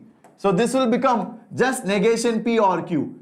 So if this has to be false, it is an OR statement. When will OR statement be false? OR statement will be false when both of them are false. That means negation P is false and Q is also false. So Q pakka is false. If negation P is false, then P is true. So the answer is true, false. The answer is true, false. Such an easy question. Did you enjoy the way I solved it? Did you guys enjoy the way I solved it? Exactly. Option verification can also be done. Yes, Aishwarya. So we have a Shimon Sir fan in the chat. Fantastic. I never thought I will have a fan. Great. The questions are lovely and damn enthusiastic. Fantastic, Soumya. I'm so happy you are enjoying it because we work so hard. We create these questions. We spend a lot of time to receive that one statement from you. That one appreciation from students is what we long for, is what motivates us. And you guys really, really encourage us to do well. Thank you guys. You are fantastic. Okay. So did you all get it? Everybody? Revati, it will be available to you after the class is over. After the class is over. You guys are awesome. So shall we move forward? Yes? Brilliant, brilliant guys. I'm so happy you enjoyed it. Now guys, after this question, I am gonna move to the next one. Great, great. So sweet of you guys. Thank you for those lovely comments. And guys, the journey is a long way. This is not the end. I'm gonna be that till May. So let's do this together. Let's kill JEE Mains. Let's all get what we deserve in life. You guys deserve the best. You guys deserve the best institute. Okay. So we will work for that. And Ritvik, it is not double implies man, it is single. It is P implies Q. P implies Q is always written by double arrow. So what you are telling Ritvik, it will be like this. It will be both sides arrow. That is not given, na? Okay, it is not given. If it is like that, Ritvik, what you have to do is, it is negation P or Q and negation Q or P. Did you get it, Ritvik? I hope I answered your doubt. So that is the Boolean way of opening this. I hope you liked it. So with that, let's move forward. Okay? So people, the 8th question for you right on your screen. Fantastic, fantastic, fantastic question. And you guys will love this. You guys will just love this. Okay? Yes, Krish Maheshwari, I have done a very, very good session on mathematical reasoning. Please do go through it. Okay, so view work, that is exactly what I'm doing, man. I'm teaching you a lot of cool tricks. So please try to pay attention. Spread this to your friends as well. I know a lot of your friends are so anxious and panicking at this time. So help them out. Let them know that we are doing something very productive, very, very useful over here so that they can be a part of this and benefit from this. Okay, don't forget that. Okay, Seema Shrikant, you will get something similar to what we have taught you here. Okay, Samiksha Kumar, the integer type questions will have no negative marking. Yes, Divya Darshini, I have done for statistics also. Please check the videos. You will love it. So people, the answer of A is 2. You are right. You guys are right. The answer of A is 2. So what is given? The sum of binomial coefficients. What is the sum of binomial coefficients? You guys tell me. What is the sum of all binomial coefficients? Can you please let me know? Everybody hit the chat and I want you all to answer it immediately. Please let me know. It is nothing but 2 to the power n. Now that is between 200 to 400. So what is the value of n? Can you tell me, my dear? My dear students, tell me what is the value of n? Yes, Vamsi. Vamsi, I will try to go faster, Vamsi. Definitely. I know you guys have exam tomorrow, so I will help you out. But Vamsi, please at least try to be here till 10. It will be of use to you.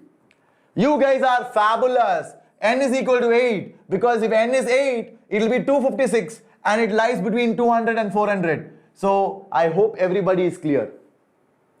Okay, I hope everybody is clear. Definitely, Shravan, I will help you for advance also. All the ninjas who are qualifying JEE Mains, I will help you to perform well in advance as well. Hello, Navya, welcome. So I hope you guys understood it. So once I know n is equal to 8, I need to find the term independent of x. So to find term independent of x, I will write the general term, which is 8CR into x to the power minus 3 by 4 into n minus r into a x to the power 5 by 4 to the power r. So that will be what? It will be 8CR into 8a to the power r. And you will have what? You will have x to the power minus 3 by 4 n. N is 8, na? N is going to be 8. So minus 3 by 4, 8 will be minus 6. Then you will have plus 3 by 4 r plus 5 by 4 r. That will be plus 2 r. So this is the power of x. Now I want the term to be independent of x. That means the power of x, my dear, will be 0. So that means 2r minus 6 is 0. So r will be 3. So if r is equal to 3, I need to find my term, and that term is equal to 448. So what is 448? 448 is equal to 8C3 a to the power 3. So what is 8C3, my dear? 8C3 is 56. You can do that. A cube. So a cube is equal to 8. So a is equal to 2. Did you like it? Did you guys like it? Yes, Ritika, of course I will help you guys. Of course. Yes, Shimon Sir fan, you can put x equal to 1 for the sum of coefficients. But please understand, they didn't ask you sum of coefficients. They asked you sum of binomial coefficients. So that is different. So that is different. If they ask you sum of coefficients, what you said is right. But if they ask you sum of binomial coefficient, it is 2 to the power n. Don't ever forget that. Okay? Did you guys enjoy it? Can I see some yes or yo in the chat? The PDF, my dear children, will be available to you after the class is over. So please try to bear with me. We will go faster.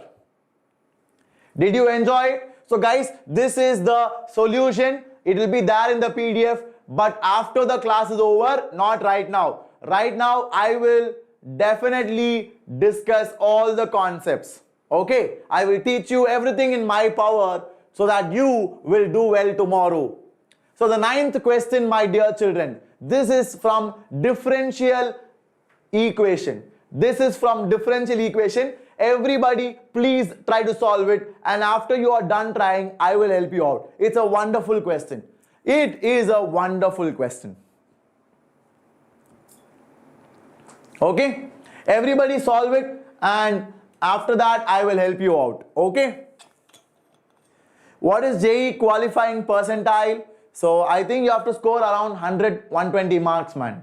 I'm not very sure about the percentile qualifying. They will tell you only after the last exam is over. Yes, Shravani, I will go faster. Please try it quickly, guys, so that everybody can benefit from it. Homogeneous? I don't think so. How is it homogeneous?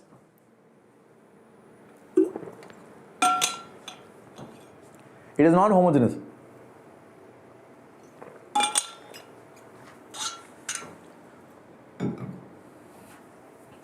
So let me solve it. Please listen carefully. Guys, it's not homogeneous. Please don't say that. So what I'll do here is, I will cross multiply. Okay, so I will get what? Y dx minus 2x cube dx is equal to x dy plus 2y square x, 2yx square dy. Is that okay? Is that okay with everybody? Yes. So now I can take everything to other side. I'll take all of them to other side. So I will get what? X dy minus y dx plus 2x cube dx plus 2yx square dy is equal to 0. Now I will divide everything by x square. So I'll get x dy minus y dx by x square plus 2x dx plus 2y dy is equal to 0. Now it's a laddu question, because what is this, my dear? It is nothing but d of y by x. Okay, now I can directly integrate. So if I integrate, I will get y by x plus integral of this is x square, integral of this is y square equal to c. That's it, over. Now they gave you it passes through 1, 0. So when x is 1, y is 0. So c will be what? C will be 1. So that's my answer. So that is my answer. It is nothing but option B. Did you enjoy it? Did you guys love it?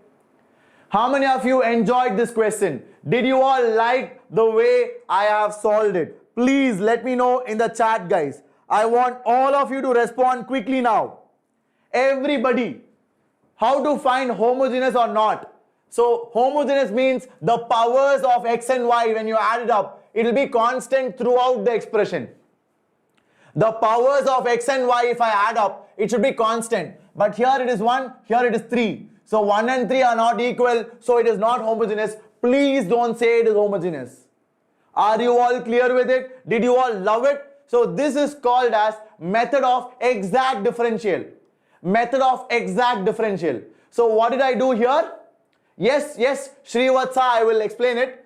So this, my dear students, is d of y by x, because denominator into derivative of numerator minus numerator derivative of denominator by denominator whole square. So that is equal to d of y by x, quotient rule.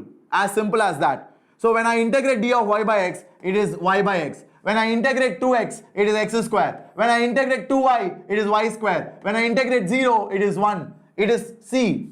It is c. Constant. Now it passes through 1 and 0. That means if x is equal to 1, y is equal to 0. So if I put that, I will get 0 by 1 plus 1 square plus 0 square is equal to c. So c is equal to 1, and that's how I completed it. Got it? Did you like it? Shreyas Sir, I explained it. Sir, it is minus y by x. Nope, it is not. Sai Deepak, I have taken it to the other side. Please understand that. Denominator into derivative of numerator minus numerator into derivative of denominator by denominator whole square is d of y by x. I am pretty sure it is gonna be d of y by x. So please check it. Did you guys enjoy it? So shall I move forward? Simple one. Wonderful, wonderful. How many questions more? I have 11 more questions. So please wait for me. Let's go forward. This is the solution. Please go through it when you have time. Yes, Manideep, I will definitely give you some motivation towards the end. But for now, try to solve this. This is the 10th question. This is the 10th question. We are at the halfway mark. We are at the halfway mark. So everybody, please listen to this carefully. It may be super useful to you. So I want everybody to listen carefully.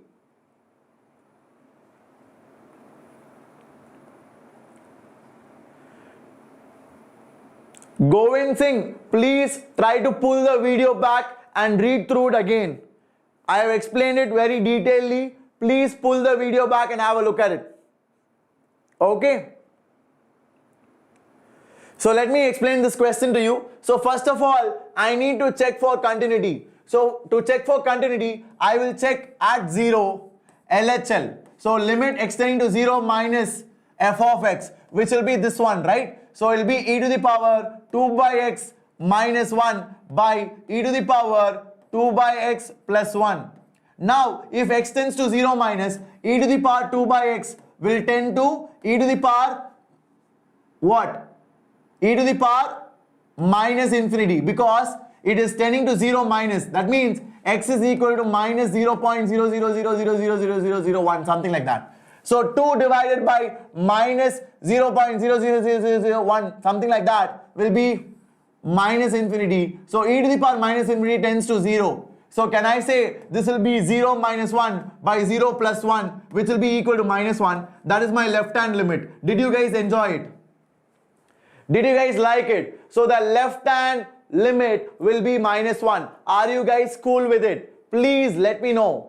Please let me know. I want everybody to tell me in the chat. Yes or no. Give me a yo if you understood it. Let me see how many yo's, how many fire symbols I get in the chat. You guys are awesome, man. You guys are fantastic. And now I'm going to move forward to find the right hand limit. So left hand limit is minus 1. How do I find the right hand limit?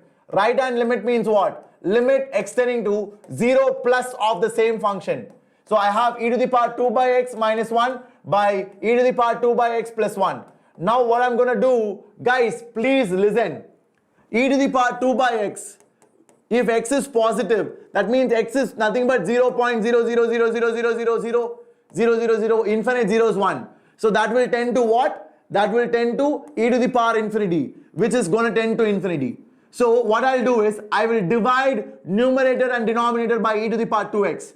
So I will write it as 1 minus e to the power minus 2 by x divided by 1 plus e to the power minus 2 by x. Is that okay? Is that okay? Everybody, please let me know. If I divide numerator and divide denominator by e to the power 2x, can I say that? Divide numerator and divide denominator by e to the power 2x. I will end up with this. Now why did I do that? Because e to the power 2 by x, my dear children, will tend to what? It will tend to infinity. So minus 2 by x will tend to e to the power minus infinity. E to the power minus 2 by x will tend to e to the power minus infinity, which is 0. So this will be 1 minus 0 by 1 plus 0. So the RHL is 1. So LHL is minus 1, RHL is plus 1. So the function is not even continuous. So answer is none of these. Good question. Good question. Because none of you said D. None of you said D. Everybody always assumes that the answer will be A or B or C, but none of these can also be correct. It's a warning. It's a warning to you guys. How e to the power minus 2 by x is 0? Because e to the power 2 by x is what? E to the power infinity, right? So e to the power minus 2 by x will be e to the power minus infinity. So e to the power minus infinity is 0, man. Because 1 by e to the power infinity, right? It is. So 1 by e to the power infinity is 1 by infinity. 1 by infinity is almost 0. That's how you solve it. Did you like it? Did you like it, everybody? Are you all cool with it? Can I get some yes or yo in the chat? If you have any doubt, please feel free to ask, guys. These are all good questions based on continuity. Because Jayashri, if LHL is not equal to RHL, then limit does not exist. If limit does not exist, then how can it be continuous? That means it has a breakage in the graph. If the limits are not equal, there is a break in the graph. Are you all able to understand that? That is why option D is correct. Did you enjoy it now? Exactly. I am so happy you people have understood it now. Let's move forward to the next one. Why we divide by e to the power 2x? Because Vallepu Suresh, if I don't divide, I cannot bring 0. Because e to the power 2 by x tends to infinity, na? So it will be infinity minus 1 by infinity plus 1. That is not defined, right? That is going to be indeterminate form. To solve it, either you can use L'Hopital or you can reduce it by dividing numerator and denominator by e to the power 2x. So that you will bring it in the form of e to the power minus 2 by x. Why? Because e to the power minus 2 by x tends to 0. So it will be 1 minus 0 by 1 plus 0, which will be 1. That is the smart way of solving it. Did you like it? Okay. So I hope you enjoyed it. It's a very nice question, guys. Please go through it if you have time later on. Now, before we go to the next one, why can't we go with option C? Who is that? Guys, please don't make statements like that. It's a very, very bad mistake. Very bad mistake, option C. Even if you tell A and B, I'll be happy. But C is like killing me. It's like putting an arrow, this big arrow in my heart. Don't kill me, guys. Okay? Because how can a differentiable function be not continuous, man? You can't say that, right? If it is continuous, then you can check for differentiability. If it is differentiable, then no need to check for continuity, man. Differentiable means continuous.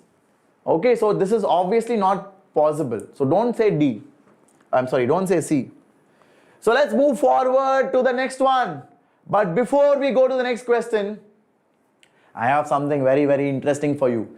Guys, we'll have a break for 2 minutes so that we can just catch our breath. But in that 2 minutes, I'll tell you something very important. So guys, you have 2 more attempts after your March. You have your April attempt, you have your May attempt. So if you want to do well in that, let's say you want to study under a very dedicated teacher team. So if you guys love the teachers at Vedantu, you must have seen teachers like Arvind Sir, you must have seen teachers like Paar Sir, Vani Ma'am, and you have great teachers like Wassim Sir, Shreyas Sir. Then if you want to study under them, then there is something coming up for you. I will talk about it in just one more minute.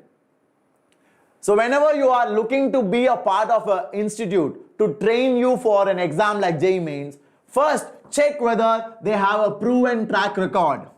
So Vedantu has produced some toppers below 50 rank in JEE Advanced every year. So I told you guys, I was part of the Eklavya batch last year and the year before that. Eklavya batch is for the toppers. We train them and we have produced All India rank 38, All India rank 41, All India rank 43 and so on. It is not a one-time business. We do it every year. So that proven track record should be available. And I can vouch for it because I taught some of the toppers whom I'm mentioning right now. Okay. So now the last one which I want to talk about is the crash course for JEE Mains. Guys, many of you are really enthusiastic about your performance in JEE Mains. So guys, the crash course is a big opportunity for you to boost your rank because like I said, it is not difficult to improve your percentile from 70 to 90. It is not that difficult. With our teachers and with our methodology, you guys will be able to move into the top 90 percentile. But for that, you have to check this out. And what are the benefits? I'm sure you all know about it. You have the mock test, you have exam strategy by the teachers, and you also have unlimited doubt solving. Okay? Because during the exam time, you have doubts, you want someone to solve it. Your teachers may not be free. So that time this will help. And you have mock test, 10 full tests and 10 part tests. You have exam strategy. All of this for a price of just 7,000 rupees, including All India Test Series. You will get your rank as well. So if you want all of that, where I do teach a few chapters. So in case you are interested, check it out. This is my coupon code and this is the price for the course. But in case you are interested, check it out. Because Govind, this is for all three subjects: math, physics and chemistry. Okay, along with the test series. Okay, fantastic guys. So with that, let's move forward. Let me continue. This is a test series. If you want only the test series without any coaching, okay, that's up to you. Everything is there in the description. You guys can check it out. Now let's continue with our solving. 11th question. Everybody please try to solve it. The 11th question is on your screen right now. Please go for it, my dear children. I want all of you to solve it. Please do it right away. Please do it right away. Shimon Sir fan, I will talk to you about it at the end, not right now. Now we have started solving. Let's focus on it. Let's nail it and we will proceed. Okay? Come on people. Everybody, what is the answer? Is it A? Is it B? Is it C? Is it D? Pavan, no man, I do not teach offline. I teach only at Vedantu, helping the students out here. Okay, people, please let me know. Janani Sabinya, very good. Janani is absolutely right. Vicky, you are right, Vicky. Harshita, Suril, check it. Fantastic. You guys are awesome. You guys are awesome. So the answer, my dear students, is option D, which is minus 77 by 4. It is a very vague answer. Why did I give that? Because you should know answers can be vague. Don't always think, sir, 1 looks like a very nice number, sir. It is round, no? So 1 is most probably the answer. My intuition is telling me, sir. So please don't do anything like that, okay? Answers cannot be like that. Answers can be anything. So please listen to me carefully now. What do we have? A is the adjoint of B. So A is equal to adjoint of B. So det of A, my dear, is equal to det of adjoint of B. And what is det of adjoint of B? Det of adjoint of B is det of B to the power n minus 1, which is equal to det of B is 9 to the power 3 minus 1, because they're all 3 cross 3 matrices. So B is also 3 cross 3. Got it? So the answer is det of A is equal to 9 to the power 2, which is equal to 81. Everybody liked it till here? All of you? So now it's a piece of cake. What is det of A? Det of A is 81. I hope you got it till here, because I'm going to erase it because I need some space to solve. Okay? I need some space to solve. These are all formulas. Go and sing. Det of A is equal to det of adjoint of B. I just put det on both sides.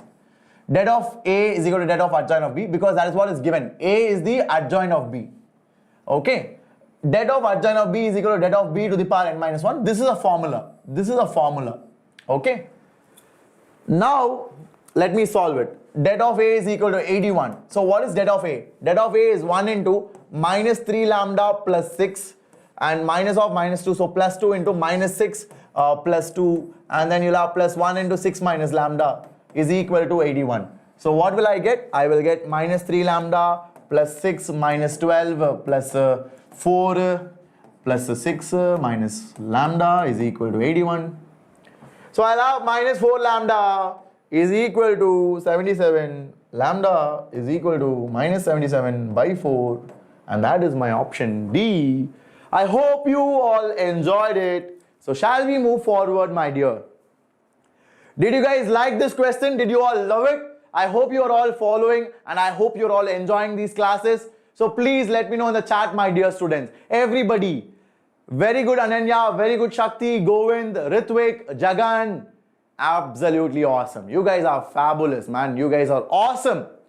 So let's move forward to the next one. Yes, guys. I am from Chennai. I am from Tamil Nadu. I speak very good Tamil. I know a little bit Telugu. I know a little bit Malayalam, but everything partially.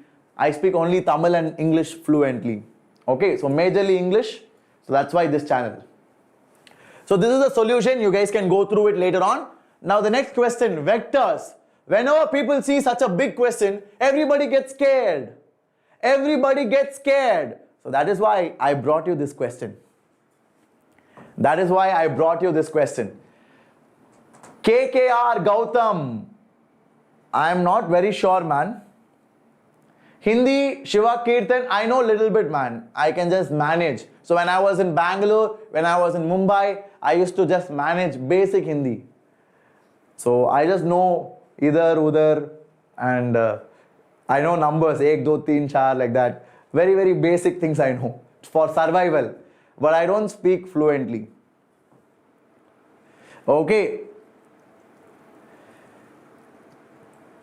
Got it? Yes. People, are you all clear with this? Everybody? Got it? Yes. Nitish Ragul, please answer it. I just gave you a question, and once you guys answer it, we will move forward. Okay, don't worry. Everybody clear with this? Fantastic, guys. So let's move forward and let's have a look at it. So what do we have, guys? We have A to be a unit vector. So if A is a unit vector, modulus of A is 1. And if B is a unit vector, modulus of B is equal to 1. Are you all cool with it? Everybody? Yes, Jisia, Gigi, I will explain it. Please listen carefully. Because they are all unit vectors. Okay, now I have modulus of A plus B vector is equal to 3 by 2. So I have A vector plus B vector whole square is equal to 9 by 4. Are you all cool with it? Everybody? So what is modulus of A plus B whole square? That is equal to mod A square plus mod B square plus 2A dot B. I hope you guys know this formula. Are you all cool with this? So this is 1 plus 2A dot B is equal to 9 by 4. So can I say, my dear students, A dot B is equal to 1 by 4 or 1 by 8, right? Can I say it is 1 by 8? Can you all confirm that? Is this correct from this expression? Everybody, please let me know. Okay. Tanish, it is not B, man. Please check it. That is not correct. Okay, the answer is A. The answer is A. Okay, so people, are you all cool with it? Everybody? Fantastic, fantastic. This is important to solve this. So guys, the reason I gave you this question is because I want you to overcome that fear. Don't think just because the question is big, it is a tough question. It is actually very easy. So listen carefully. Okay, so what is this into this? 8 mod A square. This into this, 6A dot B. This into this is 0. Why? It will be 4042 A dot A cross B. Guys, A dot A cross B is 0. Are you all aware of that? Because A cross B will be perpendicular to A. If A cross B is perpendicular to A, their dot product will be 0. That is how you learn it. That is how you do it. Are you all clear? Everybody? So I will remove this. I will put 0. Next, 7B dot 4A. That will be 28 A dot B. Then you'll have 7B 3B. So 21 mod B square. Plus again 7B into this will be 0. So the answer is what? The answer is 8 into 1 plus 34. 34 A dot B. A dot B is what? 1 by 8 plus 21. So the answer, my dear students, is nothing but 29 plus 17 by 4, which is equal to 116 plus 17 by 4, which is 133 by 4. Wonderful question. Lovely. I enjoyed it. I hope you guys did as well. I hope you guys did as well. Pawan Srinivasan, A dot B is 1 by 8. It is not 1 by 4. Please check it. It is 1 by 8. I just found out. I asked you to check it also. Very good, Nitish Ragul. Very good, Jayashri, Harika, Manjunath. Fantastic. You guys are absolutely awesome. You guys are fabulous. And I'm so happy everybody understood this. Now let's move forward. Let's not waste time. So this is the solution. It will be available to you in the PDF attached to you in the description of this video. Okay.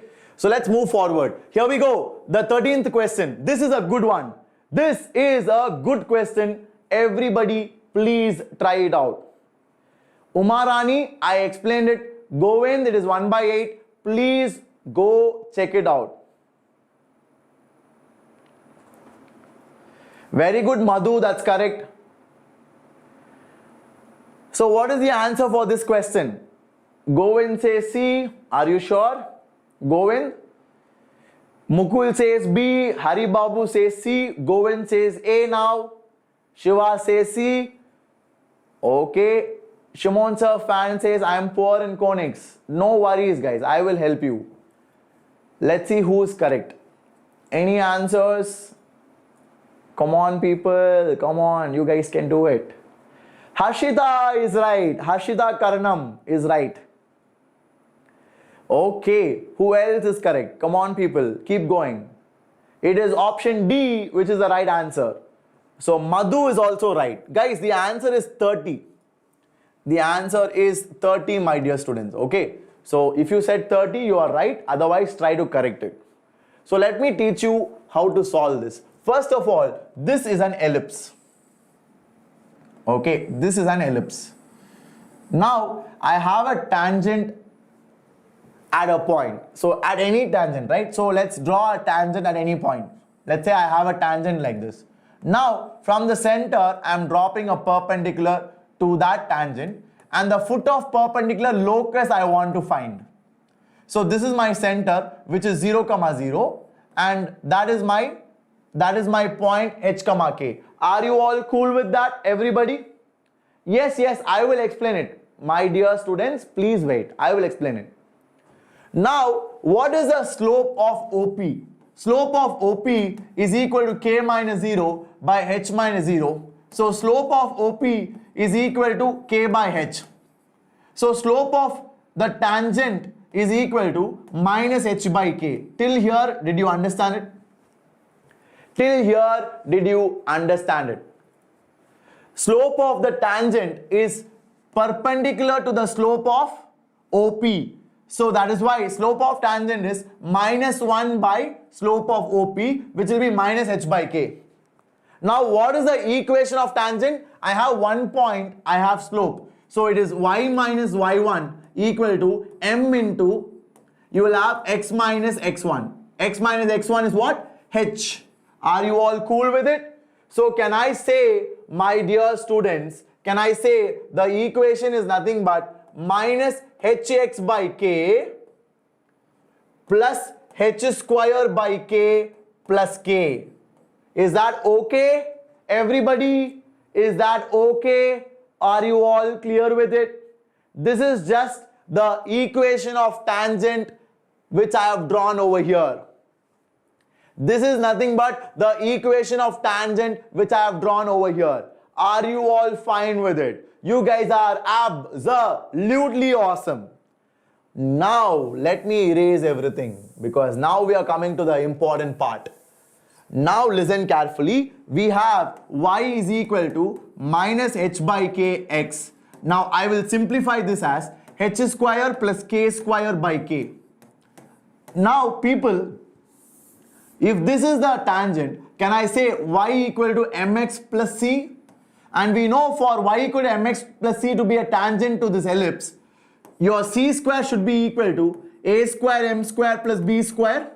So c square is what? H square plus k square, the whole square by k square, is equal to a square 40. So 40 into m square, which is h square by k square, plus b square, which is 10. So k square you multiply to the other side, you will get h square plus k square the whole square is equal to 40 h square plus 10 k square.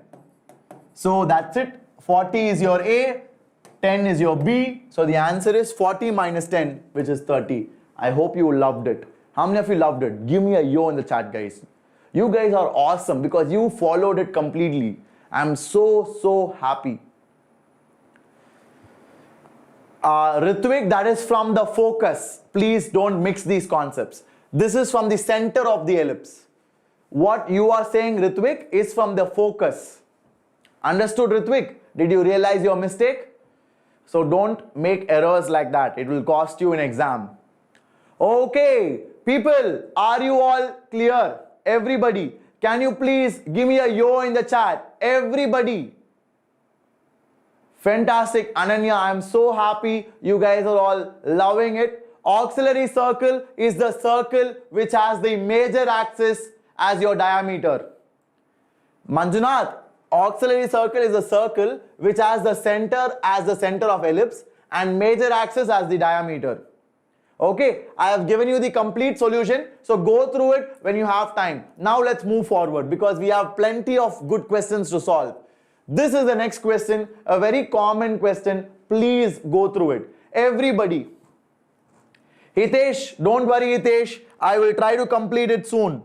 Like I said, we will do it for another half an hour.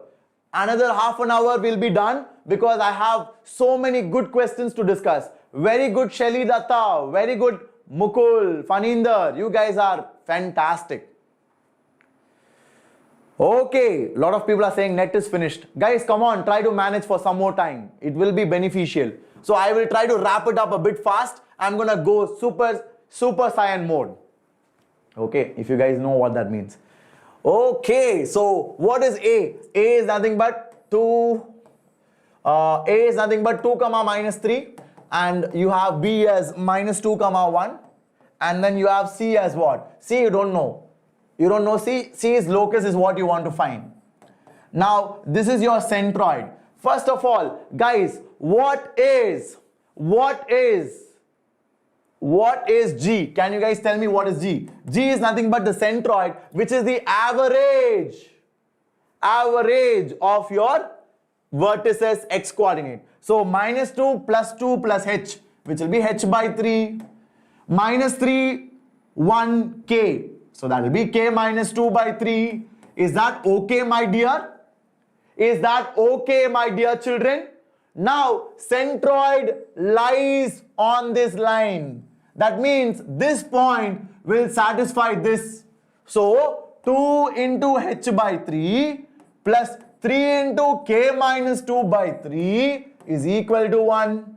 So I'll have 2h plus 3k minus 6 is equal to 3. I'll have 2h plus 3k is equal to 9. So h is x, k is y. So 2x plus 3y is equal to 9. Option D is the right answer, my dear students.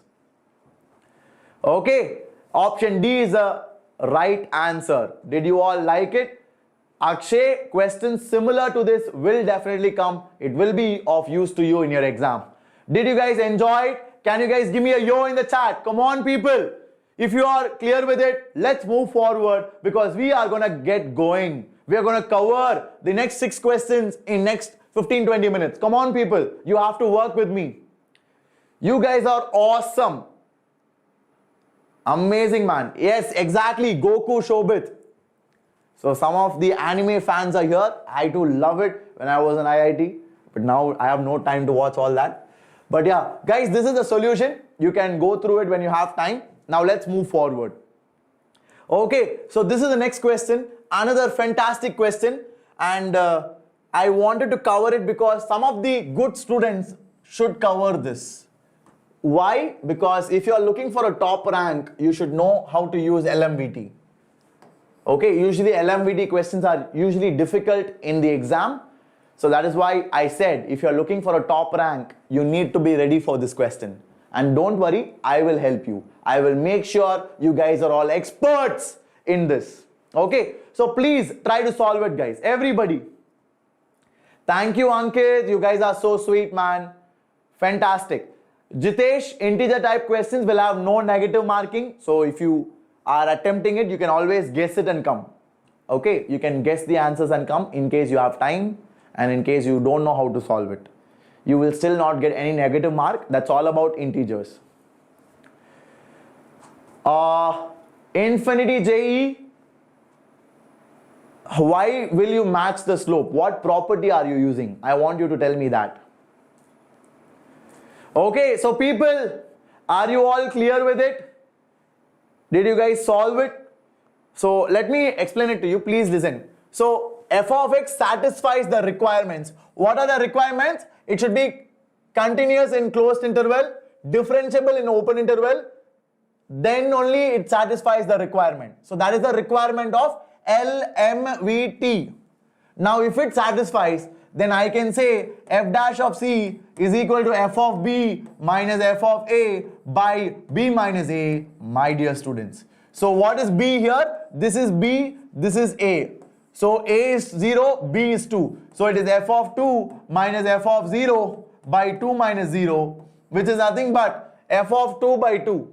Because f of 0 is 0. So this will be what? F of 2 by 2. Is that clear, people? Are you all fine with it? Everybody? Are you guys cool with it? Now, what do we have here? Everybody. So we have modulus of f dash of x is less than or equal to 1 by 2. Are you all fine with that?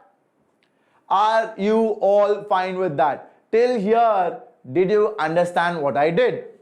Please let me know, guys. I want all of you to be focused on this session. Everybody. Is that okay? Is that okay? So instead of taking 2, can I take some x? So I am looking at LMVT in the interval 0 to x. Can I do it like that?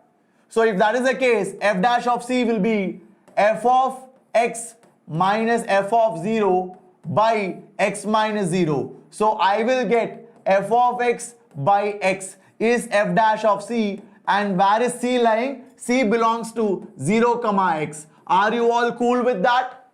Now f dash of c is less than equal to 1 by 2. So can I say modulus of this? So f of x by x will be less than equal to 1 by 2. Are you guys cool with it? So can I say f of x mod will be less than equal to x by 2 because x is positive. X is positive, na? So I can cross multiply and take it to the other side. It will be f of x mod is less than equal to x by 2. What is the maximum value of x? The maximum value of x is 2. So can I say f of x will always be less than equal to 2 by 2, which is 1. Fantastic question. This was a brilliant question. I don't know how many of you liked it. Guys, it's a very good question. Okay, these questions do come in advance also. These questions do come in JEE Advance also. Okay, it's a very nice question. So Manjunath is asking, sir, why did you take x in the place of 2, sir? That's a very good doubt. I'm so happy Manjunath asked that doubt. So many people are asking, sir, you usually take 2 only, right? Because if you see NCRT, it is f dash of c equal to f of b minus f of a by b minus a, where b is the ending point, a is the starting point. So now why did I take x over here? Because look at the options. Nowhere f of 2 is asked. Nowhere f of 2 is asked, but f of x is given. So I wanted to bring in that variable x. That is why I changed my approach. Did you understand it? That is how you solve it. Are you guys clear? If you guys enjoyed it, can you all give me a thumbs up? Can you all give me a yo in the chat? Everybody, please let me know in the chat if you enjoyed it, guys. Come on, because these sessions are for you. If you don't understand, there's no point. I'm so happy, guys. Fantastic. Yes, Harry Parker, you can use that as well. Brilliant job, guys. You are all awesome. Now let's move forward to the next question. We are now moving on to the 16th question. But before that, guys, please understand, I have given you the PDF. This is a solution. You can go through it when you have time. Okay, so here we go. The 16th question, very interesting one, from inverse trigonometry and sequence and series. From inverse trigonometry and sequence and series. So people, please try to solve it. I want all of you to do it. Please try it out. Come on, guys, you can finish it off. Yes, Bharani, no problem, man. Kritika, thank you. That is so sweet of you guys. Lagrange's mean value theorem, Sanjay. Sanjay, it is a very important theorem in application of derivatives. Please check it in NCRT. Okay, thank you, Noah. That is so sweet of you guys. And guys, if you enjoy the session, do give it a like and do spread the word, pass it on to your friends, let them also benefit from it. Okay, so guys, x, y, z are in AP. That means x plus z is equal to 2y. That's the first relation. And then what do you have? These three things are in also AP. That means 2 tan inverse of y is equal to tan inverse of x plus tan inverse of z. So what will this be? 2 tan inverse of y is nothing but tan inverse of y plus tan inverse of y. So that will be what? That will be tan inverse of 2y by 1 minus y square. Now that will be equal to tan inverse of x plus z by 1 minus xz. Now what is x plus z? X plus z is 2y. So I can write this thing as tan inverse of x plus z is 2y divided by 1 minus xz. So my dear students, compare these two. 2y, 1 minus xz, 1 minus y square. So that means xz is equal to y square. That means x, y, z are in GP. So x, y, z is in GP, x, y, z is in AP. So that is possible only when x, y, z are equal. That's why option A. Yes, Mohita Balaji, I am teaching for tomorrow's exam as well. Shailaja, thank you so much. Yes, people, please try to solve it. Thank you, Manjunath. I'm so happy you guys are all enjoying it. Now, let's move forward. Exactly infinity. It's a very common concept. The inverse tan. I hope you guys enjoyed it.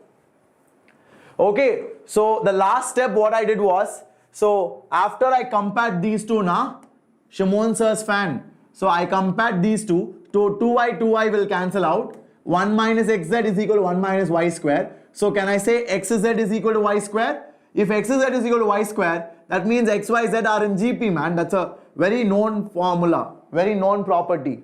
So if x, y, z are in GP and x, y, z are in AP, if it is both AP and GP, that means all of them are equal. Are you clear with it? If it is both in GP as well as AP, then that means they are all equal. I hope you guys got it. How to identify they are in GP? Because x z equal to y square. Now that's a very common observation. So I can write it as x by y is equal to y by z. So that means the common ratio, right? The ratio is same. If the ratio is same, they are all in GP. That is how you understand it. Okay? xz is looking like x square. Huh? It is not x square, it is xz. Got it? So yeah, let's move forward. I think that's about it. So this is the solution. You guys can go through it later on. And how did you get tan inverse of 2y by 1 minus xz? Guys, I opened this, man. So Sai Manideep, you have tan inverse of 2y by 1 minus y square. Then from here, these two terms, you have tan inverse of x plus z by 1 minus xz. Now what is x plus z? X plus z is 2y, right? It is given in the question. So x plus z 2y, I replace this. So remove this and put 2y and then compare these two. So if you compare these two, what will you get? 2y by 1 minus y square is equal to x plus z by 1 minus xz. X plus z and 2y are same. So you can cancel them out. So you will get 1 minus y square equal to 1 minus xz. So y square equal to xz. That means x, y, z are in GP. X, y, z are in GP, x, y, z are in AP. So that means they both are equal. All the three numbers are equal. Got it? Okay, so I hope you guys enjoyed it. Now, 17th question. We are almost coming to the end. Please do try it out, guys. Everybody, please do try it out. I want all of you to solve it. I want all of you to solve it. Come on, people. Okay. Yes, Satya Shravani, please tell me what is your doubt. No, 39 percentile is not enough to qualify, man. Please try to improve, okay? Yes, Hari Babu, I will try to go a bit faster. Aishwarya, I think you are right. So guys, you have a circle and you have a line. If the line intersects the circle at 2 points, then the line is called as a secant to the circle. The line is called as secant to the circle. Okay, so if it is a secant to the circle, then it cuts the circle at 2 points. That means the distance of the line from the center should be lesser than the radius. Lovely concept, na? Lovely concept. So if the distance of the line from the center of the circle is lesser than the radius, then it will cut the circle at 2 points. Are you all clear with this? Did you all enjoy this concept? Did you all enjoy this concept? Everybody? Very, very nice, people. Very nice. So now, what is the center of the circle? Let's first write the circle equation correctly. So it is x square plus y square minus 4x minus 8y minus 5 is equal to 0. So what is the center of the circle? It is 2, 4. So the center of the circle is 2, 4. Now I need to find the distance of 2, 4 from this line. What is the line? The line is 3x minus 4y minus m is equal to 0. So distance of the point 2, 4 from this line will be what? It will be 3 into 2 minus 4 into 4 and minus m by root of 3 square plus 4 square. So that is the distance. Now what is the radius of this line? Radius is equal to 2 square plus 4 square plus 5. Is that correct? So radius is equal to 5. So my distance d should be less than r. So distance d should be less than 5. Only then this can happen. So this d should be less than 5. So that will be what? 6 minus 16. So it will be 10 plus m is less than 25 with a modulus here. So the answer is 10 plus m will be between minus 25 to plus 25 and you will get option D as the answer. Are you all clear with it? Did you guys understand it? Okay. Are you all clear with this, my dear students? Did you all enjoy this question? Everybody, please let me know in the chat quickly. I want all of you to let me know in the chat. Are you all fine with this? Shall I move forward? Yes? Explain that mod part. Okay. I hope everybody has a doubt in the mod part. I will do it. Please listen carefully. So I have 10 plus m modulus is less than 25. So that means 10 plus m is between minus 25 to plus 25. That is how you solve it. So that is going to be minus 35 to 15. I hope you liked it. Guys, that's how you do it. How 2 comma 4? Revati, that is coming from circles formula, Revati, that I expect you to know, that and all if I teach it will take a lot of time, Revati, please understand. Okay? So if I teach you that will take a lot of time. I hope you will go and study NCERT and you will learn it. So usually minus this by 2, minus this by 2. That's how you find it, Revati. Okay? So shall I move forward? Did you guys enjoy this? So Srivatsa, I hope you understood it. Now let's go forward. Is 70 percentile enough? No, it is not enough to get good branches, but it is enough to qualify also. I'm doubtful, man. 70 I don't think is enough. Guys, you need more than 70 to qualify. So please aim higher. Aim for more than 70. Okay. So this is a solution. I hope you're all okay with it. This is a wonderful question. I love this question because this is a 5 seconds question. No infinity JEE, that is not needed, man. Infinity JEE, that's not needed. It's okay. For advanced, it is needed, but for JEE Mains, it's not enough. It's not a very important concept. Leave it. So Fatima, Rubaya, it will be available to you after the class or in the Telegram group. Please check it out. Chatterjee, welcome, man. Deepan Kumar, welcome, Deepan. Pranav, you are right, Pranav. Anurag, Manjunath, Aishwarya, lovely, all my ninjas. You guys are absolutely awesome.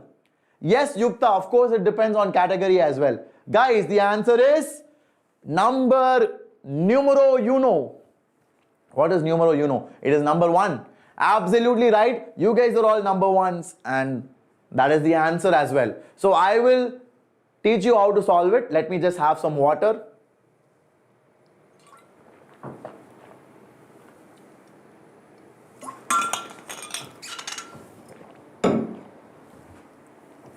So guys, many of you are asking, so Sai Manideep is asking, dude, how can you get it so fast?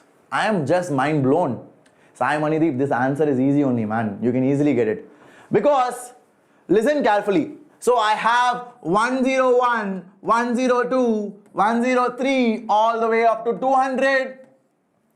So these are my observations. Now, Sai Manideep, if you listen to my classes, you should know that variance does not depend on origin.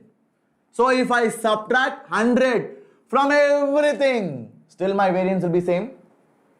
If I subtract 100 from everything, still my variance will be same. Do you agree? First tell me if you agree. Yes? Good. So if I subtract 100, what will I get? 1, 2, 3, 4, 5, 6, 7, 8, 9 till 100. Now take the next set, B. So let's say YI. YI is what? 151, 152, all the way up to 250. Now my dear students, I will subtract 150 from everything. It will be 1, 2, 3 till 100. Now this has the same variance as this. This has the same variance as this. And I'm sure these two will have the same because these two are the same only, right? 1 to 100, 1 to 100. So of course, the variants are all same. So answer is 1. Did you love it? Fantastic, na? This is the conceptual understanding. This is the conceptual understanding. This is how you understand it. I hope you guys liked it. Okay, so shall we move forward? Did you guys enjoy it? Okay, so I hope you guys are clear with it. Mukul, I subtracted 150 because I wanted to make these two equal so that you will understand that these two will have the same variance. So if these two have the same variance, then these two will also have the same variance. So their variance are equal. Answer is 1. Killer, na? Killer method. The method by which I solved is fantastic.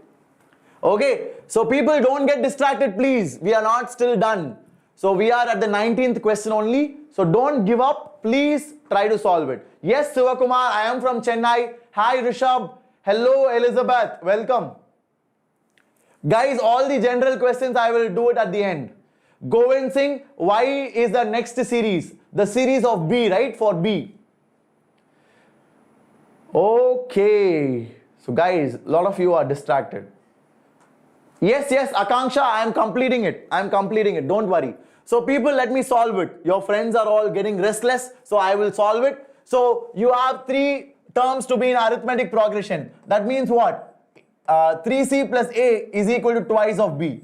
And these three are in GP. So that means A into 4C is equal to B square. So I will get 4AC is equal to B square. And I have 3C is equal to 2B minus A. So C is equal to 2B minus A by 3. So put this over here. So I'll have 4A into, instead of C, I will write 2B minus A by 3 is equal to B square. So I'll have 8AB minus 4A square is equal to 3B square. Now divide by B square. So if I divide by B square, I'll get 4A square by B square minus 8AB by B square plus 3 is equal to 0. Are you guys fine with that? So I will cancel 1B and 1B. I will take A by B as some t. So I will get 4t square minus 8t plus 3 is equal to 0. So factorize it, solve it, get the answer. You guys do it. You guys do it. Now this is very, very simple, na? Everybody, did you like it? Was it a simple question? Everybody? Guys, please don't spam the chat, guys. Please don't do that. Jai Sachin. Don't do that, man. Why are you guys doing it? Come on. Be very smart, guys. Be mature. Don't waste time, okay? So people, if you solve it, you'll get the answer. What is the answer? The answer is option B. Okay. Pankaj, these are different questions, man. They are different from what JEE channel has done. So try to follow it if you can. So guys, 4t square minus 8t plus 3, if you factorize it, what will you get? If you factorize it, you will get 4t square minus 6t minus 2t plus 3 is equal to 0. So if I take 2t common, I'll get 2t minus 3 minus of 1 into 2t minus 3 is equal to 0. So I'll get t is equal to 1 by 2 or 3 by 2. So the answer is 1 by 2 or 3 by 2 because t is nothing but a by b, my dear children. Okay? Are you all cool with it? Did you guys enjoy it? So shall we move forward to the last question? Shall we move forward to the last question? How many of you are super excited? Let's kill the like button. If you guys are super excited, I want you to smash the like button and break it if possible. Okay? I'm just kidding, man. It's okay. You will break your computer's like button only. YouTube like button will still stay. Okay, so let's move forward to the next question. So this is the 19th question. I hope you all enjoyed it. Now the final question is right on your screen. This is a fabulous question and you guys will be mind blown. Okay? You guys will be mind blown when I discuss this. Let's see if anybody gets it correct. I really want to see. Ashwin 96.4 is crazy good, man. It's very good. Don't worry. But if you want NIT computer science, then you need to score more. Okay, if you want NIT computer science, you need to score more. Yes, Yukta, I was just kidding. Don't worry. Thank you, Shailaja. That is so sweet of you. Somebody answered it correctly. Who is that? Shakti. How? What method? You tell me first. Because I'm curious. You are right, man. You are right. I'm curious to know how you solved it. Okay. Yes, Sai Manideep. How to calculate variance? Aryan, I have taken a lecture on statistics. Please do watch that. Please do watch that. Thank you, Devika. You guys are so sweet. Yes, now people have caught up. Now people have all understood. The answer is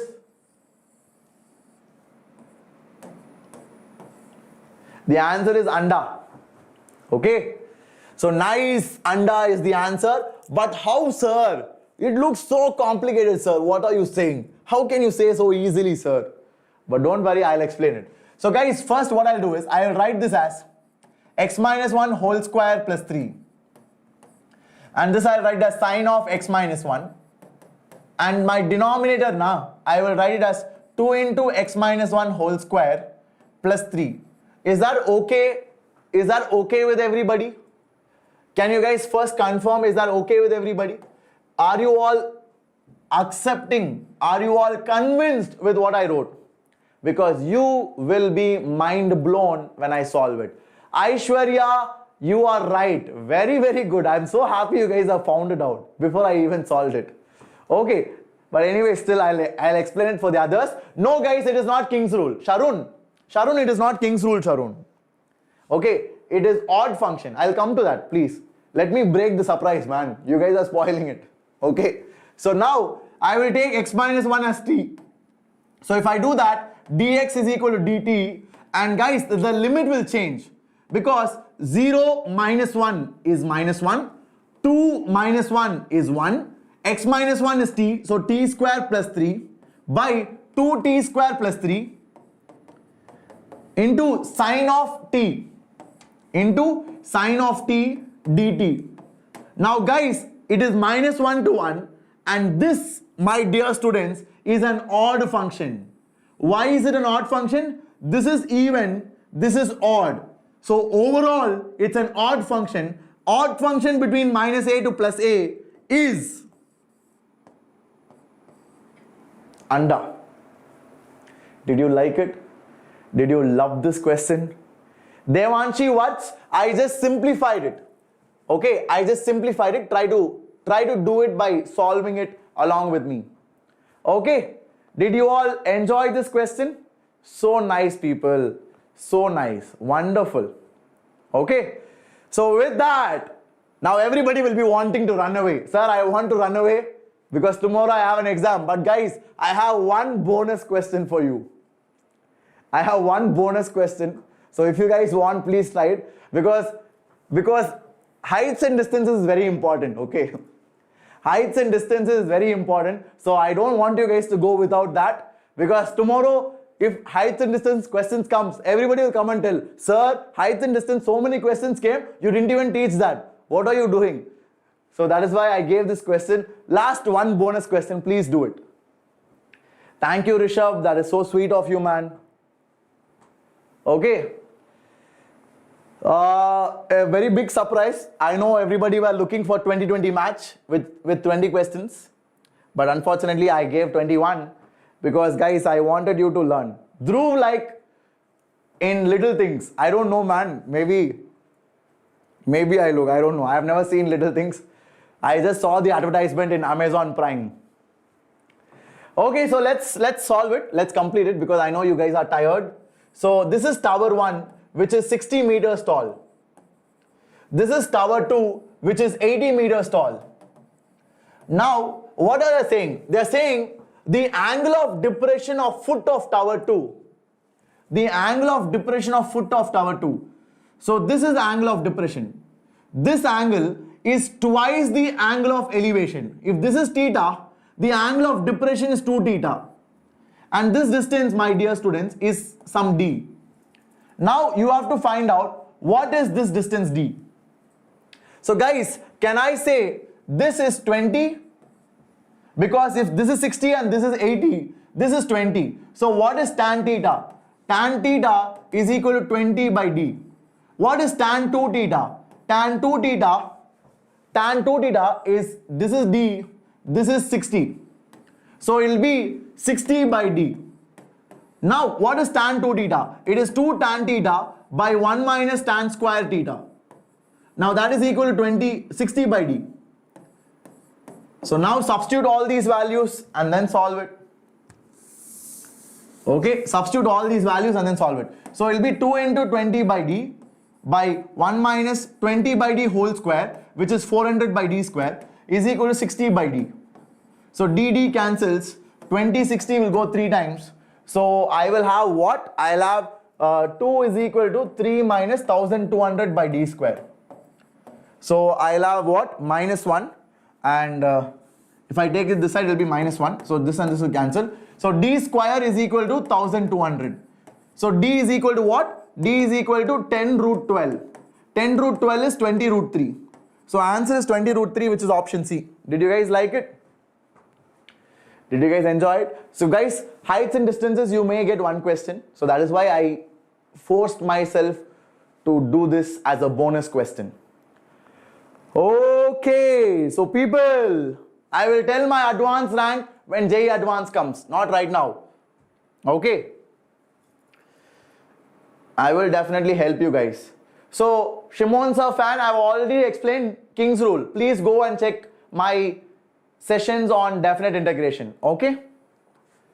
So please go and check my sessions on definite integration. So guys, with that, we conclude this super amazing session. Now you can ask your doubts. My mains rank. Guys, I wrote mains a few years back. When I wrote mains, I did pretty well. Like I told you before, I was one of the state toppers in Tamil Nadu. So I got 99.995 percentile and an all India rank of 464. So that is my mains rank and I'm here to help you. So whenever you feel down, if you want to talk to me, you can talk to me on Instagram.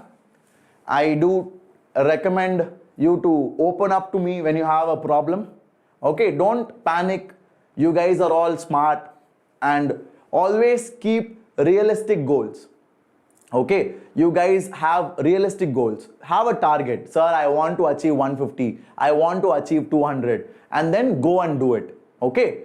And whatever happens, don't worry about it. Don't panic because your mental health is more important than anything. And no matter what, your parents love you, we love you, teachers love you, and your friends love you more than anyone. Okay. So go give your best. Do your sincere effort, whatever you have put, it has to translate to mark. That you ensure. Okay. And after that, look forward to the future. Okay, try to do well in your April attempt, try to do well in your May attempt because guys, it determines your career. Many of you want to earn well, many of you want a good job, some of you want to become a scientist. So all of that is possible in our education system through this exam JEE Mains. Okay, so please put some effort, try to give your sincere best. Okay, because it is a life deciding exam that you have to understand and still you have time to get better, do that. Okay, yes, Lalet, they will count all subjects, man. How to overcome negative marking? Do not guess too much. Okay, so how I generally see it is, if I got 200 marks, then I can guess for 10-15 marks or 20 marks. So if I get it correct, I'll go 220. If I get it wrong, I'll get 180. So that's not bad. That's not bad.